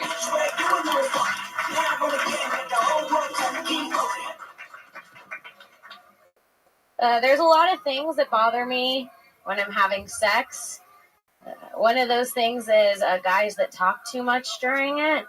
You know, guys that talk a lot during sex, they'll be like, they'll say things like, "Oh yeah, right there," or "Oh my God, you look so good," or "Kim, move, you're out of frame. We're gonna have to shoot again tomorrow." I've been under a lot of pressure lately, and that's because my new co-star is obese. Thank you. I'm not a porn star. I'm a comedian, which is pretty close. I've never done a black show, but I've heard they're much bigger. Thank you. Just collecting those laughs. The small ones count. I don't give a fuck. I don't give a fuck. Try to break me. It's not gonna happen. There you go. Fuck yeah. Kim, how long you doing comedy for? About 2 years. Oh, yeah. So you kind of got it, but you have better joke. It sounds like you understand how to make a joke. You know? Yeah. I've been doing this show every week for 2 years too. So I've been writing a new joke a lot. A new minute a week. Yeah. That's a pretty sweet closer, though. Try to break me. Good night. Yeah. It was interesting. You can't fucking. I couldn't remember my last one. I was watching over here, and it was like at a minute 5, and I guess there was like a technical problem because I saw Brian hitting the kitten button, and there was for some reason it wasn't playing, and you just started to melt down. Like, it was pretty interesting. 62 seconds. You're exactly used to 60 seconds, and we see what happens now at 62, and you're just like, you can't break me. I wrote a minute. Fuck all of y'all. Like, you turn straight villain. Okie dokie. Fuck yeah, you know what that sound means. Anyway, means this place is finally burning down. What I found interesting was that you did you don't do porn start of a joke after the pressure thing, but not after the porn joke. There was a porn we have to shoot tomorrow, right? And then you did under pressure. And then you said, I don't do porn. Yeah, I wanted to throw in that black comedy thing that didn't hit very well. Right. So bad. And I couldn't figure out where to put it. Do you think black shows are bigger than normal shows? No. No, but no. They can be. Especially if you're starting, yeah. That's a bit larger. Really? But there are other double entendre words other than just the fact that they have a big dick. You know what I mean? Like if you're going to compare the show to like the show's bigger, that's just they whatever never that joke. they never come on time. You know what I mean? There's something there that you could throw in this an additional. But you get how to do a setup and a punchline, so that's really. The show can't swim. Right. Oh my god. Oh my god. How could a show swim, Brian? The show won't shut up during a movie.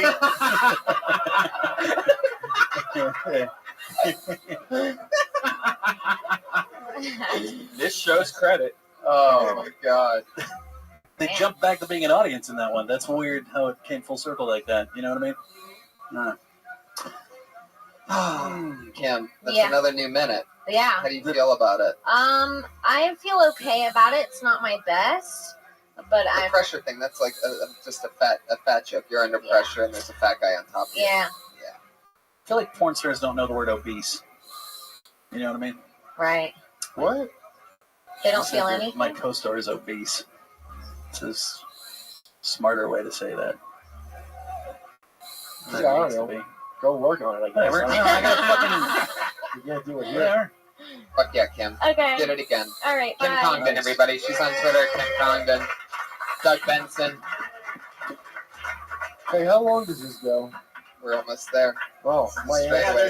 there's two regulars that end the show every It's the time, final as you comedian set right up here. a minute ago, Kurt.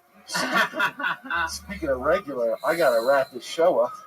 Guys, Really? you're You got a big dump brewing? Is that what that means? I was gonna ignore it, but since Doug brought it up, what does it mean to? What was that regular I thing? guess it was a shit joke. If I Oh, it really is. if I'm thinking about it. Fuck yeah. Well, here's our number 2 regular comedian. Jesus Christ. Put your hands together for you know her from this show, everything. It's Sarah Weinshank, everybody. Her show. What's up? The bigger the headphones, the worse the taste in music. No one's listening to Bach on their beats. Dr. Dre doesn't have a PhD. Why are people trusting him with their ears? Worse than people wearing beats on their ears or people who wear beats on their neck. That shit's offensive. I just don't understand why beats are so expensive when they pair so well with people who are unemployed. Alright.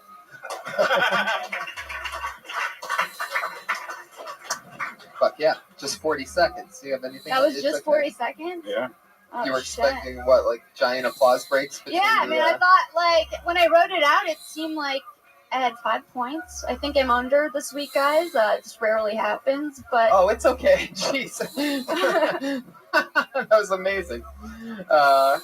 Guys, I didn't quite come through with my part this week. I'd like to apologize. Yeah. You know Tony wears beats around his neck. Not really. Yeah, those red ones. The wire, those aren't beats, though. Those are the Bluetooth one, the little one? Bluetooth These aren't big, they're like the little ones that wrap around in your ear, right? Right. I thought about that while I was writing it. Mine? Yeah. The little ones? Yeah, you're Well, off the hook. No, you're off the hook. That's what I mean. I thought. What? Yeah. How do you guys see me wear?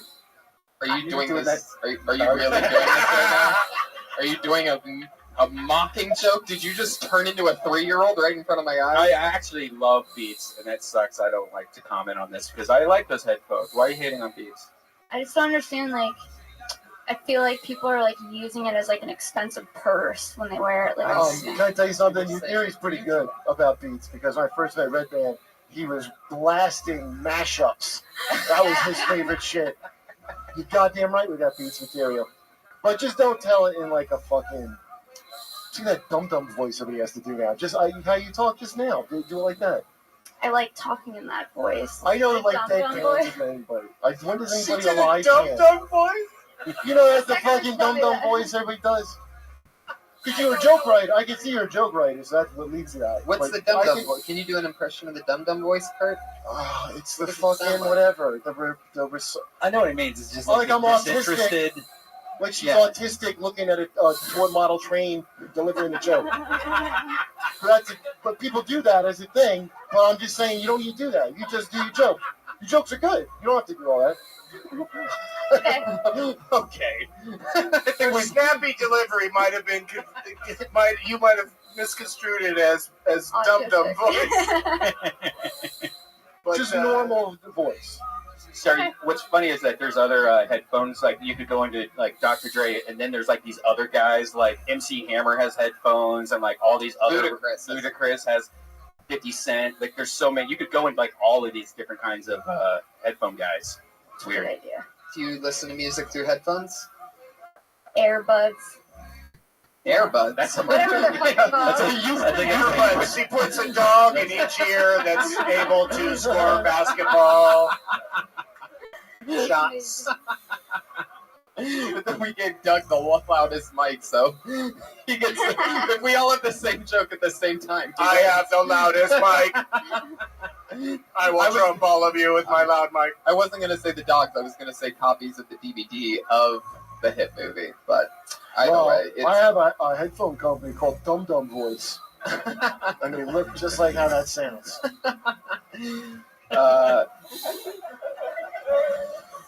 And I plug Dum Dum Voice. Kurt's alone on this Dum Dum voice. I know, actually, I agree completely with Kurt. I totally get exactly what he means. Two Dum Dum voices. Yeah. I think maybe it's kind of more a Los Angeles thing, you know? Like to I do feel like the, it's, yeah. like the every joke's a question at the end, you know? Did I say? Yeah, I could see that. You Like, know? and I go up with it instead Yeah. of just going flatline. Like Well, not interrupted flatline. it, Like push. use your actual speaking voice is what Okay. Kurt was suggesting, I think. You know? Oh, yeah. I guess that's a much shorter way of saying it. Yeah. Yeah, try speaking next time instead of whatever it was you were doing where we understood every word you were saying. Well, it's just, I think that people just kind of turned off when you just called it dipshit talk and they didn't listen to your greater point. Why would that turn people off? Well, it's just, it's fucking hilarious. They just No, have I enjoyed it. Dipshits when they talk I'm like just that. trying to explain why it didn't go well. They do it all over the place. With these fucking dum-dums. I mean, holy shit. What a collection of waterheads. I don't even understand why I have to sit here and hear this. You said that people that have. Yeah, we have a water shortage here, sir. There's a water shortage in California. Where there are no water heads. I don't know. Listen, Doug got me really high. It was my joke. It's not his fault. I got you really high with that joint you pulled out of your pocket and we smoked. It was actually behind his ear. Well, he said to finish it, so. I was, constructively speaking, I was looking forward to what you were going to say about Dr. Dre not actually being a doctor, and I feel like there was probably more of that. You know what I mean? Don't trust him. Other than just like don't trust. Yeah, like because I don't think anybody associates doctors with people's ears per se. You know? Yeah, I was Like, gonna say something like he only has a GRE or something like that. Or they make Dr. Dre makes headphones that probably give you cancer. You know, it doesn't. I don't know if that's That- legal that to say probably doesn't on a make thing any you put out on sense the either. internet. He's a billionaire. I'll You know take that? oh yeah, no, I know. But you know who the highest paid rapper last year was? Ludacris. Really? Yeah. That's ludicrous. Because of his headphones and his movie appearances. Hmm. I did that. I found that out when researching during the Bieber roast that Yeah. all three of us wrote on, right? Yeah. Yeah. He was a big douche, that guy. Yeah. Ludacris. Yeah. Yeah. I remember talking to him on the phone, and at one point he stops me and he goes, "I'm going to stop you there. Does the rest of the dais get to respond? Yeah. I was there when he did after that. You after wanted to each know. joke? It was like a tit for tat thing. Yeah. After each joke? Yeah, he wanted to know. I've never seen a roast. I'm an idiot. Yeah, this is what he said. He goes, so when they make a joke, do I say something? And it's like, no, Dude, you know what? He thought it was your mama. Yeah, we had to stop him. We He had thought to go, that's what a roast excuse was. me, Luda, have you ever seen a roast before? And he didn't. So we told him to watch a roast. Can I tell you my Paul Walker joke that got cut? Because he was no Paul Yeah. Walker joke. That's why he got so shitty. That's why he gave me the finger as Yeah. he drove away He on went a little golf fast cart. and furious. Yeah. It was, If you get my Tokyo drift.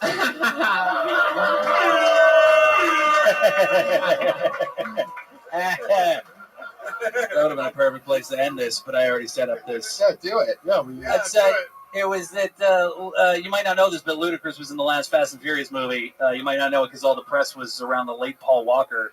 which is totally unfair because I'm sure Luda was really late too. every day. No, He was no. late every Comedy day. store. He was late every day. I get Yeah, it. right. I get it. He's I've a worked rapper. with black people. Yeah, but he's yeah. Yeah, that's the thing. I have. I'm sorry. He was also late. There's a lateness factor. Fuck yeah. Sarah Weinshank. It was fun. I enjoy it. Kurt has a thing with I thought it was a good voice. joke, though. Oh, yeah. I just said, just don't do it in character. Just do your speaking voice. That's all I. It's an interesting one. That's a tough one. I don't even know. I don't know where the character ends and where you begin because she sort of is a character. You know, she's like one of those people. But I heard how she's talked to you just before. I'm listening to what she's saying. Right. You know? He's just saying more natural. Yeah. Scale back the Oh, yeah. dum-dum voice. I guess it's a dum-dum voice. I mean, not now a you're calling it a dum-dum voice. I dum-dum don't know voice. what That that makes is. it pretty much Accepting it. official. It's in medical books, so whatever. Sarah Weinshank, thank you so much. There she goes. She's Princess Shank on Twitter, on Instagram. Follow her. Guys, things that you want to promote. Doug, can you just say the name of the movie? Chronicon, episode 420, A New Dope, this Friday, VOD, iTunes. Thank you. I love it. Anything else? Doug Benson. Watch all of this. DougLovesMovies.com for dates, deets, and links. Kurt Metzger. Oh, I got a podcast with Sean Small called Race Wars, and it's going on Sirius 2. So you can find it on iTunes.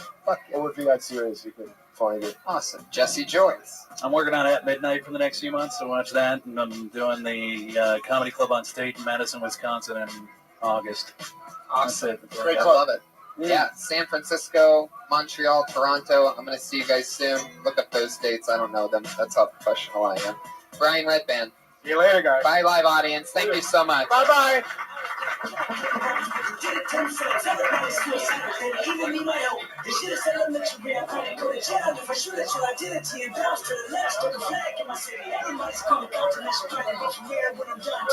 Oh, wait a second. Guys, wait a second. We're going to extend it for just half a second. Ryan J. Ebelt, our artist, you can follow him on Twitter, on Instagram, draws every episode. During the episode, and he drew tonight's episode. Look at that. And it turns out we have some kind of, cat wolf playing card. Awesome thing with a K and a T.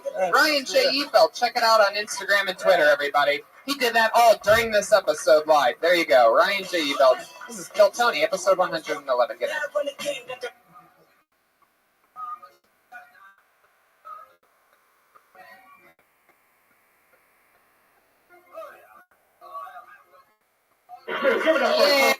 Yeah. Yay! Hi, everybody. How's it going, everyone? Welcome to another fun episode of Kill Tony. How's everybody doing tonight? You guys good? Ready for a crazy one?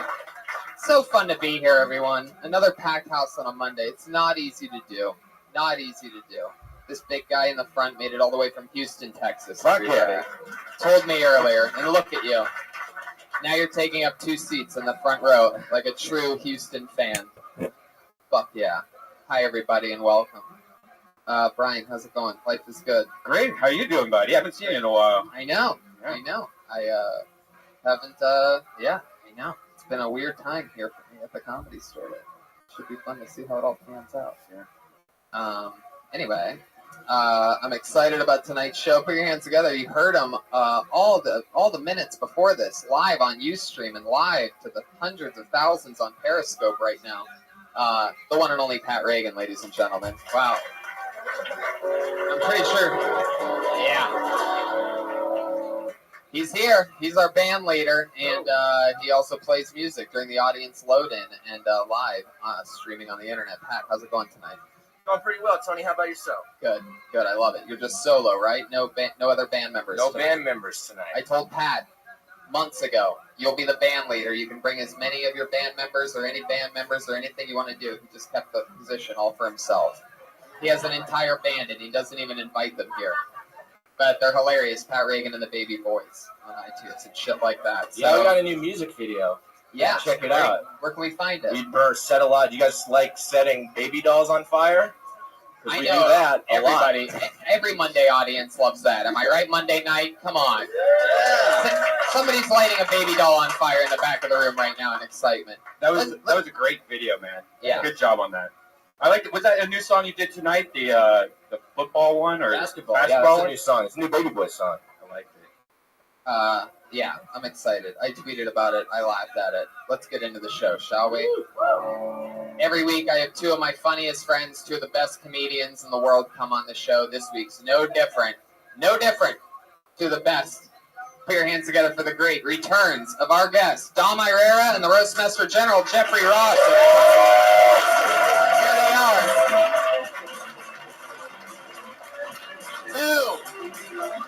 Boom. Two of the best comedians, two of the best Kill Tony guests ever, two of the best possible comedians to have talked to brand new comedians and people that signed up for the chance to do a minute in front of us. Absolutely. I love it. You can sit wherever you want. Audience, it's Jeff Ross and Dom Irera. Fuck yeah. Good morning. This is early for Jeff and Dom. I've never been to the Comedy Store when it was still light out. You? I swear. That's a microphone now. Try that. Thanks, Jeff.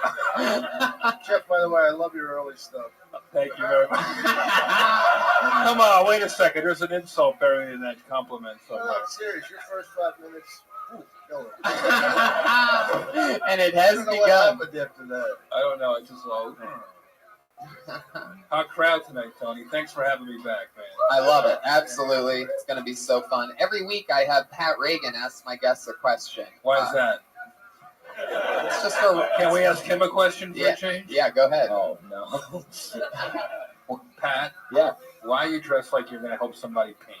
I don't know. It's just what I wear. Just a t-shirt and jeans. All right. You win. All right. Can I ask you a question? Please. Okay.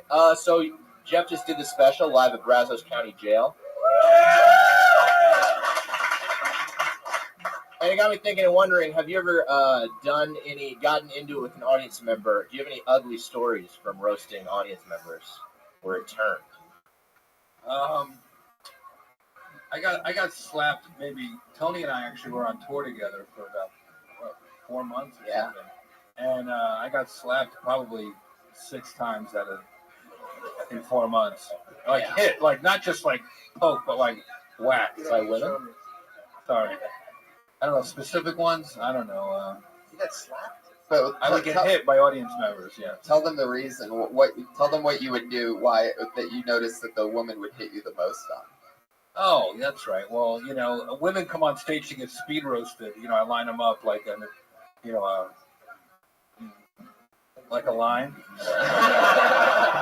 And I'm never on this early, Tony. This is hard for me. It's good. You were just getting warmed up. It's an hour and a half, so you can taste an hour and a half. I thought it was going to be 3 hours. Shit. Yeah, and I would, they'd come on, especially like in Vegas or somewhere. They wear like their sexiest outfits. They want to get, their boobs are out. As Dom would say, tits on a half shell. Oh, the memories. The memories. They come flushing back. Excuse me, is that my vagina? And they would come up and they would expect me to make fun of their boobs or their outfit or their heels or whatever, but I don't, make fun of their teeth or something. And then that would get slapped. It's when you make fun of they set you up for one thing and then you get them on another. Yeah, a pretty girl like you should think about getting her teeth fixed. Yeah, that kind of thing. But great question, Pat. Thank you. Yeah, Pat, what do you got for Dom Irera? Hey, Dom. Hi, Pat. I miss well, you. I do. I always miss you. I got my question is for Dom. Is do you have any favorite voices? Do you have any favorite voices or impressions to do? My favorite voice that I ever did was Ernie on Hey Arnold. It hurt my throat, but it came from remember the lounge comedian I used to do? Is this thing on low? Is the sound system working here? What do you call a dog with no legs? Nothing, no matter what you call him, he ain't coming. And that voice, it killed me. It killed my throat, but that was the most fun. Good question. There you go. Pat Reagan and his Can I ask question. Dom a question? Is that based on any one comedian or is it an amalgamation of many comedians? It was a conglomeration, amalgamation of all those old time comedians and is this thing on and where did I lose you? what is this, an audience or an oil painting? Ooh, ah, ooh. And I used to do it like really fucking hard. And then I got lazier as I got older. It went from ooh, ah, ooh to ooh, ah, ooh. Just kind of faded off. But it's like the most fun character to do because even bad jokes are great for that character. Yeah. What do you call a nun who walks in her sleep? Roman Catholic. Come on, folks. What was his name? What would you call this character? Fritzy Anderson. Fritzy. How was the flight? The flight was beautiful. It's funny you should ask. I got 15 minutes on that. I missed that character. I wish you'd break him out more often. And what was the character that you did? Dom is the only guest out of 112 episodes ever to ever actually go from the panel to at the end of the episode one time he said, I want to do a minute and show everybody how it's done. I did. And he actually did, and it annihilated. Razor. And it was before I got it recognized at all. It was very easy to do, and I would sneak into an open mic night, and I would do Razor. And the introduction was, he's been auditioning since the club opened. Please be nice to him. He's a good friend of the owner, Razor. And all I would do was have observations that went nowhere. You know, like, you ever ride in a bus and you forget to pull your stop, and then you remember, oh, geez, I missed my stop. Don't you hate that? It's no joke, you know. What's up with turtles, man? They're so slow. You know, you guys are really good tonight. I always tell the audience, you're so attentive. You know, because I was funny at my cousin's funeral, you know, and that's when I was told to be a comedian. And I hope I appreciate the fact that you're actually sitting through this. It was just fucking nothing and nothing. And people would start, because they were laughing at me. You know, like I was doing this, you know, they already knew I was a comedian, but they used to fucking laugh at me, and then I would go into Fritzy. I would go into, you know what I mean? Right. Go from like nothing to, ooh, ah, ooh, ah. Why do you wrap a gerbil with duct tape? So when you fuck them, you don't explode. Hello? So there's a lot of young comedians listening to this. You did it like as a saver. Like you would do when you got bored or you felt like changing gears. No, I did it because I love the acting in it, of like making them think that they were just mocking somebody. Wow, what is this, an improv group now? Hello? Somebody's getting a phone call from 1975 right now. Bob Newhart's calling. He's like, somebody pick up the phone. Let's get this thing going. Two of the masters of comedy, Dom Herrera and Jeff Ross, are here, everybody. Over 40 comedians, packed, stacked, tall in the back of the room. Literally, people on other people's laps I see right now. And they have signed up with a chance to do 60 seconds in front of these monsters. And then we talk to them about anything that could possibly come up at any point. We talk to them. Comedians, you know your 60 seconds is up when you hear the sound of a kitty. It's adorable. You better wrap it up then, or else you're going to bring out the angry West Hollywood bear.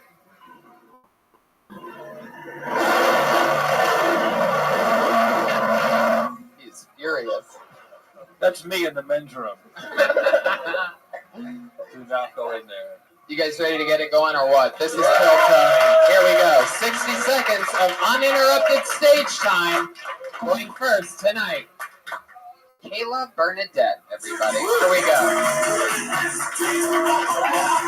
Oh shit, she's back.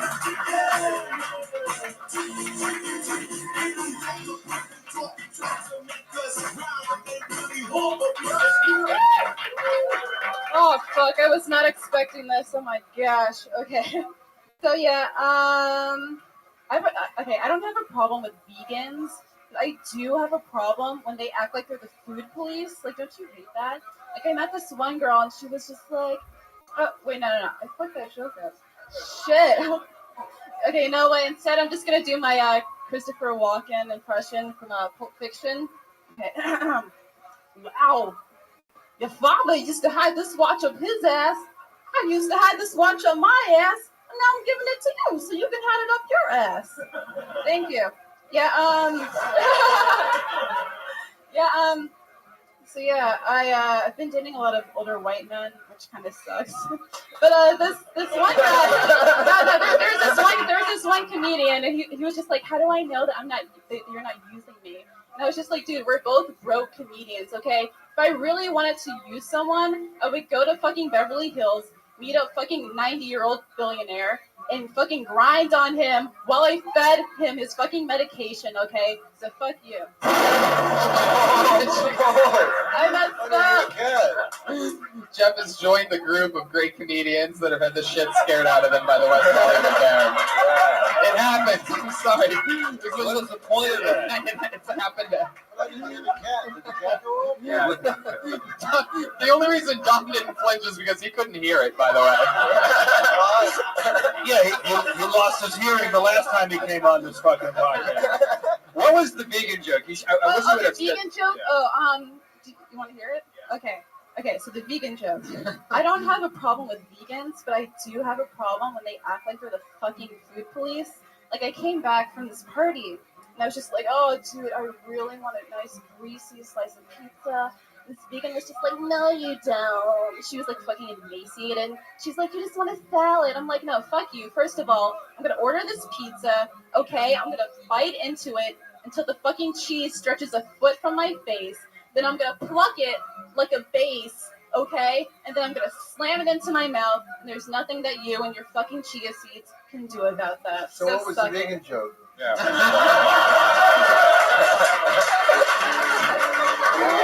don't know, man. The horse of truth. The horse of truth, everybody. I gotta When you admit- hear that horse. I gotta admit, I'm not in my element. I'm not stoned right now. I wasn't expecting to go up, so I'm sorry. I'm disappointed. You got any excuses? That Christopher Walken was silly as fuck, though. You kind of saved it, by doing that. Well, what's interesting is that I don't know if that really, I don't know.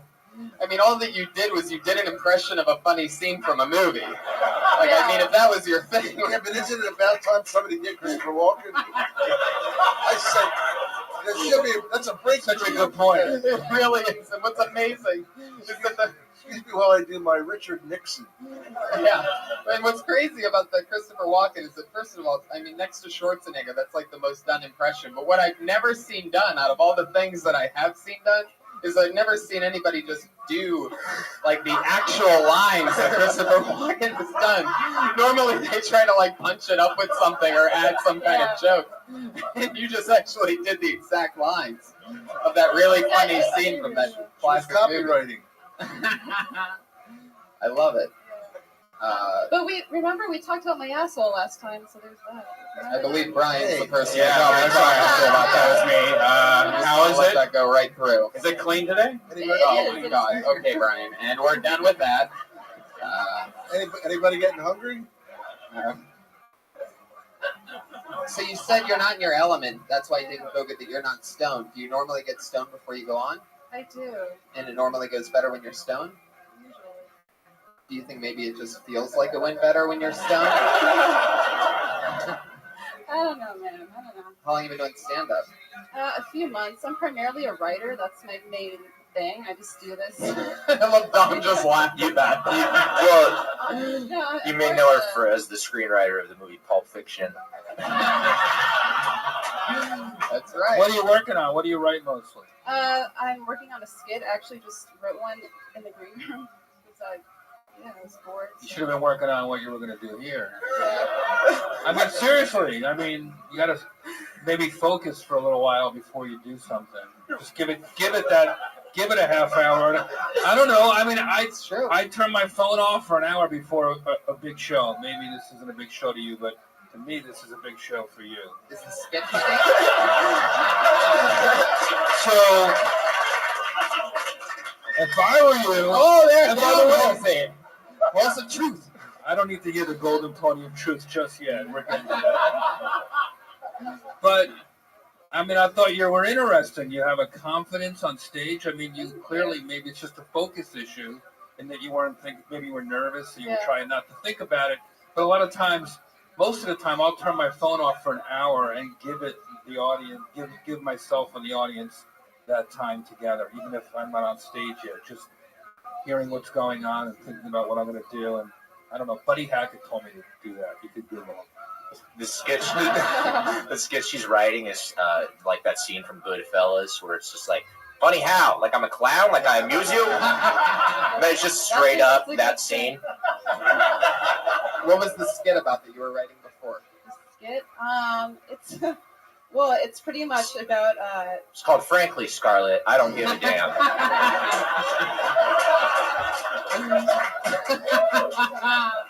No. You want to know? I don't know. I don't think I want to know. You're not very excited to say it, so I'm guessing maybe not. Huh? What's your name? My name's Kayla. Good luck, Kayla. Thanks. That was ominous. Well, I feel like we gave it a third degree, but Make sure somebody walks you to your car. no, I didn't mean it that way. But if she's a writer, we're gonna have to learn. Good luck, Kayla. Yeah, I'm just trying the stand-up thing. Well, what do you want to do? I want to write skits, like do sketch comedy and that sort of thing. Yeah. Great. Are you doing sketch comedy at other places? No, I mean I just moved here, so I'm trying to build some Where'd you move from? people from Florida. What part? Ugh, a very, very Jewish part, I'll tell you that much. Coral Springs, that area. It's always a good way to do yourself to Hollywood. Yeah. You gotta get the Jews on your side. She almost threw up as she said the Jewy part of Florida. No. Which, by the way, is I just love called Jews, Florida. Anyway. That explains your amazing tan.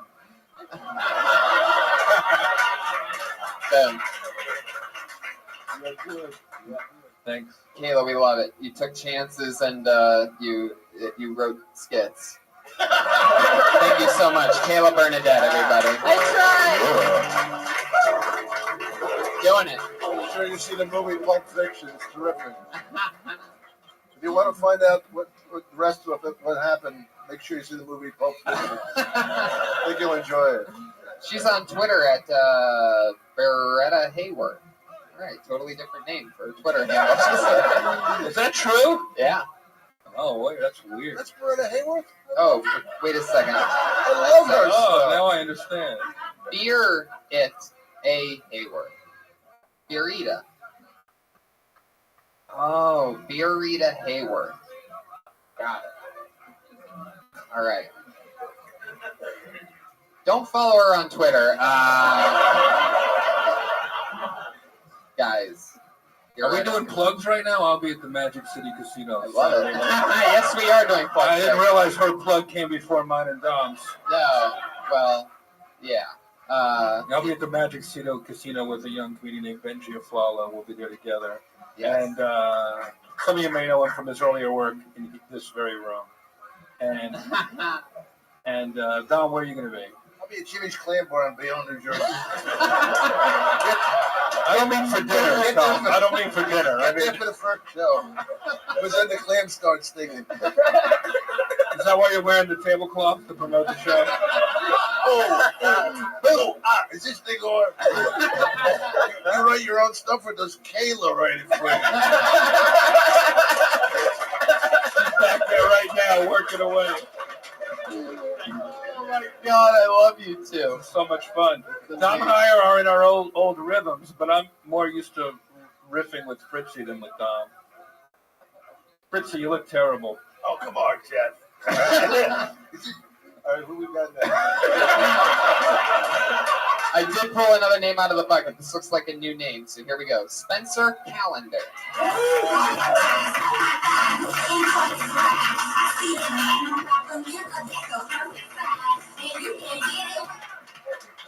Evening, everybody. Man, I had to pick up my girlfriend from the airport a few months ago, and I had to pick up my sister 1 hour later, and I hadn't seen my lady in like a month, and I didn't have time to go home, and I had my sister's car because I don't have one, and she was out of town. So we drove to a park, we had sex, and then we drove to the park, back to the airport to get my sister. And as we're driving home, I brought a blanket with us as a catch-all. And as we're driving home, my sister has that blanket up to her face, and she's smelling it. And you got to understand, I came on this blanket, I spilled my Slurpee on this blanket, my cigarette got put out on this blanket. As the blanket comes down, she has a big smile on her face, and she goes, "The blanket still smells just like Mom." What do you do with that, right? You digest, you move on. But a few weeks ago, at Mother's Day, I was giving my mom a hug, and I realized my mom does smell like cum, cigarettes, and Slurpees. Wow, nailed it in a minute. Spencer Calendar. It sounds like a true story. It is 100%. Wow. Interesting. Where are you from? Long Beach. Oh, yeah. Fuck yeah. How long have you been on stand-up? 4 months. Nice. Nice. You get up often in Long Beach? Mostly up here. I go like 3-6 times a night out here. Wow. A couple in Orange County. Huh. Interesting. Were you the one that brought a kid last time? I've never brought a child. Okay. I think he's just thinking that because you sort of look like a character from Bad News Bears or something. The Walter Matthau one, though, right? Right. Like if a Hanson brother took a Kurt Cobain twist. Yeah. Kurt Cobain, like, post-suicide. Oh, wow. Pat going for it from three-point range, everybody. Wow. I was going to say the Down syndrome Kurt Cobain. That was the first thought I had. Jeez, wow. Pat, he just caught his own air ball and missed again. Pat, double bomb. Look out. Two backpacks located at the scene. Fuck yeah. I was going to say, I think for a minute, you really did a good job of having a beginning, a middle, and an end. You know, I mean, seriously. Thank you very much. Well, I'm not done. No, but really, I mean, you know, it wasn't hilariously funny, but it was getting there, and I like the fact that you tied it together when Jeff was talking about laziness, the person woman up here. It really does show that you worked on it. You know, I agree. I mean, it takes a lot to think out a story, and that was really. Plus, you don't go, like, what am I going to say? You've obviously thought it out, so that we appreciate as an audience. You've been signing up for 3 months and just not getting up? Yeah, give or take some of that. Really? Are you upset that those two guys that broke out of that prison in New York, they had to fuck your mom to get out of the jail? Whatever helps. All right. I hope she gets out of jail. What does cum smell like? Depends what kind of mood you're in, really. And why did the blanket have all those things done to it again? I just built we went and had sex in this parking lot of an old restaurant I go to. Why didn't she clean it up, though, is what he's asking. Oh, yeah. What was the restaurant? It's called Babe's Kitchen in Long Beach. See, exactly. I think that's worth adding in. They make their own jelly, and 92-year-old ladies that serve it. It's like the best place in the world. Oh, that's my place. They make their own jelly. They make their own jelly? Yeah. And you took a blanket to the what? The parking lot of this diner? Yeah, what I didn't get to because of time is it was a nostalgic childhood blanket, like the sick one, you know, when we were kids. So my sister saw it, hadn't seen it for years, and grabbed it. She was attracted to it because it was like the one we always wanted when we were sick. And I just fucked on that blanket. I was also in her car. Glad you left this part of the story out.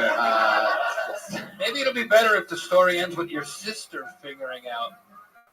She still doesn't know. She'll see it if she ever sees this podcast.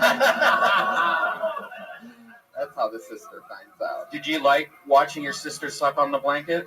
Oh my God, Brian, you're doing your thing, and you went for it, and jeez. I was so shocked to see her smiling because I thought she would smell something. So what if the joke is this? What if she smells it, catches you basically, and goes, smells just like mom, and then you say whatever you say there, you know, oh, I had to let that sink in. Then she says, yeah, Slurpee, whatever it was, and come. Yeah. In other words, she figures out that mom smelled The like smell is nostalgic to her? Yeah. Yeah. Dom went off mic again there. Because the podcast listeners wondering what that beat of silence and then laughter was.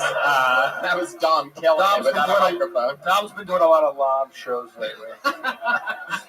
Back to the handheld. I wear a lob around the house. He likes to be hands-free. Dom does some Bluetooth things at home. Anyway. So you have a sister? I do. I have one sister and one stepsister. How old were you when you and your sister traded haircuts? Well, I took the bob like 3 years ago. You know, you look like you are on your way to go duck hunting in Silver Lake. You both do. You could go together. Yeah, he could join my band. You should join the band. Do you play instruments? Oh, too bad. I can play rhythm and sing for my piano. Nope. Fuck yeah. Spencer, what do you do for work? Easter Bunny. I take care of. Wait. Hold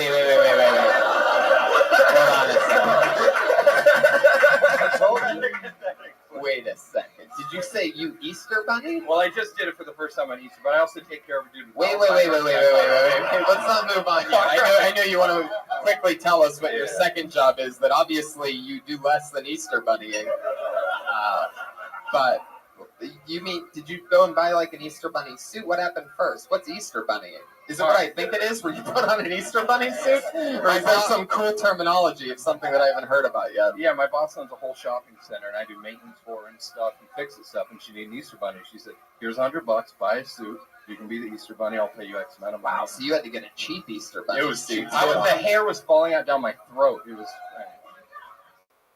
So you did that one time? Just once. And that's what you answer when people ask you what you do for work? Well, everyone thinks I mean, I can't imagine how terrible these other part-time jobs must be. That's your Everyone thinks I'm a redneck and from the South, so if I say maintenance man, it goes along with that. And so I say Easter Bunny. Right. And you're Easter Bunny once. That's not a job. Yeah, That's all right. I just got a new job. I take care of a dude with Alzheimer's. That's my newest job. So that's a real job that I do. Does he ever pay you twice in one day? All the time. I got his debit card if you want to go to Canada. Have you ever gone to the Alzheimer's guy and confused him by dressing up as the Easter Bunny, coming back in the room, putting that suit to work, you know? Wow. What else? Okay. By the way, I love that people, like, you say, like, people think you're like a redneck serial killer, but you have the Easter Bunny suit that, like, is that stereotype from, like, Devil's Rejects where they actually wear shit like that. Like, if a chick finds that in your closet, which I'm sure is never going to happen, by the way. You ever try to sneak into Miley Cyrus concerts for free? Well, I don't have access to the suit all the time. I only get it once a year. I'm not to be trusted. It'll get dirty. Flipping off Jeff Ross.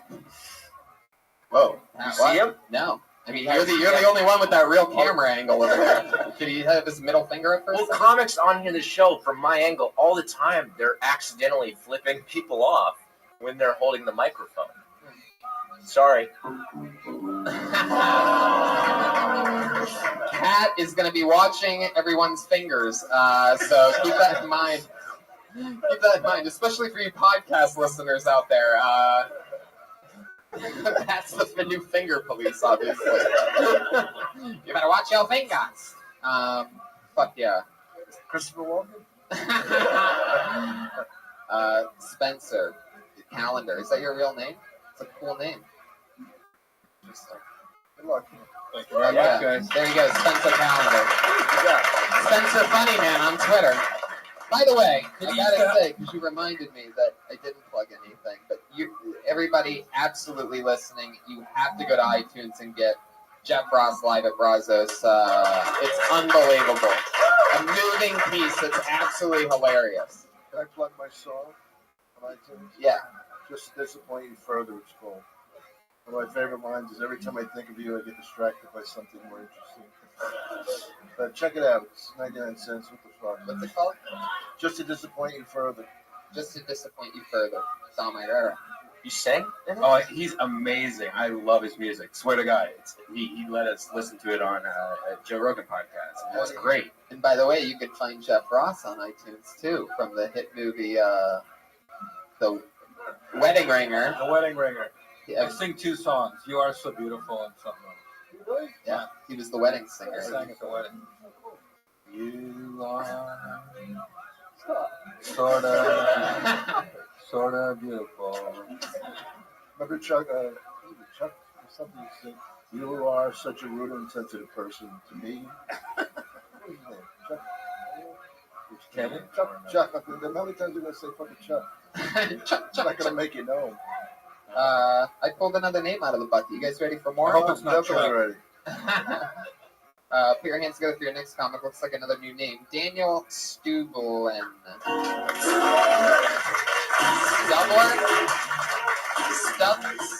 Oh, shit. Stublin? You know what that means? Daniel Stublin? Really? Not at all? Nobody? Well, Pat, play something on your guitar because Daniel... I can't think of a better time to mention that I'll be at the Magic City Casino in Miami this Saturday night. Is that Daniel? Yeah. What? No. This is not your night, kid. Sit down. So Daniel was blacklisted. Nice try, Dan. But the real power move would have just to fucking come up here, man. Yeah, but don't encourage. They'll do that, yeah. Put your hands together for Mike Stoyanov. Here we go. There's got to be a Mike Stoyanov. Oh. Mike Stoyanov? Wow. Oh. Wow. Kick me in the stomach and spit in my face. Blacklisted. There it is. He's gone too. To never work again in Hollywood. Again, for those of you adding names to your blacklist, it's Daniel Stublin and Mike Stoyanov. Possibly me right now. Fucking each other. Whoa. Whoa. I guess Brian's taking that question. Do you think possibly because it's so packed up here that they couldn't get in? Do you have somebody in checking? No, they're sort of like all around. When they sign up, they stack all the way. It's that second Why level. they're signing right up there. and then not show up? It's weird. It could be like anxiety.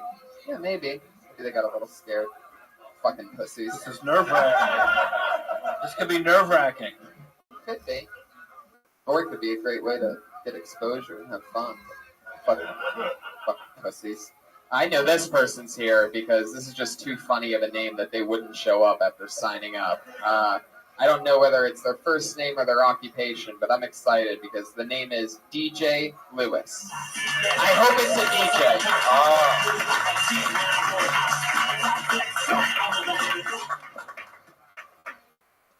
Really enjoy the fact that I'm here in LA and gays can get married. That's awesome, right? I just don't understand how there's ever been any kind of argument against it. You know what I mean? Like, how's that ever debatable? Like, oh, marriage is a union before God. Marriage is a union before God. Well, maybe that is, but I was married once.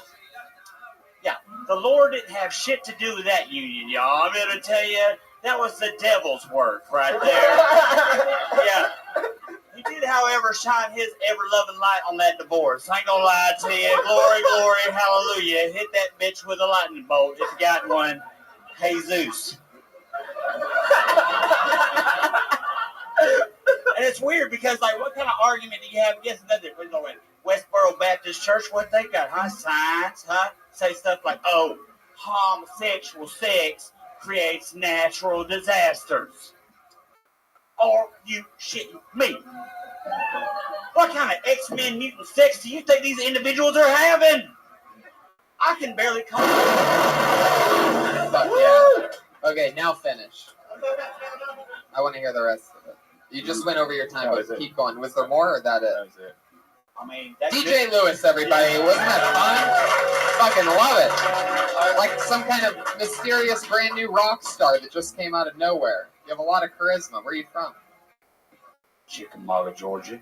I have to disqualify myself.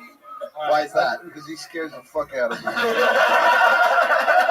I got a knife. Jesus. Okay. I hope you're kidding. Hopefully that's a joke, everybody. Jeff, is this one of the dudes you roasted at Brazos County Jail? I don't know, baby. I don't know, man. This guy seems all right. What was your final thought there? I feel bad. You didn't get to. What kind of X-Men mutant sex is in the real state of having? Yeah, I can barely cause a small wet stain in my sheets, let alone a fucking tsunami. That's where I was going. It actually was. Thank you very much. It was very much 60 seconds when I was doing it in my car. It was 60 seconds. So it was a Westboro Baptist Church with you. It was just like there's no argument against it. Right. That's what it is. I don't understand. What about their other signs? The other signs, like they hold up. Well, they got that whole thing like that Jesus cleanses, but the blood of Jesus cleanses. I saw that up on Tide really does better. I don't think washing it in blood will help your shit out at all. That's a good point. Yeah, man. You ever try to wash your whites in blood of the lamb? Fuck it up. Fuck it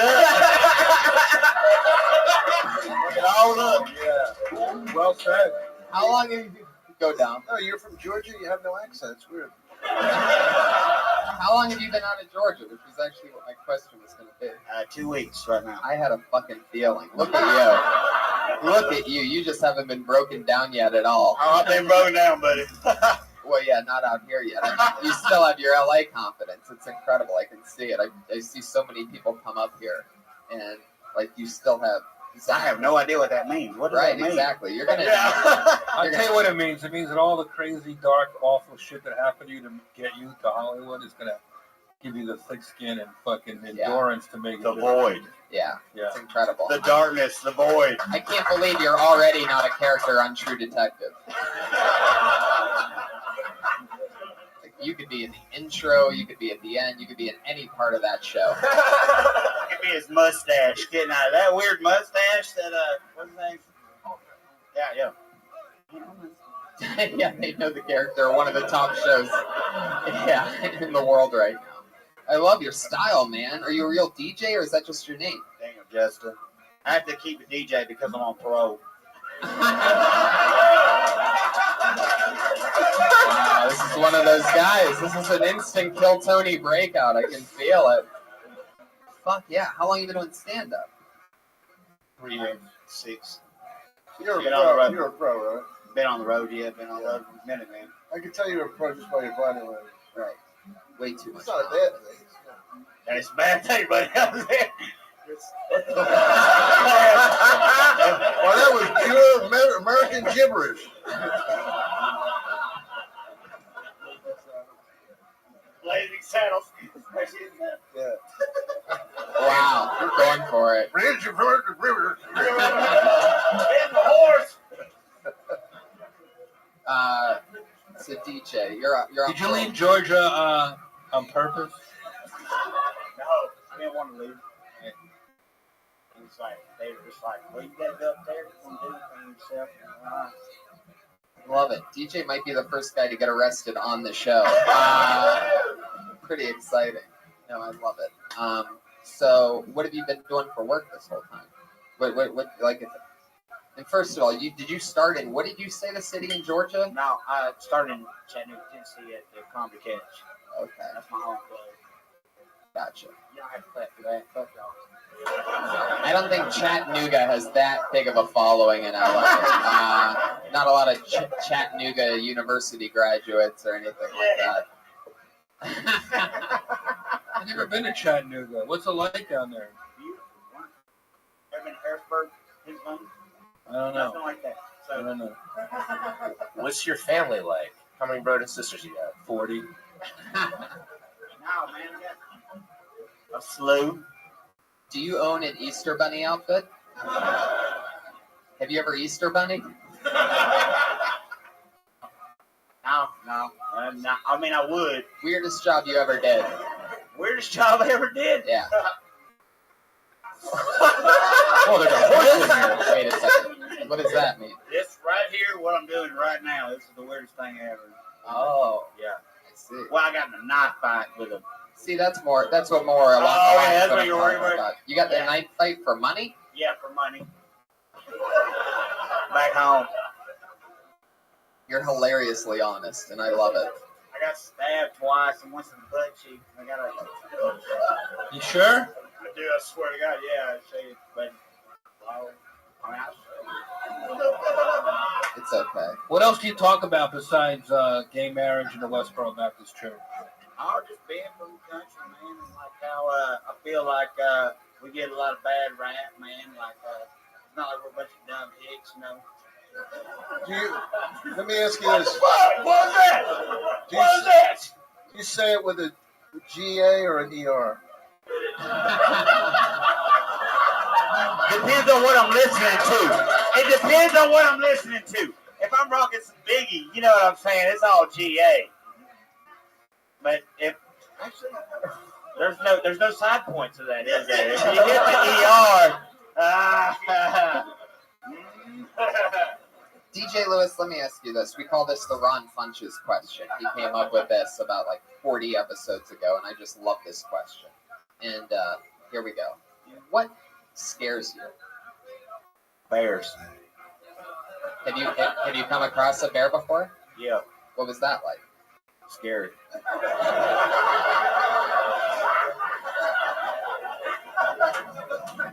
There he is. Keep down, boy. DJ, I had so much fucking fun with you. Welcome to LA.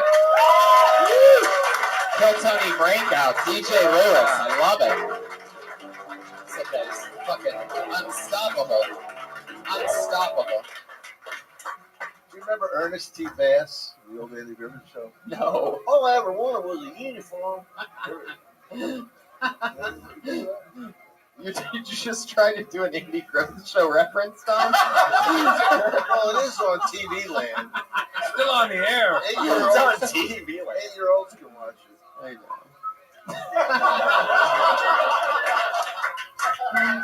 Fuck yeah, everybody. It's the Andy Griffith Show. Starring, guess who? Andy Griffith. This week guest starring comic legend Fritzy. Oh, it's nice to be here at Mayberry. Ooh, ah, ooh. May I bury you and get it? Ooh, ah. He fucking scared the shit out of me. I swear he was in prison. DJ Lewis, what's your Twitter handle? What does that say? Your handwriting is like unbelievable. You don't remember it, so you just started scribbling like nothingness. Unbelievable. Well, DJ Lewis, keep signing up for the show. What if that's David Arquette in character? Could be. David's one of our favorites around here, and Lord knows that could be. Here's what appears to be another new game. You guys ready for more? How you guys doing? They used to have a food sponsor. What the fuck? Yeah, I know. What happened to that? I know. I had to have a sandwich in my I know. We miss her. The great Elise Lane. Russell Peters now has her full time. Really? Full-time Oh, job, good for yeah. him. I gotta go to Russell Peters' podcast. Russell Peters doesn't have a podcast. He's more into that making money market. Put your hands together for your next comedian. His name is John Horan.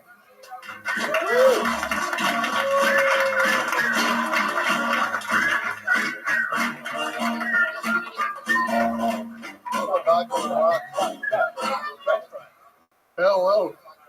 French fries and a vodka rum. John Horan, everybody. Come on, put your hands together for him. And French fries and a vodka rocks. John Horan. All right, so I actually had some trouble finding the place today. I don't know what's going on. My GPS has been acting up. I don't know what's going on with it. It's been sounding more and more like my parents, I've noticed. So he's yelling at me and telling me what to do. Do this or do that or stay straight. Okay, Dad. I am straight. Fun fact. I love girls, but I'm just the worst with them. Like, but you know, I will say this. Every time I talk to a girl, I get a little bit more confident that I have Asperger's. It's the worst. But you know, the girls will go up to me and be like, "You're like smart and funny. Like, why don't you have a girlfriend?" And they say it like it's my fucking choice. You know, like girls are just throwing their pussy at me, and I'm like, "Oh no, thank you. I am full. I had a big lunch. I'm sorry." It's just not the case. You guys like impressions? Fuck impressions, all right? Enough of your stupid little jokes. How don't you get a real job, you little fuckface? That's my dad. Thanks, guys. John Horan. You are, without a doubt, by far the funniest 8th grader we've ever had on this show. I mean, without question. Oh, thank you. The fact that you signed up for the comedy after school program, you came out and you rocked it like you did is very impressive. You're so funny. Where are you from? I'm from outside of Philadelphia. Outside of Philly. Oh, really? We don't watch sober? I'm from like 40 minutes north. Lansdale. That would be cute. What are you doing after this? I just thought maybe I'd land up here. Just lay on top of you and talk. Is that wrong? Fuck yeah, John. So how long have you been on stand-up? About 4 or 5 years. Wow, interesting. How, you just visiting LA? I moved out here about a year ago. When I Awesome. graduated. Did you stand up in Philly? A little bit. I did most of school up in upstate New York. Where'd you go to school? In college. Communications major? Yeah. Couldn't get in Cornell? Not smart. What college? Tom, where'd you go? What college did you go to? I went to University of Pennsylvania. I didn't know it was Philadelphia Community College. Come on, Jeff. Come on. Don't put it. It's still a good education, right? Not really. You know that Philly's the only place in the whole country that they have condom dispensers in the schools.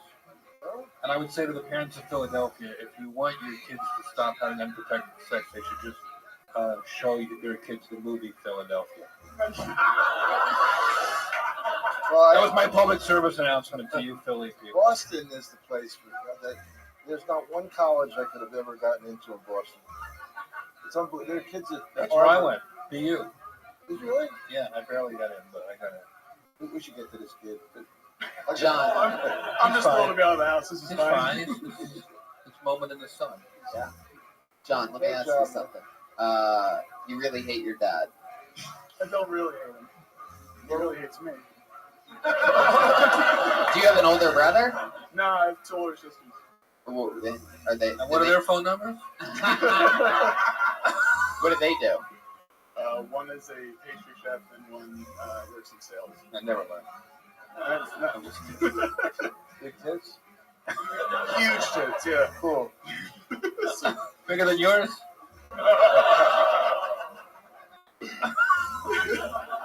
I bet you're. Hey, roast master, easy. You're right, Dom. It's like a deadly force. I'll have to. He's fine. He can So your handle it. dad. So your dad has 2 daughters and 1 lesbian.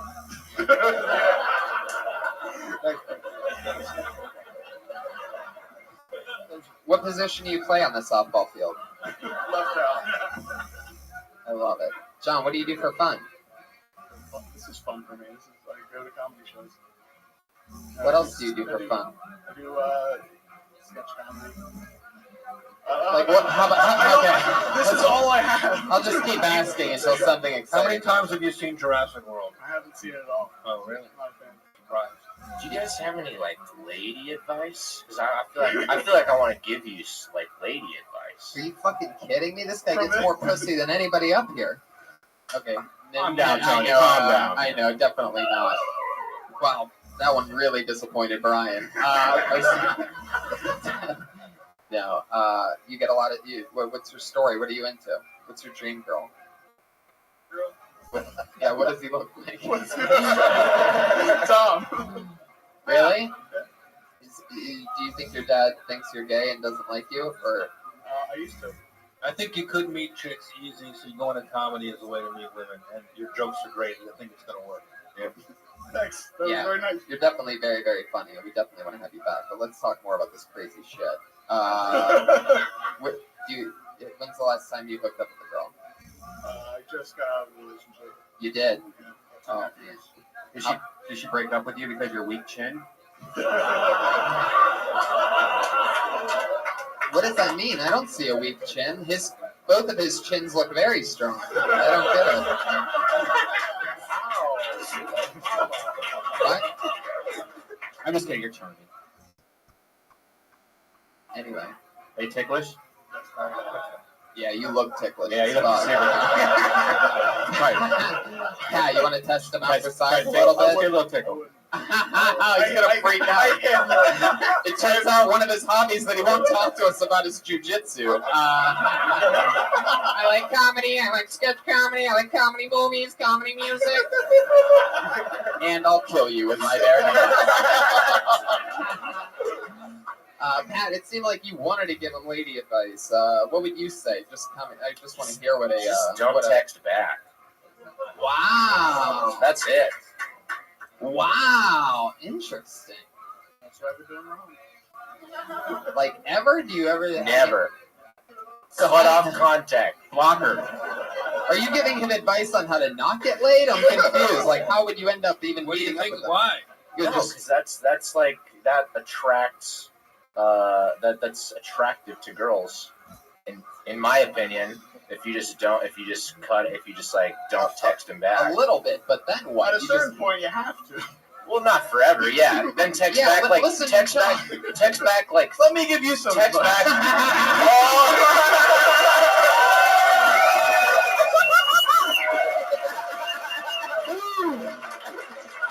That's what I'm talking about. That'll be the vine. Oh, that's great. That'll be the vine moment right there that I see all week over and over again.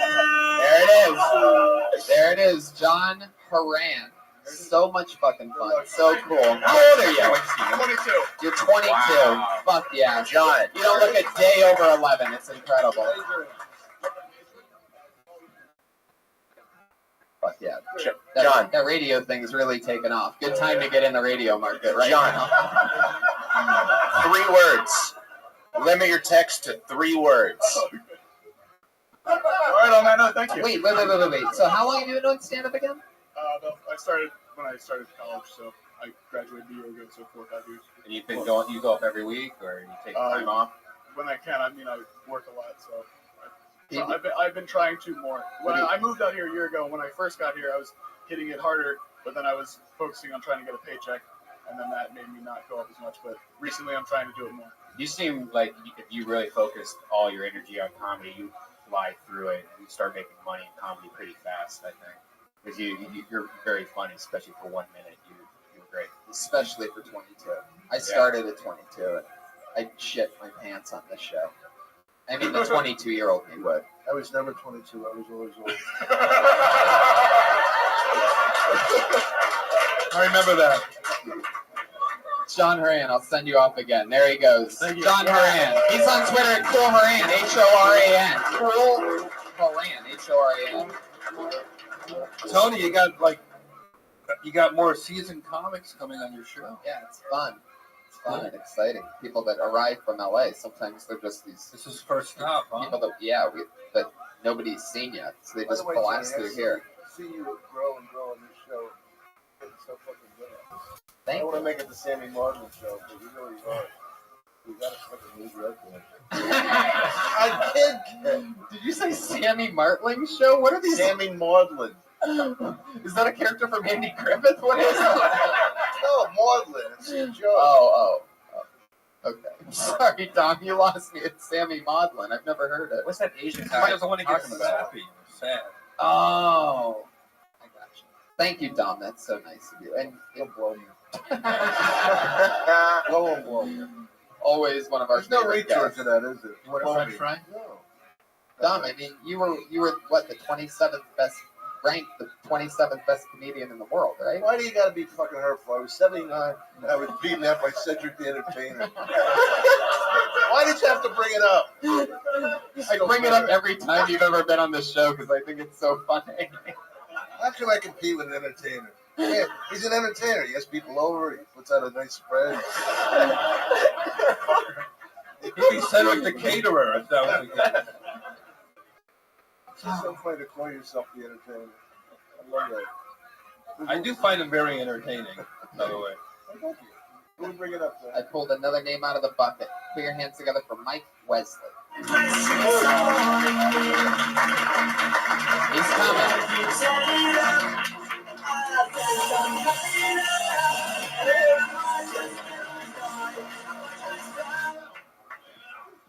How's everybody doing today? Anybody out there like ice cream? Yeah, me too. I know you can't tell, but ice cream's pretty good. Love ice cream, except for Rocky Road. Don't like Rocky Road. The reason is I don't need anything I love that much to remind me that life is full of crap. Anyway, sorry, super nervous up here. I'm not a very confident guy, so I'm trying to do this to get my confidence up. Even in my dreams, last night I kind of had a sex dream. It's going pretty well. Well, you can't really call it a sex dream if she says no, right?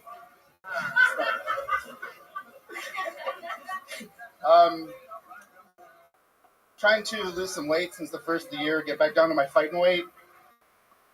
but I haven't been in a fight since 7th grade. I don't think 72 pounds is a reasonable goal. So I thought I'd go for my loving weight. That's the weight where I deserve love again. I think that's about it, right? That's exactly a minute.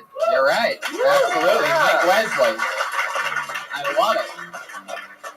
Oh my God, I'm shaking so hard. That's great. You're shaking. You're nervous. You got through it. Is this your first time on stage? No, it's my first time on the show. I've been signing up for probably 8 months, but never gone on. Wow, are you serious? Yeah. Holy shit, this crazy bucket. Sometimes it just doesn't work out for people. But look at you now. Worked out pretty good for me now. You waited so long that when you finally got it, you had a half a panic attack in front of everybody.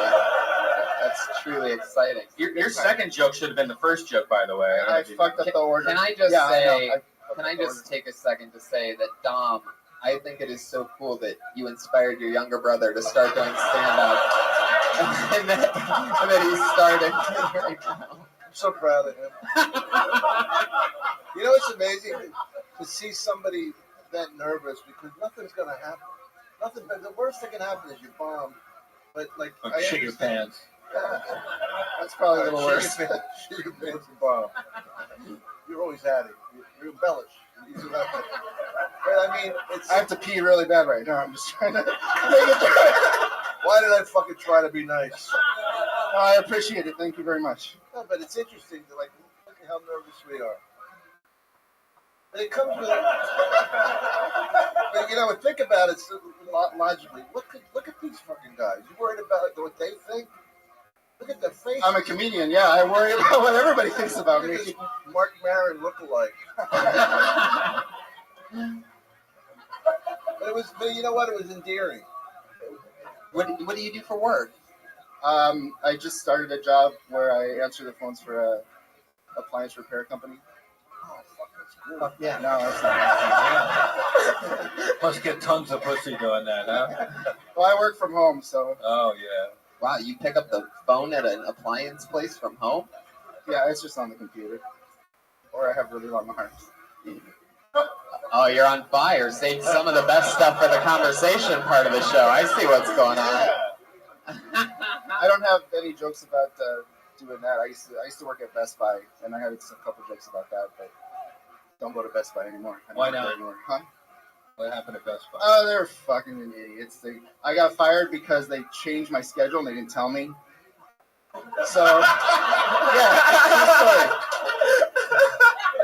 So I got to work and they said I was 6 hours late.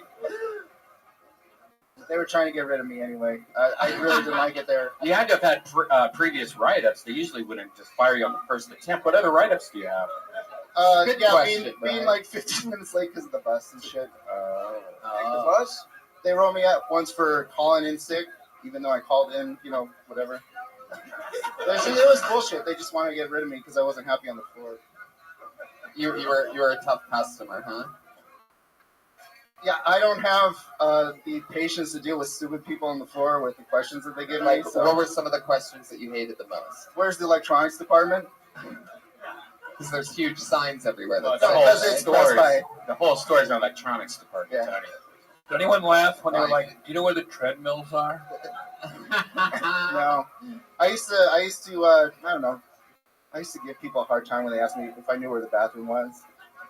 And they're like, yeah. Those dicks. How can they dare ask that question? Don't they know that's racist and inconsiderate? It's like, I know where the bathroom is. Oh, you would give them that answer? Yeah. Oh, what a dick. Wow. So you're like the guy who says "see you next year" to people when you're like on the 31st. Yeah. No, I never did that. You hear a siren and it's like, oh, they're coming to get you. Start saying. I would when the security system would go off if somebody was walking out the door, I'd say get them.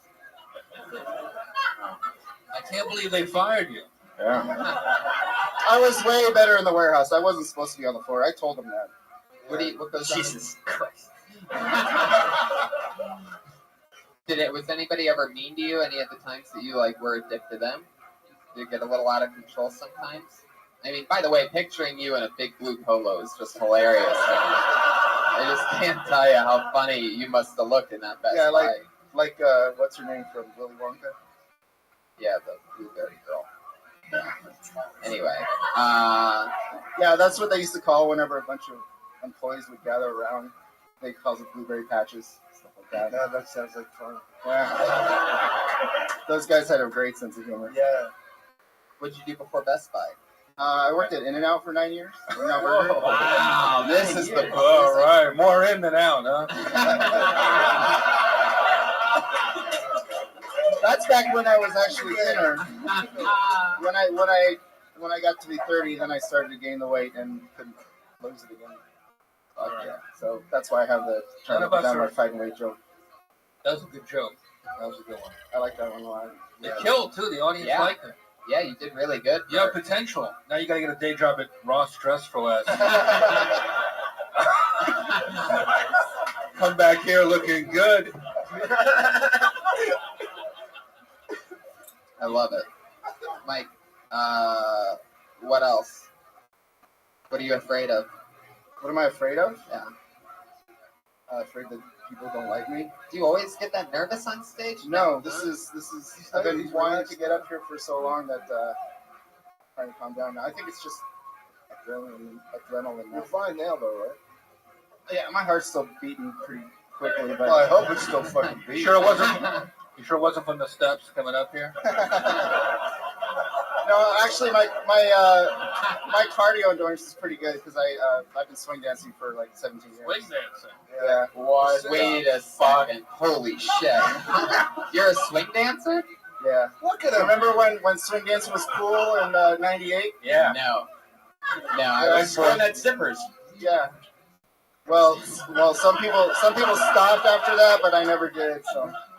You're still doing it, huh? Yeah. I haven't done it a lot now because I've been trying to get up at shows and stuff like that, but I've been dancing on and off since '98. Can you show us a little? Yeah, of course. Come on, hit him a little something. He doesn't want to do it now, but if the music starts playing, the crowd gets crazy. It's a partner dance. I can't do it myself. Oh shit! Oh, he's gonna break into it any second. He's gonna do it.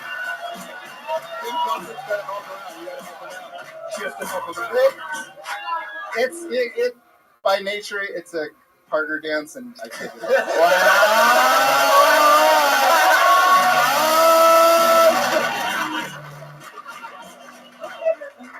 The brothers are dancing. Dancing at Raris.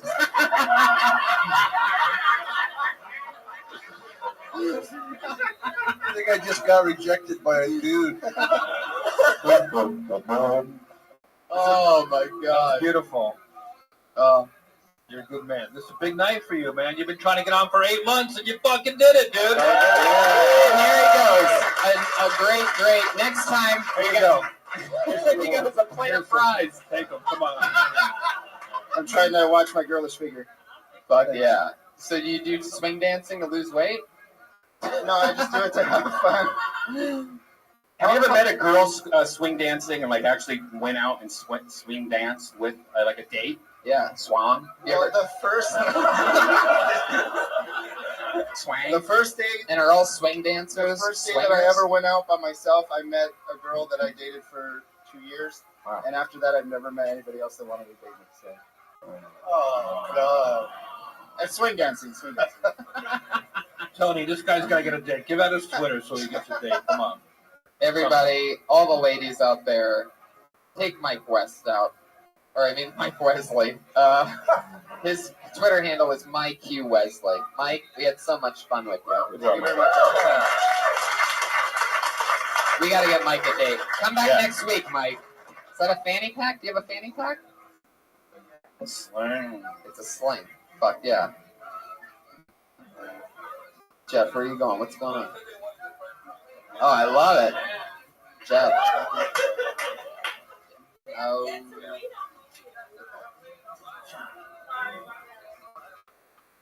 What happened there? Everything just got weird. No, I said, she said, I'll have them. I heard it, so I gave from the audience. Okay. I'm going to go with Troy Zuzu, everybody. Zuzu. Zuzu.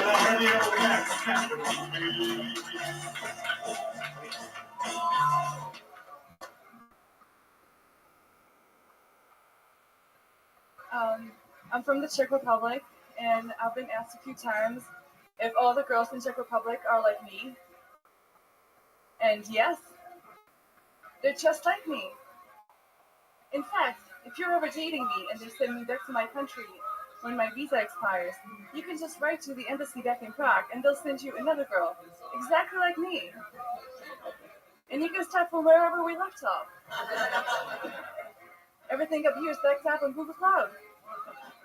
I'm powered by Android. In Czech Republic, we have a lot of jokes about Americans. And you probably have a lot of jokes about us too, right?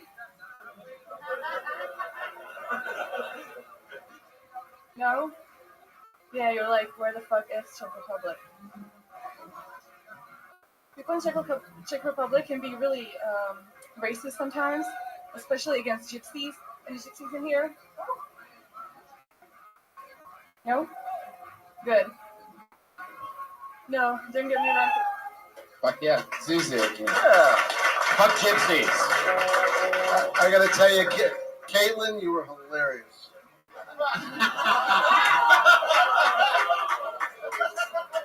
Oh shit, Zuzu just gave you the, you better check yourself. Yeah, what is the Troy? Is that Is Zuzu the name? Well, actually, Troy signed up, but he said that if he gets picked, I can go instead. I love that. Well, there you go. But so what's your Zuzu? name? Why would Troy? Troy doesn't do stand up. I know Troy. Yeah. Oh, I got it. So he like co-signed for you. Okay. I see what happened. So what's your name? Zuzu. Oh, your name is Zuzu. Yeah, well, it's actually Zuzana, but that's yeah, that's what my name became when I went to France, and that's what they do behind me. When do you have to go back? What? When do you have to go back? Oh, I don't have to.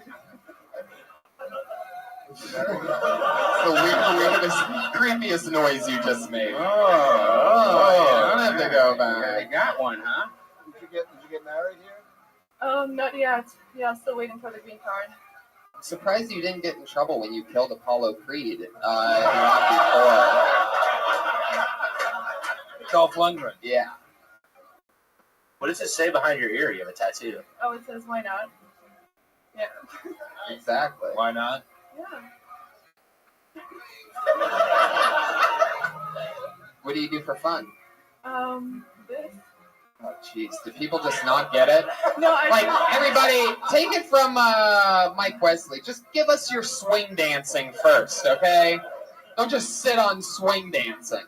Because for comedians, nothing else matters except this. Yeah, it's true. I should say, other than comedy, what do you like to do? I like to travel, and I study fashion design, so I would make design stuff. Yeah. You ever quilted? No. I could teach you sometime if you want. Oh yeah. Okay. Good. Sure. You're into fashion. Huh? You done modeling? Yes. Yeah. Okie dokie. I love this. You answer this like it's a Tom, is questionnaire. your photography business still active? Yeah. Did you make that shirt? No. No? No. It's interesting. I like there's something about it that's very pot mitt. I guess you have to sort of see it close up and it's like cross designed. Okie dokie. That one's just for me and Brian. Are you ticklish? Oh my god. Yes. Boom. Pat? No, Pat, don't do it. This is another one where I'm worried about your safety, Pat. I feel like she'd beat the shit out of you in a second. She'd just break your own guitar over you. Have you ever had to kill a man? Huh? Have you ever had to beat up a guy in the Czech Republic? Because, like, I've seen videos and stuff. Those Russians and Czechs, they get crazy. Like, you guys just have dash cam videos and crazy shit goes down all the time. Craziest thing you've seen in the Czech Republic. Oh, really? Like what? No, what is it?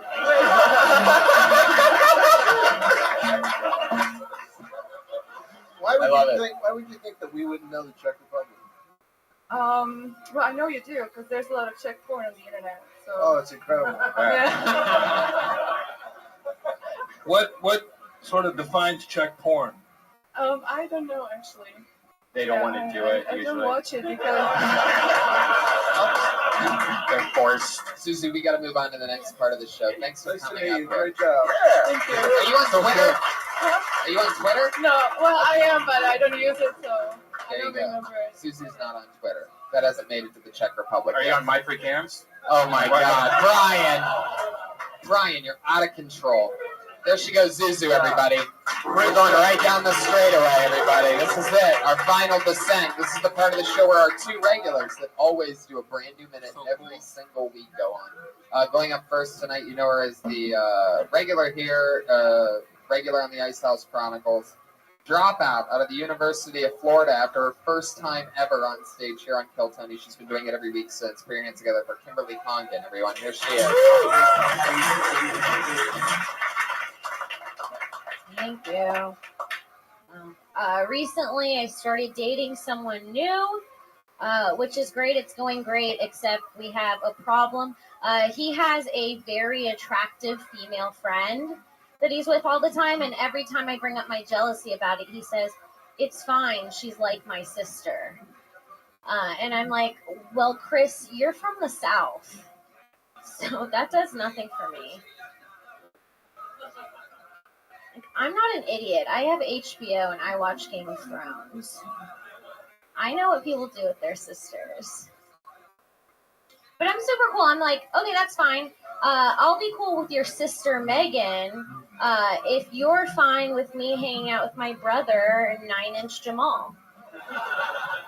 I feel like that's an even trade. There's always tricks in a relationship. With guys in general. Like if you go over to a guy's house and you want to have sex with him, and he says he doesn't have a condom, just say never mind, and one will appear.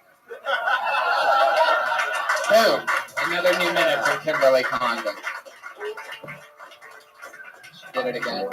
I like that condom joke. It's so true, too. I've made condoms out of saran wrap before and rubber bands. Well, usually they just have real condoms, and they'll be like, I don't have one. And I'm like, all right, never mind. You start getting dressed. They're like, well, maybe I can find one around here. It's like, you had one the whole time, but I'll still fuck you. Have you ever done the run around the house where you're like, please don't change your mind, please don't change your mind? You're like checking all your drawers and suitcases and stuff. No. Any sex addicts? Are you anything else? Dom, when's the last time you used a condom?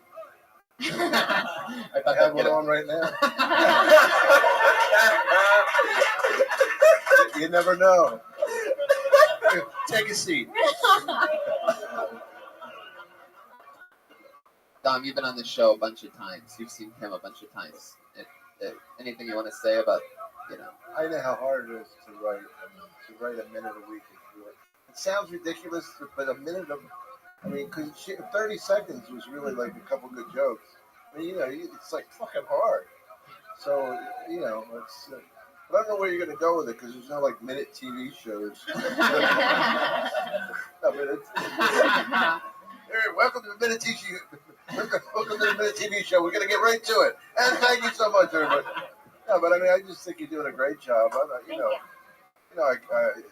know you, so it's I'm already prejudiced and liking you, but even the way we did the whole 9-inch thing, it wasn't just a cheap dick joke. It was clever. Yeah. Expensive dick joke. Yeah. Jeff, any parting words for Kim? Awesome job as always. I like the Southern thing. I feel like there's something there. I don't know. Maybe the punchline was too obvious a way to do it, but I think. How often do these bits come into your regular stand-up? I have about 15 minutes now, and they're all 15 solid minutes, and they're all Kill Tony jokes. That's great. Everything I've ever used, I use in my stand. Anything that hits, I use, because why not? It's so cool. You ever watch the Andy Griffith Show?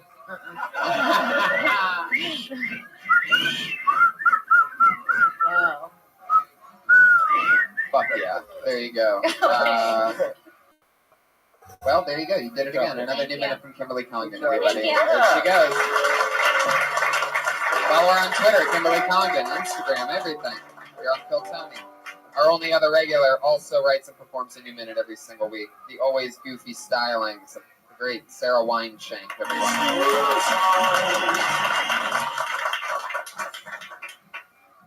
Briefcases. Who's still carrying them? I'd like to talk to a briefcase person so I can get briefed as to why they're still carrying one. Briefcase people always seem like they have somewhere else they'd rather be. Excuse me, can we keep this brief? I don't know if you've seen or not, but I am carrying a briefcase. The only thrills a briefcase dude gets is from beating his wife. After he finds her sneaking into his briefcase. I guess carrying a briefcase is fine, but it still doesn't make up for the sex, which is brief. Fuck yeah, 52 seconds of thunder and lightning. Added, connected right into the mix. It's another wine shank goofy bit about something inanimate that you bring to life. It's incredible. Have you guys ever bought a briefcase before? Like I own a briefcase. And I did right as I got out of college, so I was working as a business person in New York. I thought I'd be cool. I had a maroon briefcase. You still have it? No, I don't know what. I feel like I probably gave it to someone who was younger and wearing a raincoat or something. But it's good. You sized it up. You summed it up. What made you think of that? Do you know somebody who carries a briefcase? Yeah, well, I feel like I don't know anyone my age who carries a briefcase, and I feel like it's kind of just an extra thing. Like, yeah. Well, it what's seems interesting- like 1950s. Like, who the fuck carries that? What's interesting is hipsters, is architects, that they didn't. lawyers, probably some doctors. But why don't they wear book bags? That's what I don't know. Well, that's what they've done is they've added a strap. It's almost like there was nobody until like 2000. They're like, wait a second, we could put a fucking rope over this thing and just put it over our shoulder, and all of a sudden it's not a briefcase. Yeah, but briefcases are hard. I remember Buddy Hackett, mentioned him again, had a fucking briefcase, and he opened it up, and there was a bottle of whiskey in it. It's much easier to put that in a briefcase than a fucking knapsack. Wow. Briefcase so is cool. for a real man. Yeah. You know what? I think this is going to be your signature bit. This is going to do for you briefcases like what Hot Pockets did for Jim Gaffigan. I agree. Sarah, unbelievable. So fun. Great rhythm to it. Yeah. She did it again. Another brand new killer 60 seconds. Who makes Sarah Daddy Weinstein. proud? 52. So fun. Briefcases, everybody. Hashtag briefcases. At Sarah Weinshank on Twitter and everything and Instagram. And we got through it, guys. That's episode 112 of Kill Tony. Hello to our friends on Ustream and Periscope, the hundreds and hundreds. Pat Reagan's on Twitter at Patty Reagan. Check me out on YouTube. I do makeup tutorials. Kirstein Danger is my YouTube name. Check out his music video. And Dom Irera. At Dom Herrera. At Dom Irera. Hey guys, you were a great crowd. Thank you. Yes, you were. Unbelievable. Jeffrey Ross, the Roastmaster General, everybody. Thank you very much. Live at Brazos County. What is it? The Magic? I'll be at the Magic City Casino in Miami this weekend, and I'll be at the Montreal Comedy Festival. I hope you come see me. Yes, I'm going to be in Montreal too. We're Me going to be too. doing some crazy shit. You are? Oh, great. At Reagan as well. And Montreal. And I'll be at the Del Coronado where they film Something Like It Hot. San Diego. And I'll also be in Toronto at Toronto's Just for Laughs. So if you're in Toronto, sure, see me there. Follow the show. Crazy shit's going down. Fun to have you guys. Brian Redband. Toronto, San Jose, coming to Boston and Rhode Island, and we're going to be at the Ventura Comic Con. So check that out next month. Ventura. And, Wednesday, secret show. We got a bunch of crazy people here in the main room. It's crazy surprises. And we have, before we leave, our artist. He draws a picture starting at the beginning of the episode. By the end of the episode, the drawing is complete. It's Ryan J. Ebelt, ladies and gentlemen, with a brand new picture drawn during the show. Unfucking believable, as always. Twitter, Ryan J. Ebelt. Instagram, Ryan J. Ebelt. That is so fucking cool. Ryan J. Ebelt is a monster. How you draw that in an hour and a half blows my fucking mind. Live audience, thank you one more time. So much fun. Go, Tony. Great show, Tony. Great show.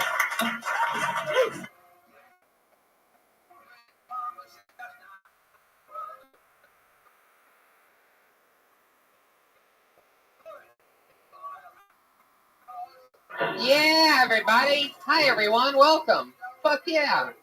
Look at that. This is how it happens. The magic. Every Monday night, guys. Welcome. Hello, live audience. How are you? See that? Hello to the hundreds and hundreds on Periscope and the thousands and thousands on Ustream and the tens and tens in this room right now. I'm really excited, as always. It's always fun to jolt you awake on a Monday evening. Try to re-wake you up. Anyway, you guys ready for a crazy night or what? Put your hands together for the great Ryan J. Ebelt, the artist, everybody. Every week he draws a picture from scratch. He starts now at the beginning of the episode, and by the end of the episode, he draws a picture of this week's episode of Kill Tony. Keep it going one more time for the band leader, Pat Reagan, everybody. There he is. Live. And in the flesh, Pat Reagan. How's it going tonight, Pat? It's going good. How are you, Tony? Great. You really are blind, by the way. I tried on. Have you tried on his glasses before? I don't want to do it. It's ridiculous. Nope. Negative 10 prescription. How are your eyes not super big? Is it because it's like the opposite? I don't know. My dad just had a detached retina last week. I went back to Boston. Like his eye popped out? His like retina like separated from his eye, and that's his second detached retina in 2 years. That's something to look forward to. So I got some genetics, man. Fuck yeah. Interesting story to start the show. I love that. Fuck yeah. We don't see the glasses too often. What happened, Pat? I wear contacts. Oh. Where'd the contacts get in? You just going for a more alt look? Are you trying to disguise yourself so that Rick Ingram, who's on tonight's show, doesn't remember who you were from last time? Yeah. Well, let's get into it, guys. Brian, you ready for this? Of course. Every week we have two of our funniest friends on, and this week's no different. Here they are, everybody. Moshe Kesher and Rick Ingram. Tonight's guests.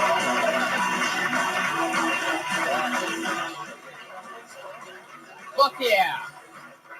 Live in the flesh, two returning guests, two of our favorites. Happy Monday. Yeah, feels good. Look at this crowd.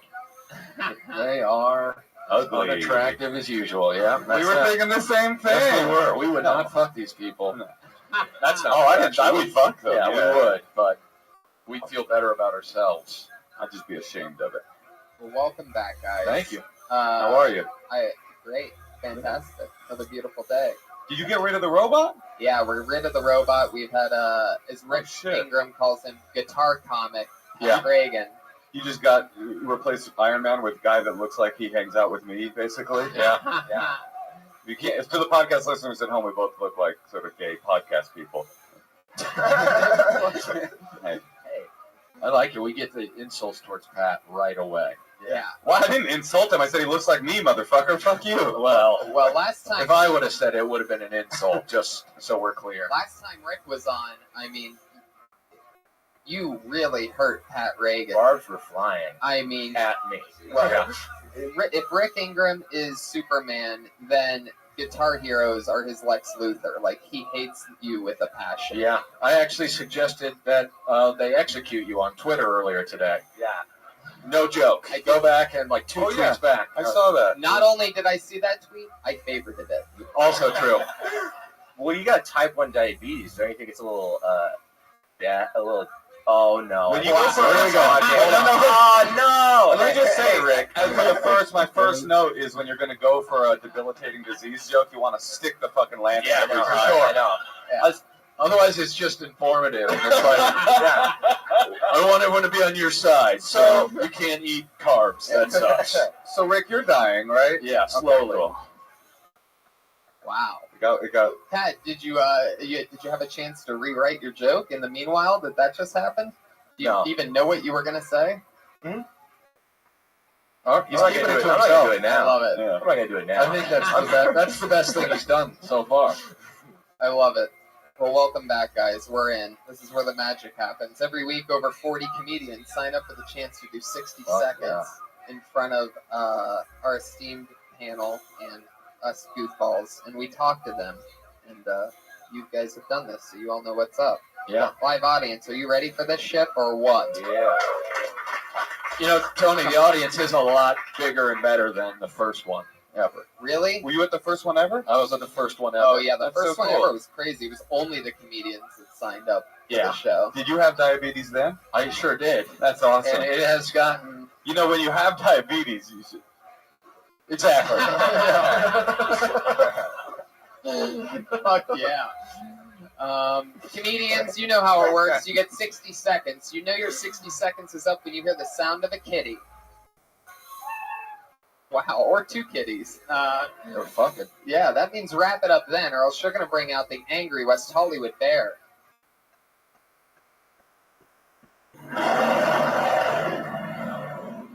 He sounds furious. Feel the bass. Fuck yeah. So wrap it up, do your time, and don't bring out the bear, or else everybody will hate you. Are you guys ready for episode 100 and something of Kill Tony? Wow. Come on, Monday night, make some fucking noise. That's a couple of years. Nothing. They just kept the same exact amount of noise going. Yeah. That's rare. That's always a good sign. They're mocking us. Well, let's get it started. Your first person doing 60 seconds tonight goes by the name of Antonio Houston. Yes. And it has begun. Yes.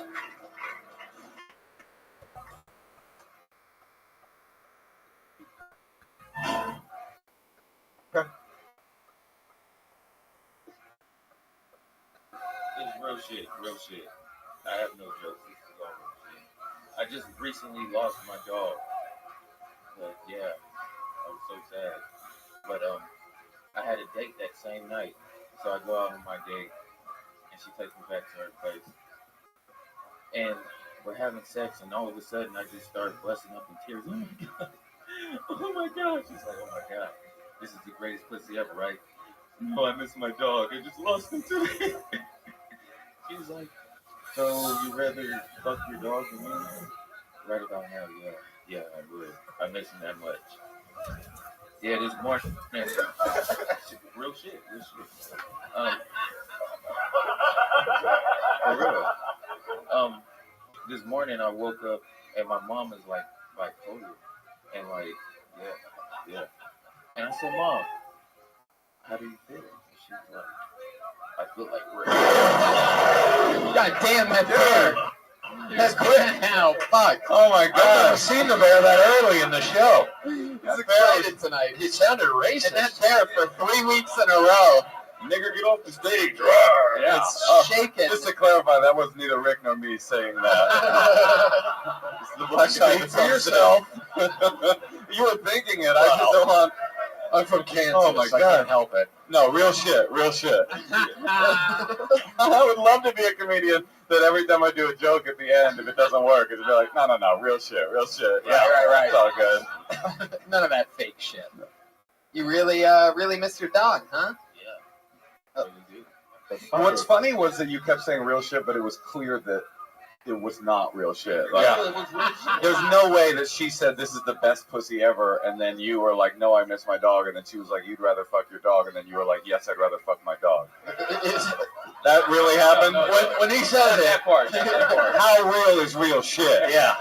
That's fake shit. That's not real shit. That sounds like a joke. I appreciate that you came out and you were like, I got no jokes. When the point is that you're supposed to tell jokes for a minute. And you were like, no, I'm going to sell this on just fucking personality. And the crowd was like, nope, we're not buying. But I got a catchphrase. Real shit. Yeah. How long's your dog been? How long has your dog real shit been missing for? Oh man. 3 months now. 3 months. It really just ran away? Oh, damn. What's your home life like? Oh man. For what I understand, you woke up one day and your mom was bipolar. I forgot that completely. Yes, I woke up one day. Wait, is that how that really started? Yeah, that was the best part. Oh, God. And my mom's bipolar. Like that day, she just switch flipped and mom was suddenly just fucking up and down, which is nice. What was the punchline?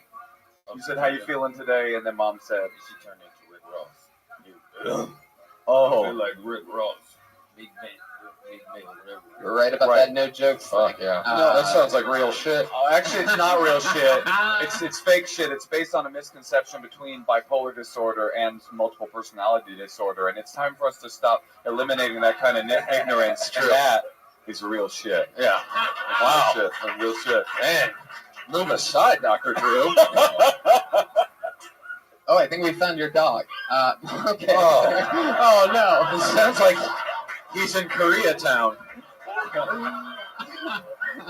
Oh, the poor thing. It sounds like. What was your dog's name? SJ. SJ. Yeah. Wait, so you lost your? Is your mom really bipolar? So you lost your dog and your mom was bipolar one day. Up, right? It's been a rough. No wonder you went into comedy. You just got to add some jokes to it, and you're golden, man. Yeah. That's a fucked up enough life that should work out eventually. Yeah. How many times have you been on stage? How many months? How many anything? Actually, was it 3 months as soon as Let the me dog ask you ran this: away? before SJ ran away, did SJ see you perform stand-up comedy? Oh, all the time. Okay, yeah. I think grew I up a understand little where all you the went. time. He's at the Laugh Factory right now. Scouting open mics for a new owner. He's not going to be paying for the good kibbles. I'm fucking moving on. Lord knows he doesn't have bits. Yeah, well, This back. is a Kibbles and Bits combo joke right there. Well, Thank you. Hey, wow. Set it up, knock it down. That's right. Fuck yeah. That was one of those ones that was so good I didn't even register it. It was not there for me. Yeah, I had to, but that's what I do. I every once in a while I'll do a joke where I have to notify everyone that I did a joke, and then they have to, the bits. This is your third time on stage? Is that what you said? At Kill Tony. Oh, you only performed at Kill Tony? You only do a minute. Well, that's plenty, honestly, from where I'm sitting. No, I'm kidding. You should do other stuff. Is the dog here? You should do other things than Kill Tony. Oh, you have. Oh, I see. This is your third time doing Kill Tony. But you've done other shows. Okay. How long? That's have you real been, shit, then. How long have you been doing comedy? For about 4 years now. Oh, fuck. Real shit? Wait, no. Real shit. You should quit. Real shit. No, I'm kidding. No, you don't do it very often, do you? No. No, you should do it more often. I mean, If you're going to do it, you got to do it all the time. And, Yeah. and then you got to never start by, I have no jokes. That's true. And then follow with no jokes. That's like the number one thing that's Right, going you to should follow with jokes or not say the thing in the Right. beginning and not have jokes. Yeah. What do you do for work? I do everything. Oh, shit. That sounds like someone who's unemployed to me. No prostitution. But I was working on Hollywood Boulevard for a minute as a tour guide. Oh, really? Yes. Real shit? Yes, real shit. Oh. So you do everything, and the first thing that you name is Tour a guide. tour guide on Hollywood Boulevard? Yeah, I did that for about a year. That's another way of saying I'm homeless. Yeah. And I eat out of a gutter. I would trick tourists into following me around. Yeah. Smart. Very smart. Are you from LA? Yes, I am born and raised. Which part? I'm from the San Fernando Valley. Okay. Tell us more about this living situation. What is it? Right now, I had to move back in with my mother. How old are you? 26. Oh, yeah. So I just got I think we all moved back in. Oh, you guys have a Walmart? Yeah. Oh, shit. For that, I mean, there should be a minute of material Right, about working that's at true. Walmart That's true. immediately. That'd be so cool if Second you were day. like, you should walk up to every customer and be like, real shit, I have no customer service skills whatsoever. You know what I mean? Yeah, I like that. I love it.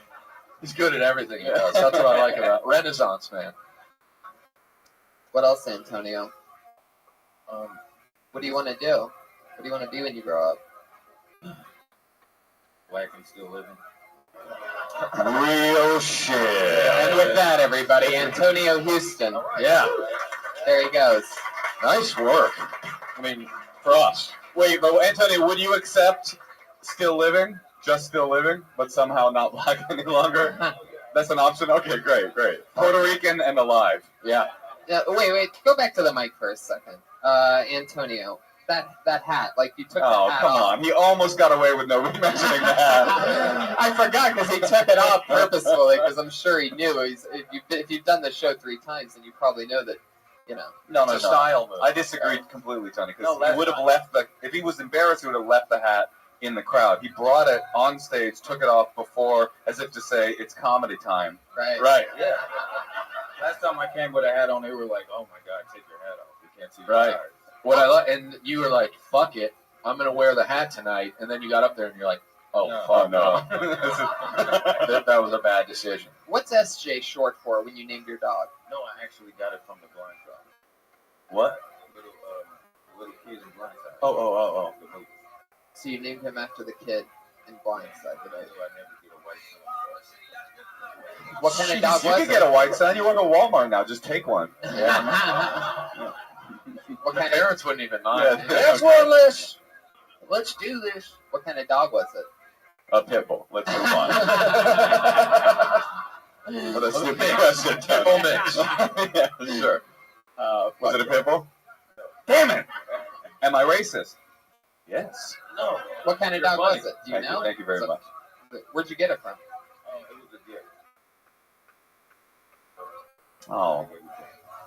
Hey, you know what? I have no idea where most of my birthday presents are, so it's not that big of a deal, you know? Yeah.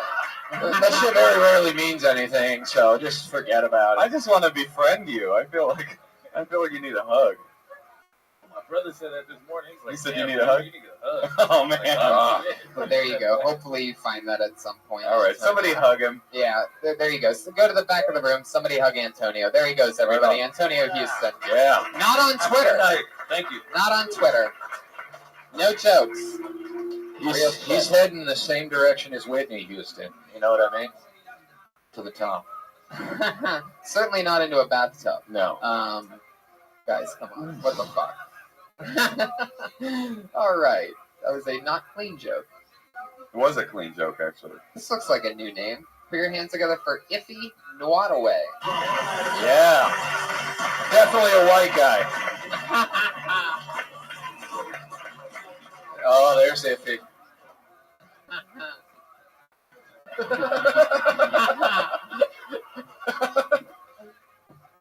So yeah, my name's Iffy. It's actually short for Iffy Shikude Ijiomamwadiwe. And that name is given to me because my dad comes from a little place called Nigeria. He decided to name me that even though his name is Chris Wadiwe. And I always give him a lot of shit about it. Be like, Dad, why am I Iffy Shikude and you're Chris? He's like, I gave you this name because it is a traditional name from Nigeria. Everyone in Nigeria has a name like that. I was like, dope. He's like, okay.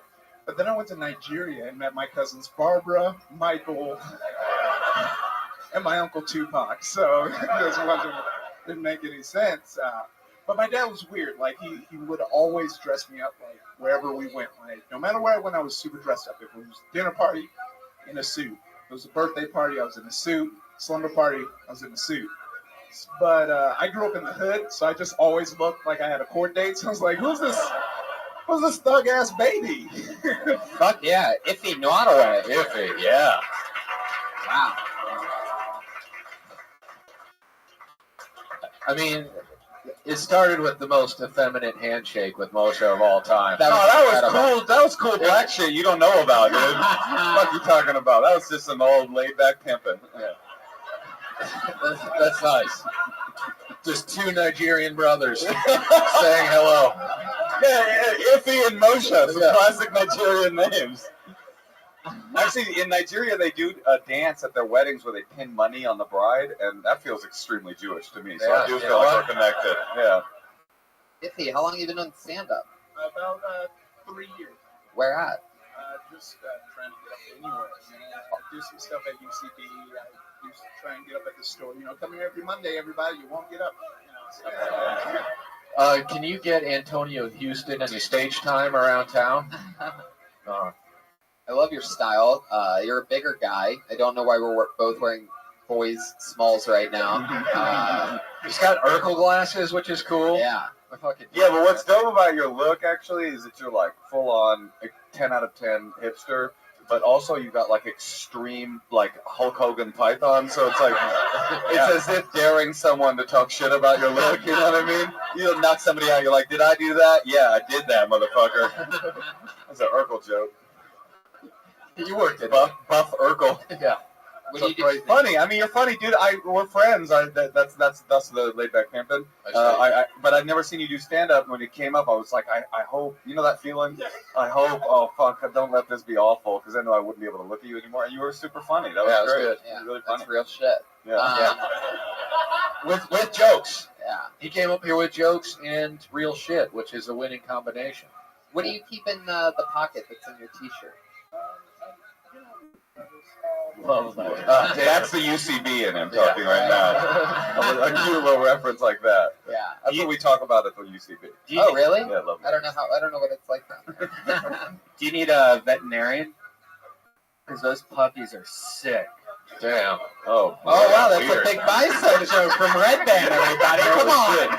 You read that? I love that. Were you The only thing you should have done was made the puppy sound noise when you said it. Yeah, were you looking at 101 joke book? No, I actually heard. Actually, somebody I saw recently do that, like, but being serious, like, hey, do you know a number for a vet? Because these puppies are sick. But he was being 100% serious to it. Because usually I only see you be creepy towards the female. Yeah, that's Hey, that was nice though. New me, man. Kept it open. New laws. I thought that suit stuff was really cool because it almost brought a visceral imagery to me. Like I felt like I could smell the suit. You know what I mean?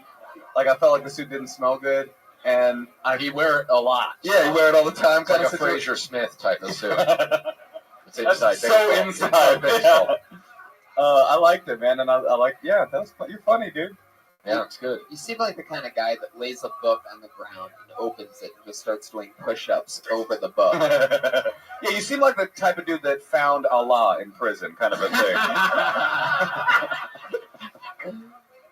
I love it, man. It's so funny. There was the suit thing, and then there's the Nigerian thing. Do you mostly talk about your dad? Or, I mean, do you talk a lot about that, mostly that type of culture stuff? What's it? A little bit like when I started out, you start doing more of my dad's stuff, and you get a chance to do his accent and hopefully stop. So, You got to keep doing it then. Yeah. What about mom? What's mom's story? Mom, she's from Louisiana, so she's a southern. In the closet, atheist with her because she's so religious. Oh wow. Yeah. So don't watch the podcast, Mom. Trust me, if she's religious, she would not watch the show. Yeah, I know. Also, she's got to be real religious to think you have to watch a podcast. So living in the Stone Ages. I think your dad wrote me once saying I won a lot of money. That was great. Very good. Yes. That almost makes up for your puppy joke. Yeah. No, that was good. That's the shitty part of being Nigerian, because I can't have a rich uncle who wants to give me money, but he'll never get past the spam filters. Please tell me you do have a lot of material about that, because that's, okay, cool. Fun. Yeah, you're good. Iffy, you Glad did you're it. good. And he's an actor too. He's a sketch guy and improv. What are you, his agent? Yeah. I'm Jewish, don't you know that? I represent people. Now I represent hip hop. I do it all, man. The handshake makes makes a lot more sense. Yeah. It was like, do this for both of us. No, I'm sure you guys have practiced that handshake numerous times at coffee shops in Los Feliz. Well, it's a secret. It's a handshake that often is done underneath the bathroom stall. Nice. Yeah. That's a homosexual situation. He did say he was in the closet, but it was about God, so we'll count it. I love it. Iffy, you did it. So fun. Iffy Nottaway, everybody. He's on Twitter at Iffy's Not Funny. That's IFYS, not funny, all one word. Wow. IFYS. Modest. Yeah. Moshe, you just did Zoolander in Italy. Can Yeah. you talk about that? Yeah, I can talk about it. That was cool, right? Yeah, I was the on-set writer, like punch-up guy on Zoolander for the past 3 months. I literally got back yesterday, so I'm a little actually spaced out. So you think I'm funny now. But it was great. That was good. I was in the movie, too. I play an English chimney sweep. I love it. Or I should say I play Owen Wilson's lover. Yeah. Nice. Lucky bastard. Yeah. Zoolander 3. Zoolander 2. Zoolander 2. Unless you know something I don't know. Yeah. Wow. Who knows? It could be like a Kill Bill situation where it's so good they have to split it into 2 separate movies. No, the movie's going to be super fucking funny. That was great. Really good. I love it. Excited. I got to stare at Penelope Cruz. I mean, that was just great. Did you creep her out? At one point, I might have. Yeah. Yes. Yeah. It's a dream. No, it's one of your dreams? Yeah. Stick with me, kid. I just want to creep out Penelope Cruz. All you gotta do is learn that handshake, and then when you meet her, just give it to her. Soft. Pat's back, everybody. Oh, good. Pat, where'd you just go? I just got this thing. What's that? This thing I left on my other guitar. Thank God. Fuck yeah. What does it do? It's a tuner. Oh, okay. I got new. Doesn't matter. I got new strings. We were talking And while you so were they go gone. out of tune. While you were gone, we were like, you know what? His guitar sounded a little out of tune. I hope he corrects that. It sounded really out of tune. It sounded pretty bad. It'll be better now. I pulled another name out of the bucket, everybody. Here we go. Put your hands together for Lou Varan. Yep. Shit. What's up, everybody? So I'm 23. I live here in LA, and the last girl I hooked up with was 31. I'm not bragging, but she was. That means that when she was off getting her master's degree, I was a Pokemon master. But you know, I used to be kind of picky. It's kind of changed my attitude towards women. I used to be kind of picky, and now gotta catch them all. So, yeah. I'm a little guy. I'm 140 pounds. Got a lot of attitude. And I realized the last time I was... Yeah, I do. I'm from Philly. Fuck yeah. I got a lot of attitude. And I realized the last time I was having sex with a girl, she's grabbing on me really tight. Hold on really tight. And I realized it wasn't because she was that into the sex. She wasn't that into the sex. It's just to keep me from floating away, mostly. All right. But I don't get into that many fights. The last fight I got into, I was drunk. Okay, fine. All right. Fuck yeah. Are you gay? You're not gay. No, he told you. He used the word "girl" like 90,000 times. Yeah. That's it. I said Just girl to once. make sure he could somehow offset those flip-flops by saying "woman" again and again. As a woman, as a man that fucks women, exclusively women, I like women. I'm a heterosexual man who likes women, despite the sandals. Women. Yeah. He did let us know, I guess. It's just, Yeah. A lot to you, man. That's awesome. I get the feeling that this women thing, that's not real shit. no. Just gonna keep making that. He also said he brought a lot of attitude. And then he put the wing out. It's just like you gotta be careful with that, because this is West Hollywood and you're sending the wrong message with hit checks. Right. You're also kind of like hip hop kind of thing, but like with extra small shirt kind of situation. Yeah. And like the flip flop. There's a lot of mixed messages I'm getting. And then I love that you brought notes to a 1 minute set. and then toss that shit down. But bailed on him within second 20 was like, oh, fuck it, I'm in the zone.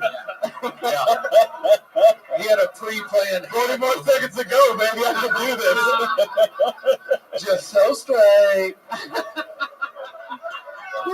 Pussy all day, y'all.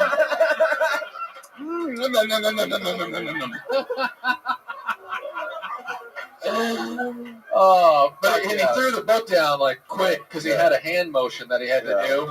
Right. In the notes, It obviously. said, no, it was his whole set, and then it said bracket hand motion, so he threw it. Wait, where are you from? I'm from Philadelphia. Right. How long have you been out of Philly? I guess like 3 or 4 months. There it is. 3 or 4 months. Hello.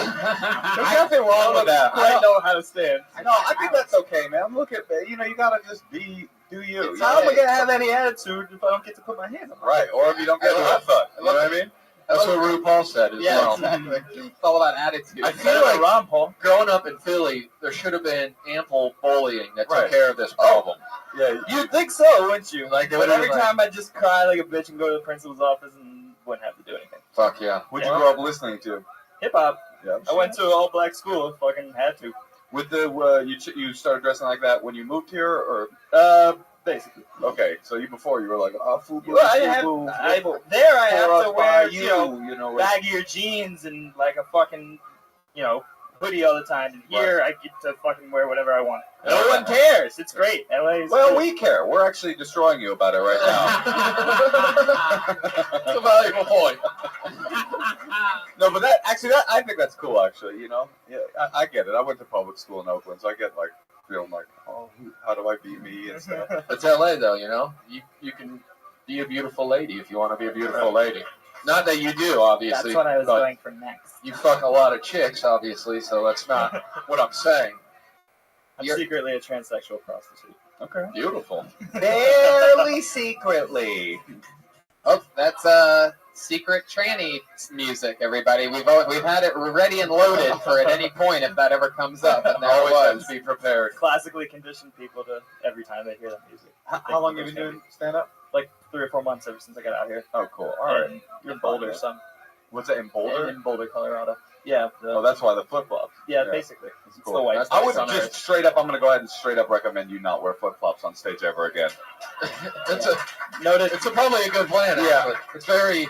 I'm still going to do this. No, I think you should do that. I like you need to own that. I That's like your thing. Yeah, I like the juxtaposition between like kind of a wiggery dude and like a kind of like with, you know, the flared kind Sachet. of... Yeah, but I just think this is a huge distraction. Like, first of all, your toes are like, they're finger-like. Like, they're really... They're long. And they see God. Like, Oh, no, that's bad, dude. Yeah. That is bad. Hey, You can throw a tennis ball with that I've shit. never seen the skinny jean into the flip-flops. So Right. Look, kind of weird. Look, man. If you don't cover up those feet, no dude's gonna fuck you like you want That's to. true. Gay guys are very into nice. That's what I was underwear aiming feet. for. That's what I was aiming for. But I'm not even talking shit about the outfit. I could. But I'm actually saying, like, I think it's a distraction as a comedian. Like, I think that's bad. Like, straight up, that's bad. Yeah. But it's just immediately, unless it's part of your thing, It's not. which it's not, I say, Sock it, chew it, yeah. move on. Sock it, chew, and move on. Yeah. Yep. that's what Lenny Bruce said. Yeah. And Judy Carter, by the Bill way. Hicks. Some of my favorite comedians all said that same thing. Sock it, chew it, and move on. Fuck yeah, Lou. That's So, our one advice. your parents are still alive. No. One is, but one is dead. All right. And just for future reference, if someone asks that, as soon as you say one is, we assume the other one is probably dead. We're all like, well, what happened to the other one? Is she? Well, where's the other different dimension? Oh no, she's dead. I got it. How do you pronounce your last name? Varm. Varum. Varum? Yeah. Which one's still alive? My dad is still alive. What does he think about you doing stand-up? I think he likes the idea. That's when his dad came out. He's like, Who cares what my dad thinks? I don't need him anymore. I was in college. I was pre-med and oh shit, you were pre-med? Yeah, I was kind of really depressed, so I left and I moved out here and I started doing comedy. Every great comedian story starts with, I got really depressed, and then I moved out here. But not with I was pre-med. No. My heart broke a little bit. I was like, you should have stuck with it. But was that your dream? Is it your dream to do comedy, or are you just hobbying, or what? I've been watching comedy since I was a fucking kid. I basically grew up on it. Fucking a kid? Wow, what the? You were, that's low, dude, honestly. Whoa, Pennsylvania. I wasn't a fucking kid. Ryan, I think you Since got I Sandusky since I was a young child. Yeah. And I've been watching like Carlin, and I was just like, all right, I fucking finally have to do this. And so I got up and I got a couple laughs in Boulder, and I was like, okay, I'm never doing that again. And I've never gotten booed off. Thank you. And I just kept doing it and kept doing it and kept coming back. And finally, more than just one group of giggly drunk girls in the back of the room were laughing. Had So to I be kept girls, doing it. didn't it? Definitely fuck those chicks in the show. Yeah, because my dick gets hard for girls. Only had sex with Girls, I'm like, one you know what I mean? I put it in the vagina. Yeah, I'm fucking Friction. give it on the doggy time. Right now- doggy will. How do you say it? Doggy area. Well, right now I'm dating a Deep throat those tits. Yeah, you're dating. Right now you're I'm dating. dating a UCLA law student, and she's, it's a lot because she tells her friends like, "What does he do? What does he do? Oh, he's a comedian. What?" And I'm not. I'm not a comedian. I'm fucking doing You're a guy wearing overbikes and flip-flops. going around and wearing flip flops. Right. Dude, how sweet is her dick though? On the It's awesome. This, by the way, this chick, She's half Chinese, half Persian. so much shaft. Sounds good, honestly. That sounds great. Yeah, I love it's cool. it. You That's have awesome. this interesting way of holding the microphone where you literally like have your pinky I don't mind that. underneath. That I don't mind. Pinkies I up. think it's cool. I do Really? that It's like I'm sometimes. sipping tea in a fag parlor. You know Whoa, what? whoa. You know what? Don't try and act like you don't like gay people now that we've called you gay. It's okay. I like the gays. Did you say I a appreciate fag all parlor? of them. You like gays? Fag parlor? Get I out of appreciate here. all of the Get gays. this queer bigot out of here. Yeah, I'm a self-hater. I'm a self-hater. I hate myself. That's a great gay impression. But what is a fag parlor? What is that? It's like basically bar. anywhere you go in London. Anywhere you go in London? Yes. You mean like a smoking hall? Yeah, basically. Okay. A fag parlor? Is that? Yeah, that's just the first thing I came You up were with. riffing that. That's so cool. You were like doing free jazz or whatever. Like, Do you want to see my jazz hands? ooh, just a fag parlor. Have you been to London? Once when I was 13. It was the same trip I had my bar mitzvah. Oh, you're Jewish? I think you're a great Half and comedian. half. I'm the Congratulations, man. Why didn't you say that at the beginning? This guy's got potential. I'm half Jewish. I'm half Jewish, half Armenian. Oh, okay. Well, this guy's got potential to grow body hair. Yeah. Look for him at a comedy kiosk somewhere near you. Buddy, you like stand-up comedy? I have a joke for you. At least athletic Uber driver. Half price because we are friends. What do you do for work? Actually unemployed right now. Hell yeah. I just saved up some cash to pay for my rent and shit for a while. I wanted to keep doing this seriously. What'd you do to save up cash? Busboy, fucking, I worked at ArcLight. That sucked dick. Oh, yeah. Yeah. Then you must have heard, brother. Then you must have loved it. So let me, the horse of truth, everybody. The horse of truth is out. You can't, by the way, you can't say fucking without adding child or boy somewhere around there. Yeah, Nice. that's really cool. You're dating a girl that's a law student.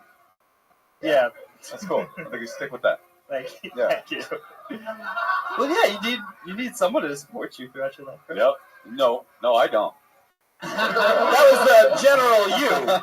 The royal you. The royal you. The royal you. Yeah, you are needing a makeover. Well, I love it, Lou. It was nice seeing you for the first time. Congratulations. Good luck on everything. Yeah. Thank you, Yeah. Tony. Stay on stage 3 months, right? Yeah, that's 3 months. It makes me feel a lot better. Yeah. Yeah. 3 months. Supposed to be. Fuck yeah. There goes Lou. Dude, what's cool is everyone on the panel is going to get a blowjob tonight. No, it's true. Tony, you just put that name in your pocket for some reason. Oh, how dare you. Why would you do that?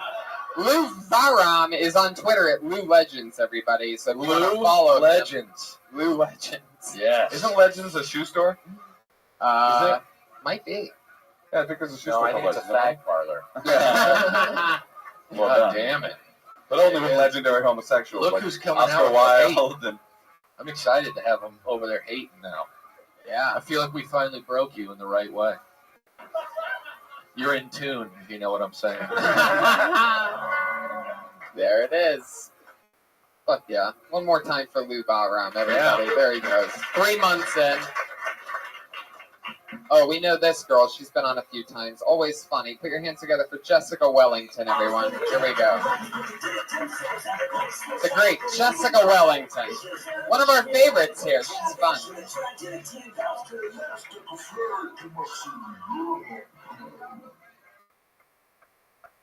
Hey guys, I've struggled for a long time. Like where do I fit in? Where do I belong? That being said, though, I fucking love Hollywood. Like the other day, I saw a black guy pull up in a Trans Am, and his radio transitioned from Spice Girls to Motley Crue. I was like, I'm home. And moving to Los Angeles, I've been here 9 months, and I told myself I wasn't gonna become vain like a lot of Los Angeles girls are. Like that's not gonna happen to me. I'm not gonna do it. The other day, I was watching something like that. It was really sad, and I started to tear up. My first thought was, "Oh my God, where's the mirror? Because I look really pretty when I tear up." That's happening. It'll be okay. Ending it a sharp 43 seconds. 43 seconds. Yeah. Jessica Wellington. You've been on a few times. Welcome back. Thank you. I love this new Oompa Loompa thing you're doing with your hair. She had enough time to finish the first guy's joke about his bipolar mom. I would have liked to hear that. You did hear it. It was Rick. She's Rick Ross. Oh, yeah. I don't want to hear it then. Jessica, how long have you been doing stand-up? 3.5 years. And how long have you been in LA? 9 months. How's that going for you? Really good. Like I've really been having a great time. I just finished my first movie, which was fun. It was like an independent film, but I got paid. What? Wow. Yeah, no, is that a question? You got paid. What did you get paid? Yeah. I got paid like what? What? What did you get paid? Specific dollar amount. How much did you get paid? It was $250. Oh shit! Boom. Boom. Independent film. And he wrote the part for me, which was awesome. And I've gotten 2 union vouchers, and I think I'm gonna get my 3rd. Oh shit! You got a union voucher? Yeah. What's a union voucher? You usually got to do extra work to get those and know somebody. I mean, it's small, but I'm only here 9 months, so I'm super excited. And I think everything is like super exciting in LA. I So love even that. the little things. You should be excited. Absolutely. Yeah. You're absolutely right. We just have to make fun of you for it. What do you do for work? Well, I drive Uber and Lyft now, and I remember I was. Did in Lyft the make military. you get that haircut? Yeah, I thought you were gonna punch me in the face. I'm like, oh no! You just show the fist and then you use it. This is so scary. You're really tan. It's very orange. Do you take off your shirt? Does it look like Garfield? Brian went for it again, everybody. He went for it on that one. Yeah, you canceled out that awesome thing you did earlier. Yeah, you were like 3 for 3, and look They're what all you just did. animal jokes with this guy. That's true. Puppies, cats. I hate that. I get He it, just guys. shot himself, everybody. He's dead now. I get it. Purple hair, orange Oompa Loompa. Got it.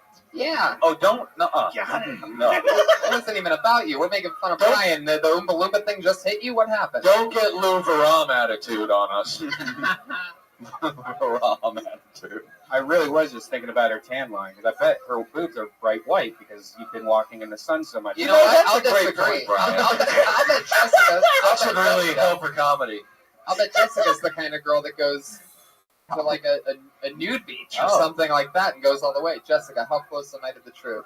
I mean, I would. I do have a show idea that I want to like host in pasties. Okay. I'm down. Yeah, because Brian wants to be the pasties. Yeah. because it started in Sacramento where they try to tell me like women aren't funny naked, and they said especially plus size women. So I was like, well, fuck you. It's Northern California. It's some Northern California shit. Especially naked. It's dope. It's good. All right, that's cool then. Yeah. But what do you mean? Let's go back to the premise of the statement. That's what Jerry Someone Lewis wants. said. What's that? That's what Jerry Lewis said. He said, women aren't funny naked. Naked. Yeah. Naked. No. Pull a tit out and tell us a joke. Let's hear it. Oh my God, Brian, do you hear that sound that happened? You know what I heard? I heard women are funny while I'm slowly jerking off underneath this computer. Wait, I heard that too. Hold on.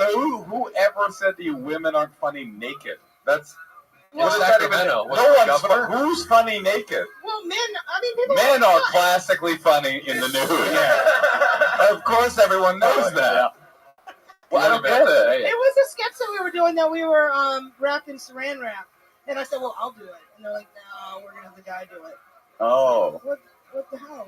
I don't understand. It would be just the same. It could be demeaning to do it to a woman, but to a guy. Oh, actually, yeah, I get that. Actually, Well, I don't support it, but I get why that. I understand that. Because they say that you're sexualizing the woman, but you do it with a guy, it's like, looks ridiculous. Look at this fucking loser. Right. Yeah.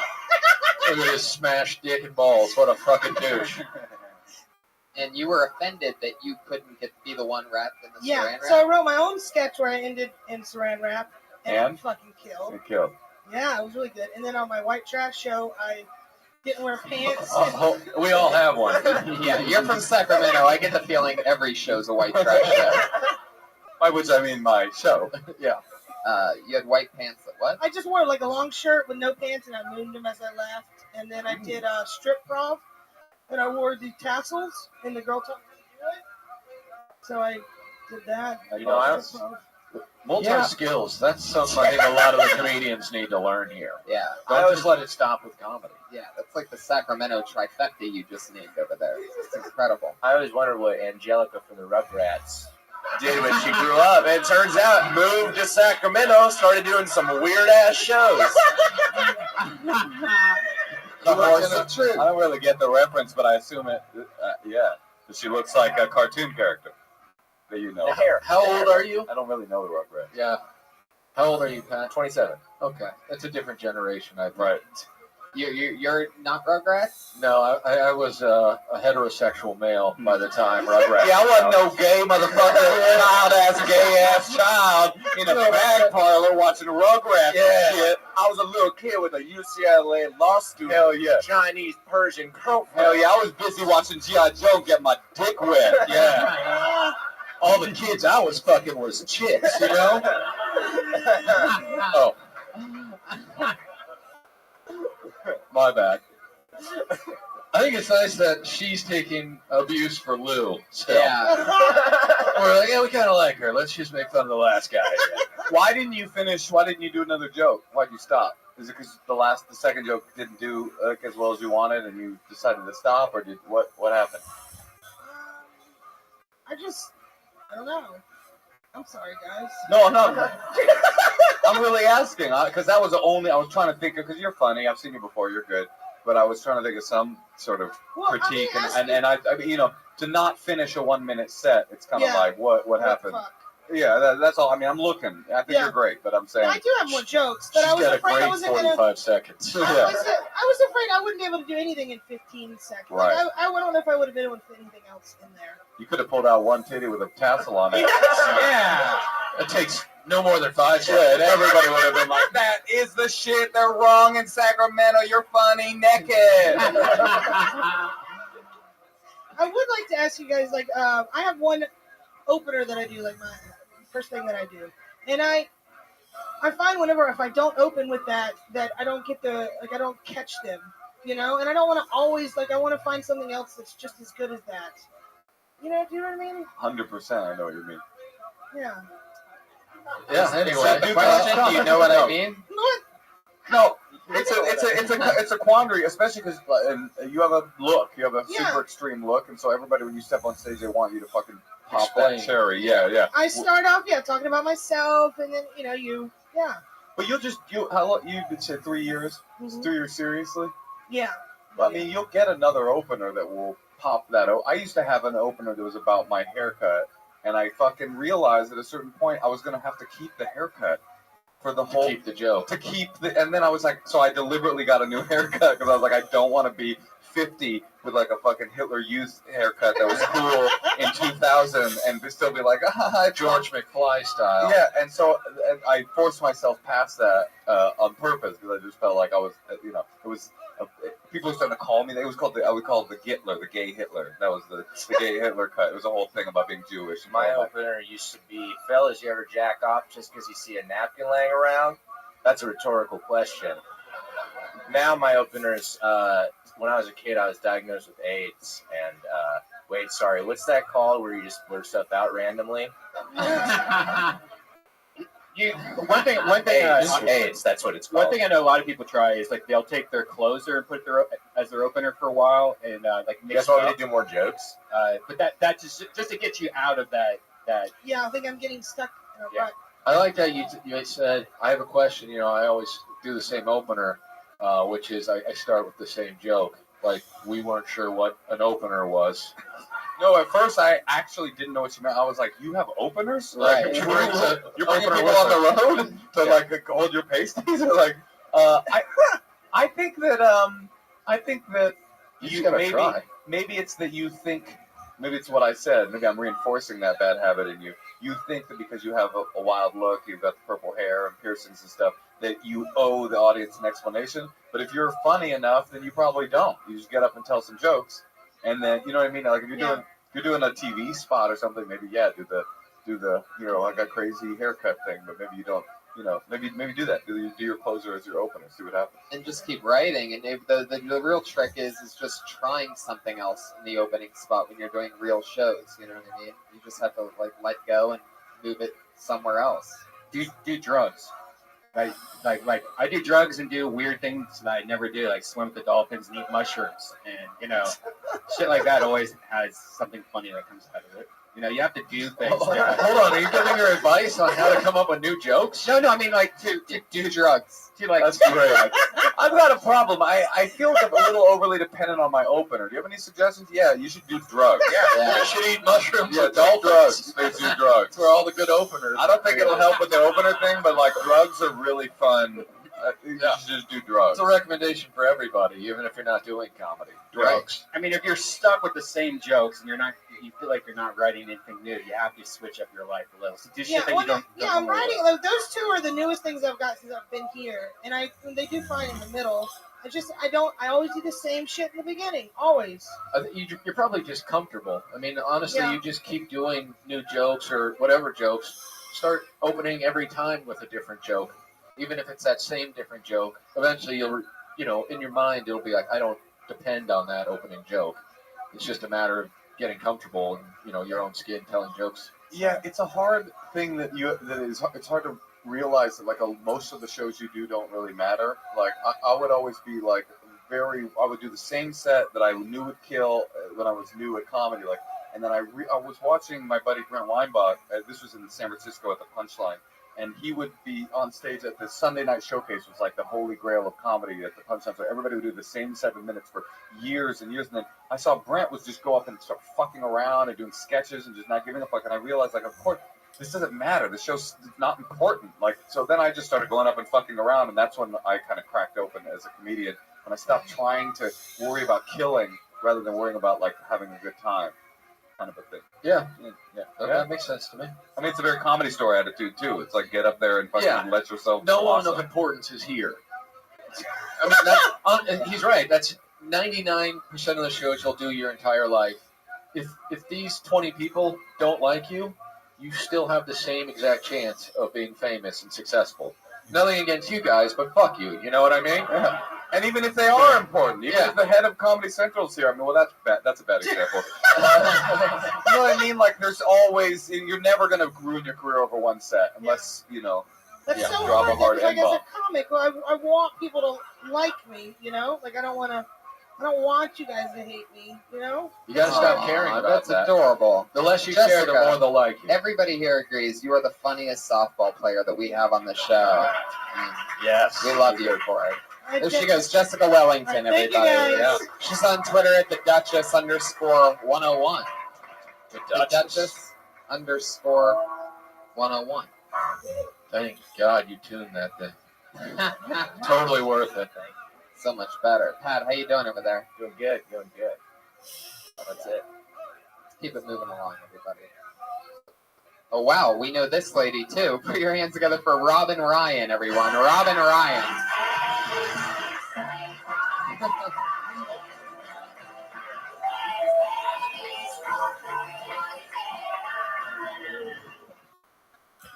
I thought I had a pretty normal childhood until I saw the movie Ray. And there's a scene in there where he detoxes from heroin. And I left the movie with my friends, and they were so upset by it. And I was like, you guys, that's just like Tuesday. Because my mom was now calling drug counselor. And I would just go to her office, and there would be just somebody detoxing from heroin pretty much every day of the week. I went to an AA meeting every day of kindergarten because my mom was an alcoholic. And my friends would bring books to school, like Hop on Pop or One Fish, Two Fish. And I would bring the AA Big Book. And so they would read stories like One Fish, Two Fish, Red Fish, Blue Fish.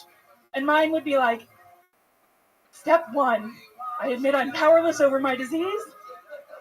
Yeah. Anyway, thanks. That's my time. Oh, yeah, 47 seconds. She beat it out. Oh, yeah. You look very tan, like if you were to take off. Oh, my God. It's not the same person, Brian. It's not the same person. How dare I you? have quite a tan on this arm. You followed Jessica last time, I didn't you? have followed Jessica, yeah. Wow, that's Yeah, crazy. and we're neighbors, and we came from Sacramento together. And That's fucked up. Yeah. So random. I'm doing right now, but it's making me very uncomfortable. What do you mean? But it was like, you followed her last time. This is a real thing with the tits and the. That's great. Yeah, it is sort of crazy. Yeah. She always brings her as her opener. That's right. She's my opener. I'm having a hard time with my opener. Yeah. She always has the same opener. Yeah. Any advice for her on This that? thing just folds into itself, and it's an inception. Fuck yeah. Also, you didn't finish your set. Yeah, I haven't. You and Yeah. Jessica do everything the same. I know. Not a lot. Not everything. What buffet did you guys meet at? That's fucked up. Fuck you guys. Okay. You fucking Hold on. pussies. Tony, last time. Hold on. Hey, last time you said. You Last pieces time. of Hold shit. on. Carrot Top's 10 minutes down the street. Take Wait the a fucking minute. drive. Last time Wait, you said. Carrot Top is 10 minutes down the street? No, he's Oh, not. wow. He's not. Bring the Son of a bitches bitch. back. It's funny every time. Last time you said, what KFC did you guys meet at? Oh! Which just proves one thing. If I made the switch from KFC to buffet, that means you guys got bigger. You know how Since the last time you were Get on. a new opener, Buffet Tony. is an unlimited amount of trips, so you want to spin it right back at you. No, you know how Tony was able to switch it from KFC to buffet is he did drugs in the interim. Right. Now, Expanded his dolphin. What other sort of places do people eat? Perhaps a buffet, indeed. That's more food. There's more food there. Oh, they got him on the DMV. Bigger. Thank Yeah. you. Yeah. Wow. Robin, I like your style. Now you work with special what is it Yeah, again? I taught a special day class last year. How special with her fucking Oh kids my there. god. Oh my god. I don't want to be the bad guy here, but we saying she works with retarded people. No, I think we're saying she fucks retarded children. Definitely not. No. No, that's Lou No, Barren's. yeah, that's. Yeah, Oh, okay. Everybody forgot that. part. No, they were pretty violent. Oh, really? They were violent? Yeah, like just towards me. Oh, wow. Why? How come? Because they could get away with it. Not all of them were. Look how well behaved Pat Reagan's being right now. Wait a minute. I'll do the Pat I Reagan remember you were here jokes. tonight. So you got beat up by retarded kids? Yeah, they were pretty violent. Okay, a great example is a kid came up to me like 6 weeks before school ended, and he said, "You're so lucky I'm in your class." And I was like, "Why, dude?" He was like, "I don't scream at you, I don't hit you, and I don't throw desks at you." I was like, "Oh, fuck." It's That is true. a good student. I know. And a very articulate retarded person. Yeah. Yeah. His IQ is 170, and he just likes the easy way. I guess. He's lazy. Yeah. A lazy genius. Interesting. And when these kids would attack you, did you notice that they were stronger than a normal kid? If a normal kid attacked you? Some of them, just because they were so big. They're like a third grader, like this tall and like pretty good sized girl. Yeah. Good sized girl. Good sized girl. Yeah. Oh, Lou's out. I think it was just Lou laughing in the back. Yeah. Lou remembers that he's gay. Oh, there he is up there. Just so we know for future poking. And, Yeah. and what do you do now? It's summer, so nothing. Wait, Nothing. they just let the retards roam free during the summer? That sounds dangerous to me. Someone's got to look out for these little monsters. Exactly. No, Especially with SJ's dog on the loose. Yeah. This is callback city tonight, guys. I actually quit, so I don't have a You job. quit? Oh, you I quit? Yeah. How come? Because I was asked to. Oh, you got fired. That's Oh, cool. no. What a nice positive spin, though. I That's know, awesome. I know. I quit. My boss told me I didn't work there anymore. Yeah, That's how that Robin, works. Robin, we've just been getting too many complaints from the kids mostly. They're complaining that you don't let them eat a never-ending amount of Twinkies. And No, these kids are the bastards. reason written down was that my bulletin boards weren't pretty enough. Oh, shit. Yeah, and I was like, never mind. To the be fact- fair, your bulletin boards are dog shit.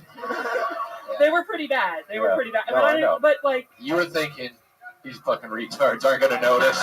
they can't read it anyways. yeah, You know? And then You get that one uppity fucking tardo. Who's like, this doesn't look good. Excuse me, madam. I don't throw my desk at you. I do not yell at you, but I would like to lodge a complaint about the state of your bulletin board.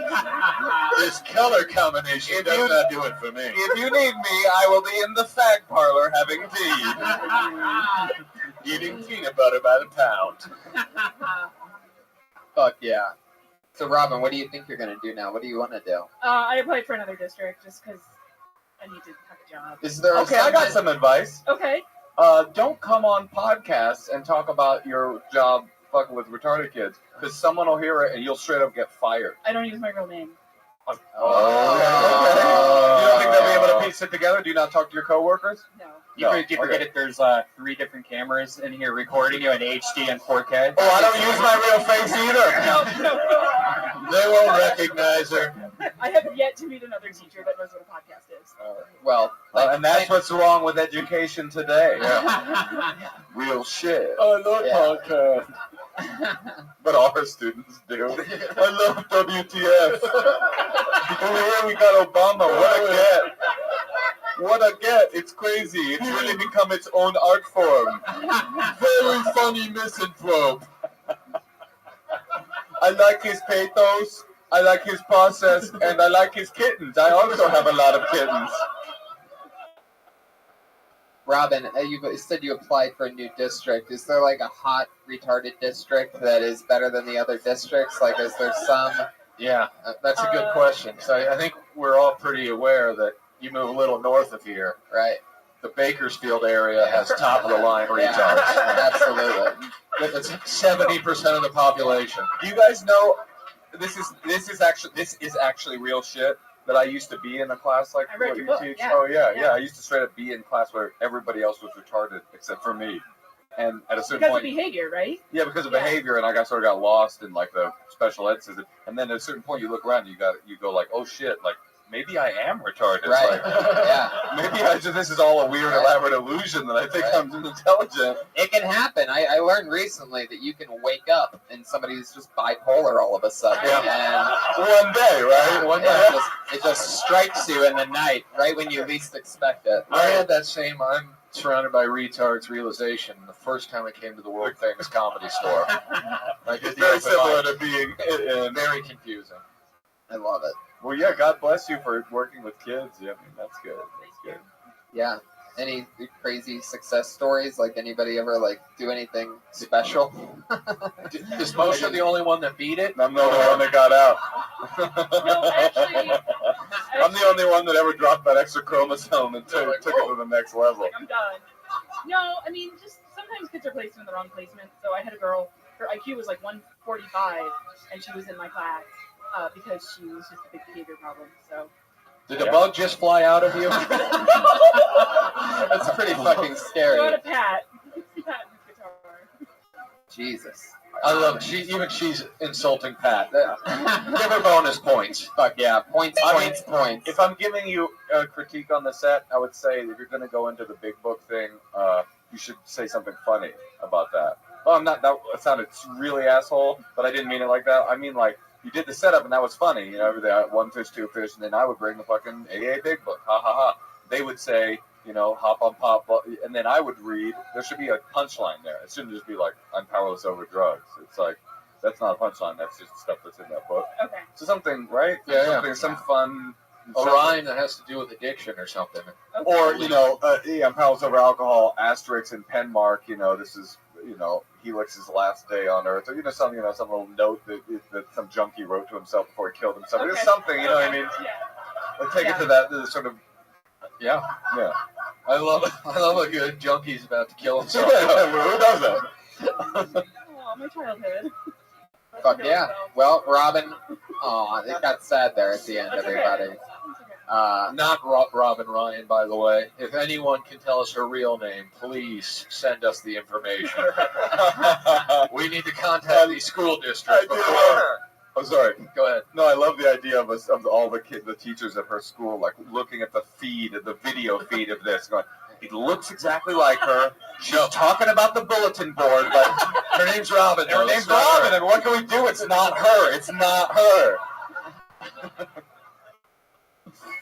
Maybe that's what happened. Maybe they saw the fucking video feed of you doing this podcast, and they were like, "We need a reason to fire her." I don't know. How about the fucking bulletin board excuse? And that's how you got canned. That bulletin board sounds like a great reason. Yeah. Put murders on your pictures. This is the retarded person that is a member of the board of directors of the school district to have equal representation. They move up. It's a pecking order. You got to earn your way to the top. I'm the principal here. Robin Ryan, there she goes. Thank Good job, you. Robin. Good work, Robin. Robin Ryan is Robin Ryan 200. From KFC all the way to the buffet. That's right. Unbelievably inappropriate. Yep. I'm not nice sometimes. Fuck yeah, live audience. How you guys doing? Yeah.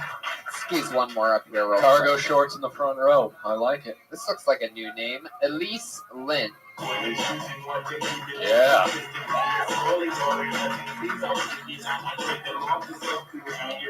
Oh, shit. Hey, my name is Ellis Island. This is my first time here performing at the Comedy Store. Don't worry, I didn't have to quit my day job to be here. It's kind of hard to quit when I already got fired. The day before April Fool's Day, so when my boss told me that today's your last day, I thought he was joking, but he wasn't. Aside from being fired recently, another fun fact about me is that I completed 8 years in the Navy, which I know is really hard to believe, because a lot of people are like, but you're Asian, you can't be a sailor. Shouldn't you be a ninja? Yeah, I should be a ninja and taking the unconventional route. The Navy took me to this place called Kyrgyzstan. Has anyone heard of it? If you haven't, Kyrgyzstan is an ex-Soviet country, also known as the continent of Central Asia. It's actually a beautiful country. You should all check it out. The worst part of it is I'm having to share a closet-sized room with a roommate and a shopaholic roommate. Like, she kept buying stuff. One day she dragged in a 50-inch screen TV, and I'm like, what are you doing? And she says, don't worry about it, it's not going to be away, I'm going to mount it over my bed. So I'm like, all right. And then, well, she got sent home for a TBI, traumatic brain injury. Oh my god. A special one. Wait a minute. That wasn't a bear. That didn't sound like a bear. What was the bear doing with the gong? Wow. That sound effect was so special, Robin Ryan wants to teach it right now. I just love the idea that as soon as you got on stage, Red Band was like, gong, sound effect, gong, sound effect. Please go over your time. She's Asian, can't talk about her white titties. Better get a gong sound effect. Fuck yeah. Wow, 8 years in the Navy, huh? That's crazy. Did you ever have children with a Persian man by chance? No, I can't say I have. So you say this is your first time ever doing stand-up comedy? Just here. Oh, I see. You've been doing open mics and stuff? A couple of them. Okay. I thought Ellis Island, right, some sort of immigrant joke I really wanted there. You know what I mean? I know that's racist just because you're obviously not an immigrant, but I just figure, like, you know, didn't you want that Ellis Island that needed to be, and or, you know, boat, fresh off the boat, Navy situation, something like that? Do you always say the pronunciation of your name, or you just said it because he said it wrong? Yeah, I'll say Ellis, like Ellis Island, people pronounce it. Okay. Oh, I see. So you don't usually say that during your stand-up comedy performances? Because it helps people remember. Right. Thank God, I'll never forget. Yeah. That's great. Yeah, that was interesting. Interesting for sure. Where are you from? I live in Costa Mesa right now, but I grew up in Arcadia. Wow. The Deep Valley. Rough. Somebody just say, love Asians from the audience. Did that happen? Yeah. Whoa, I bet That's a wow. Is there a goat? Were you trying? Like I was trying to not out himself. He's like, love Asians. Sounded like there was a goat who's into Asians, which is cool. Not gonna judge him for that. I mean, I want to know more about the Navy. Obviously, I think that's obvious. Like, I don't, you know, I mean. So I thought you were going into like lesbian jokes or the other things we actually assume about people in the Navy. Yeah. It felt. I wanted you to get in there. You know what I mean? Getting those gears of that boat. You know, I felt like you were up on the poop deck, and I wanted you in the fucking the pump chamber. You know what I mean? Tell us about being a potato peeler or whatever it was that led you there. What did you do in the Navy? I was a personnel specialist, so keeper pusher. Okay, maybe stay on the surface. Actually, Yeah. maybe don't. In that case. Yeah, we want to. No, but there's got to be something funny about that too. Like getting in there. I felt. How long have you been doing comedy? Like 3 months. Oh, okay, yeah. All right. Again, it's all So the advice is hard to give here. At 3 months, it's all The advice is just always go up as much as you can. Right. And keep working it out, and you'll learn. Obviously more about your cadence and beats and things that you have to do. You got to work on your face. Well, he's right about that, though. It's Absolutely. true. Yeah. I felt the one thing I would say is it felt like a little bit like you were reciting your jokes, and not like having you were just saying them instead of like having fun and kind of doing your thing. But then you're 3 months, of course you're not fucking. Like I used to write bits, and I would literally include every single word that I might say in the bit, as opposed to letting it kind of naturally come out. But it's something that you'll learn in time. In 3 months, if you were doing good, we would murder you. No. How long have you been out of the Navy? Well, I'm a reservist. Oh. Okay, well, but answer the question anyway. Don't hold back. I am still currently. Wow. So, Why did you join the Navy? I was curious. I just wanted, to have what I thought. About women? What do you mean? So is Lou Valrenz. Yeah, curiosity killed the woman that eats cats. That's crazy. That you were curious? I just thought they make it sound so exciting. Yeah, they do, and then they just handed you a fucking stack of files. Yeah. We got an Asian lady coming. Here you go. Paperwork. You got good handwriting? Here you are. We're going to Kyrgyzstan. Enjoy paperwork while you're there. So literally, you got swept up in the promotional videos. Like, you come to the Navy, see the world, have adventure. And then you got there, and they were just like pushed a filing cabinet at you. Yeah, I was a little bit disappointed. Fuck yeah! Wow. Yeah, I'd want to shoot torpedoes out of a submarine if I joined the Navy. Did you still have to do the push-ups and shit? Yes, we do. Actually, I got sent to combat training school. The whole thing had to shoot an M16 and all that. Wow. Did they? That's right, Grunt. You get down there and get that Post-it note and put it on the refrigerator right now. Interesting. What I mean, if they're going to make you a paper pusher, is the goal of teaching you how to shoot a machine gun just to continue the American tradition of mass shootings in public places? Or did you flunk out of the combat part? They were just like, we Right. think maybe you might be better suited just sitting at this desk for a while. We got your results from the driving portion of the. Oh, come on. I mean, I can just tell. But seriously, all racial stereotypes aside, I guarantee you're a bad driver. Am I right? Yeah. I mean, how many accidents have you been in this week? 0. Actually, someone rear-ended me last week. Of course. We're going somewhere. Well, the weird part was they rear-ended me from the front, though. Yeah. That was weird. Wouldn't be the first person in the Navy to get rear-ended, if you know what I'm saying.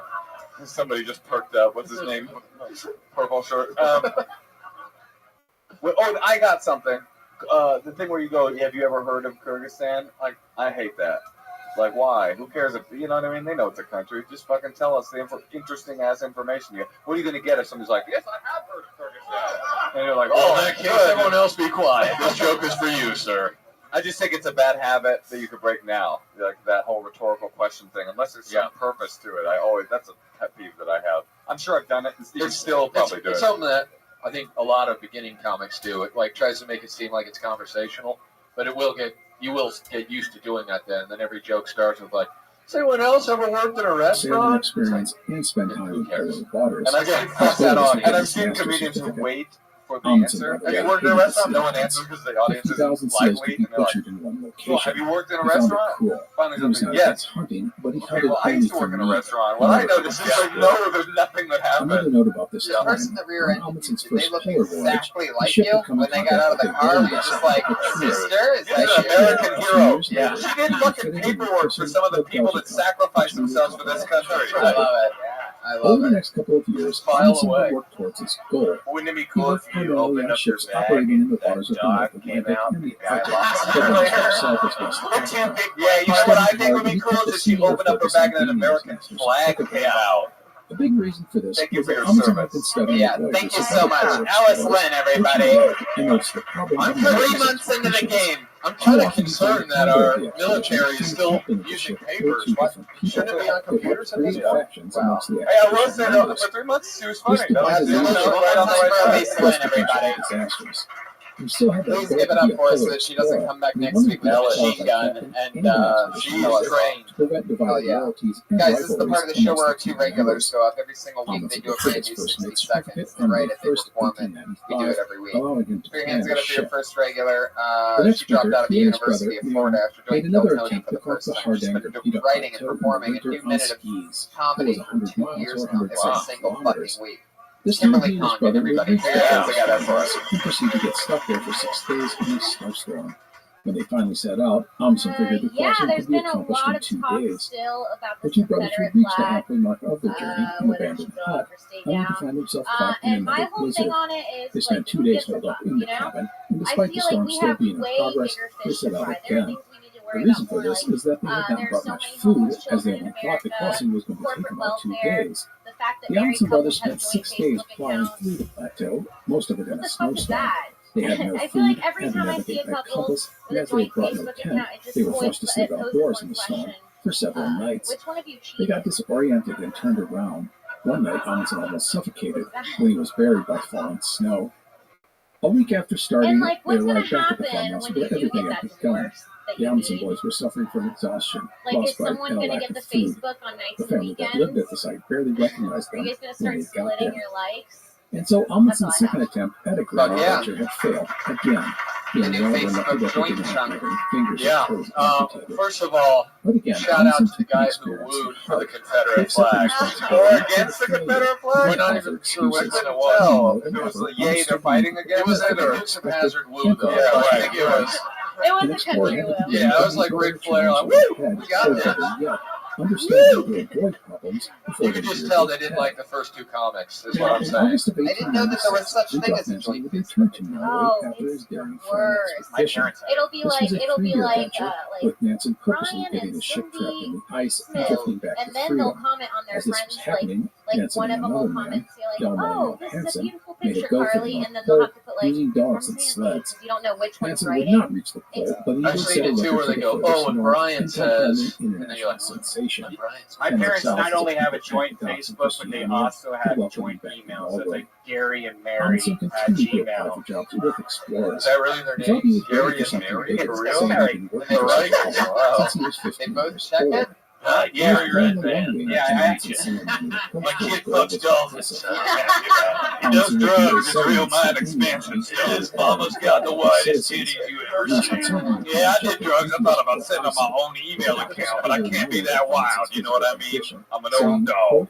Young man, I asked them, and they were like, "We hate Facebook, but we wanted to see my end quote. nephew's photos." The So they doctor just was made one supposedly together. so just to- amazed, so he they forgot could to test access it. Amundsen's eyesight. You're probably talking about people And our then age. the opportunity Amundsen was waiting for opened up. A Belgian expedition was announced. The intention to go to Antarctica. Men had set foot on Antarctica Oh no, for no the one's first allowed time to have ever their own just a year account. earlier. Interest Well, in the here's what southern I'll say about continent the was line. growing. The best line by The far. commander of this was, new expedition was the Adrien de question Gerlache, a repeated. French-speaking I really Belgian. feel like I've heard Amundsen, that 24 before, at the time, and I wrote think to you de should, Gerlache before you and take offered it, his I'll services. just, like try to find His resume something if was I'm wrong. good, I might be he had wrong. I might excellent just be thinking references. so He had sometimes his there's something master's so clever you certificate, think that and he must could be pilot the yeah. ship. But I He feel could like speak, that and film he had extensive that could be experience maybe it in got polar retweeted. I definitely don't conditions. follow you, but And best of all, maybe Amundsen got was so into my that could be because I feel yeah because that's a genius line and I hope that I'm wrong because that's a genius line. I did have the same moment, but it was because I liked your post on Facebook earlier today about that. Because I as well have a couple friends with her. And with that, old Amundsen found himself in a I role always just he had dreamed of for hide a that decade, friend. 'Cause that of an explorer. Yeah. It's like you share everything in your life already. There are a Just lot have of your own smartwatch options out there to choose from. That's the most But for me, millennial I am thing that's using ever one been from said. Facebook. Just you don't have one. Just have some dignity. Have your own social media. Have that presence. Have your own Insta. Have your own Snapchat. Be a human being.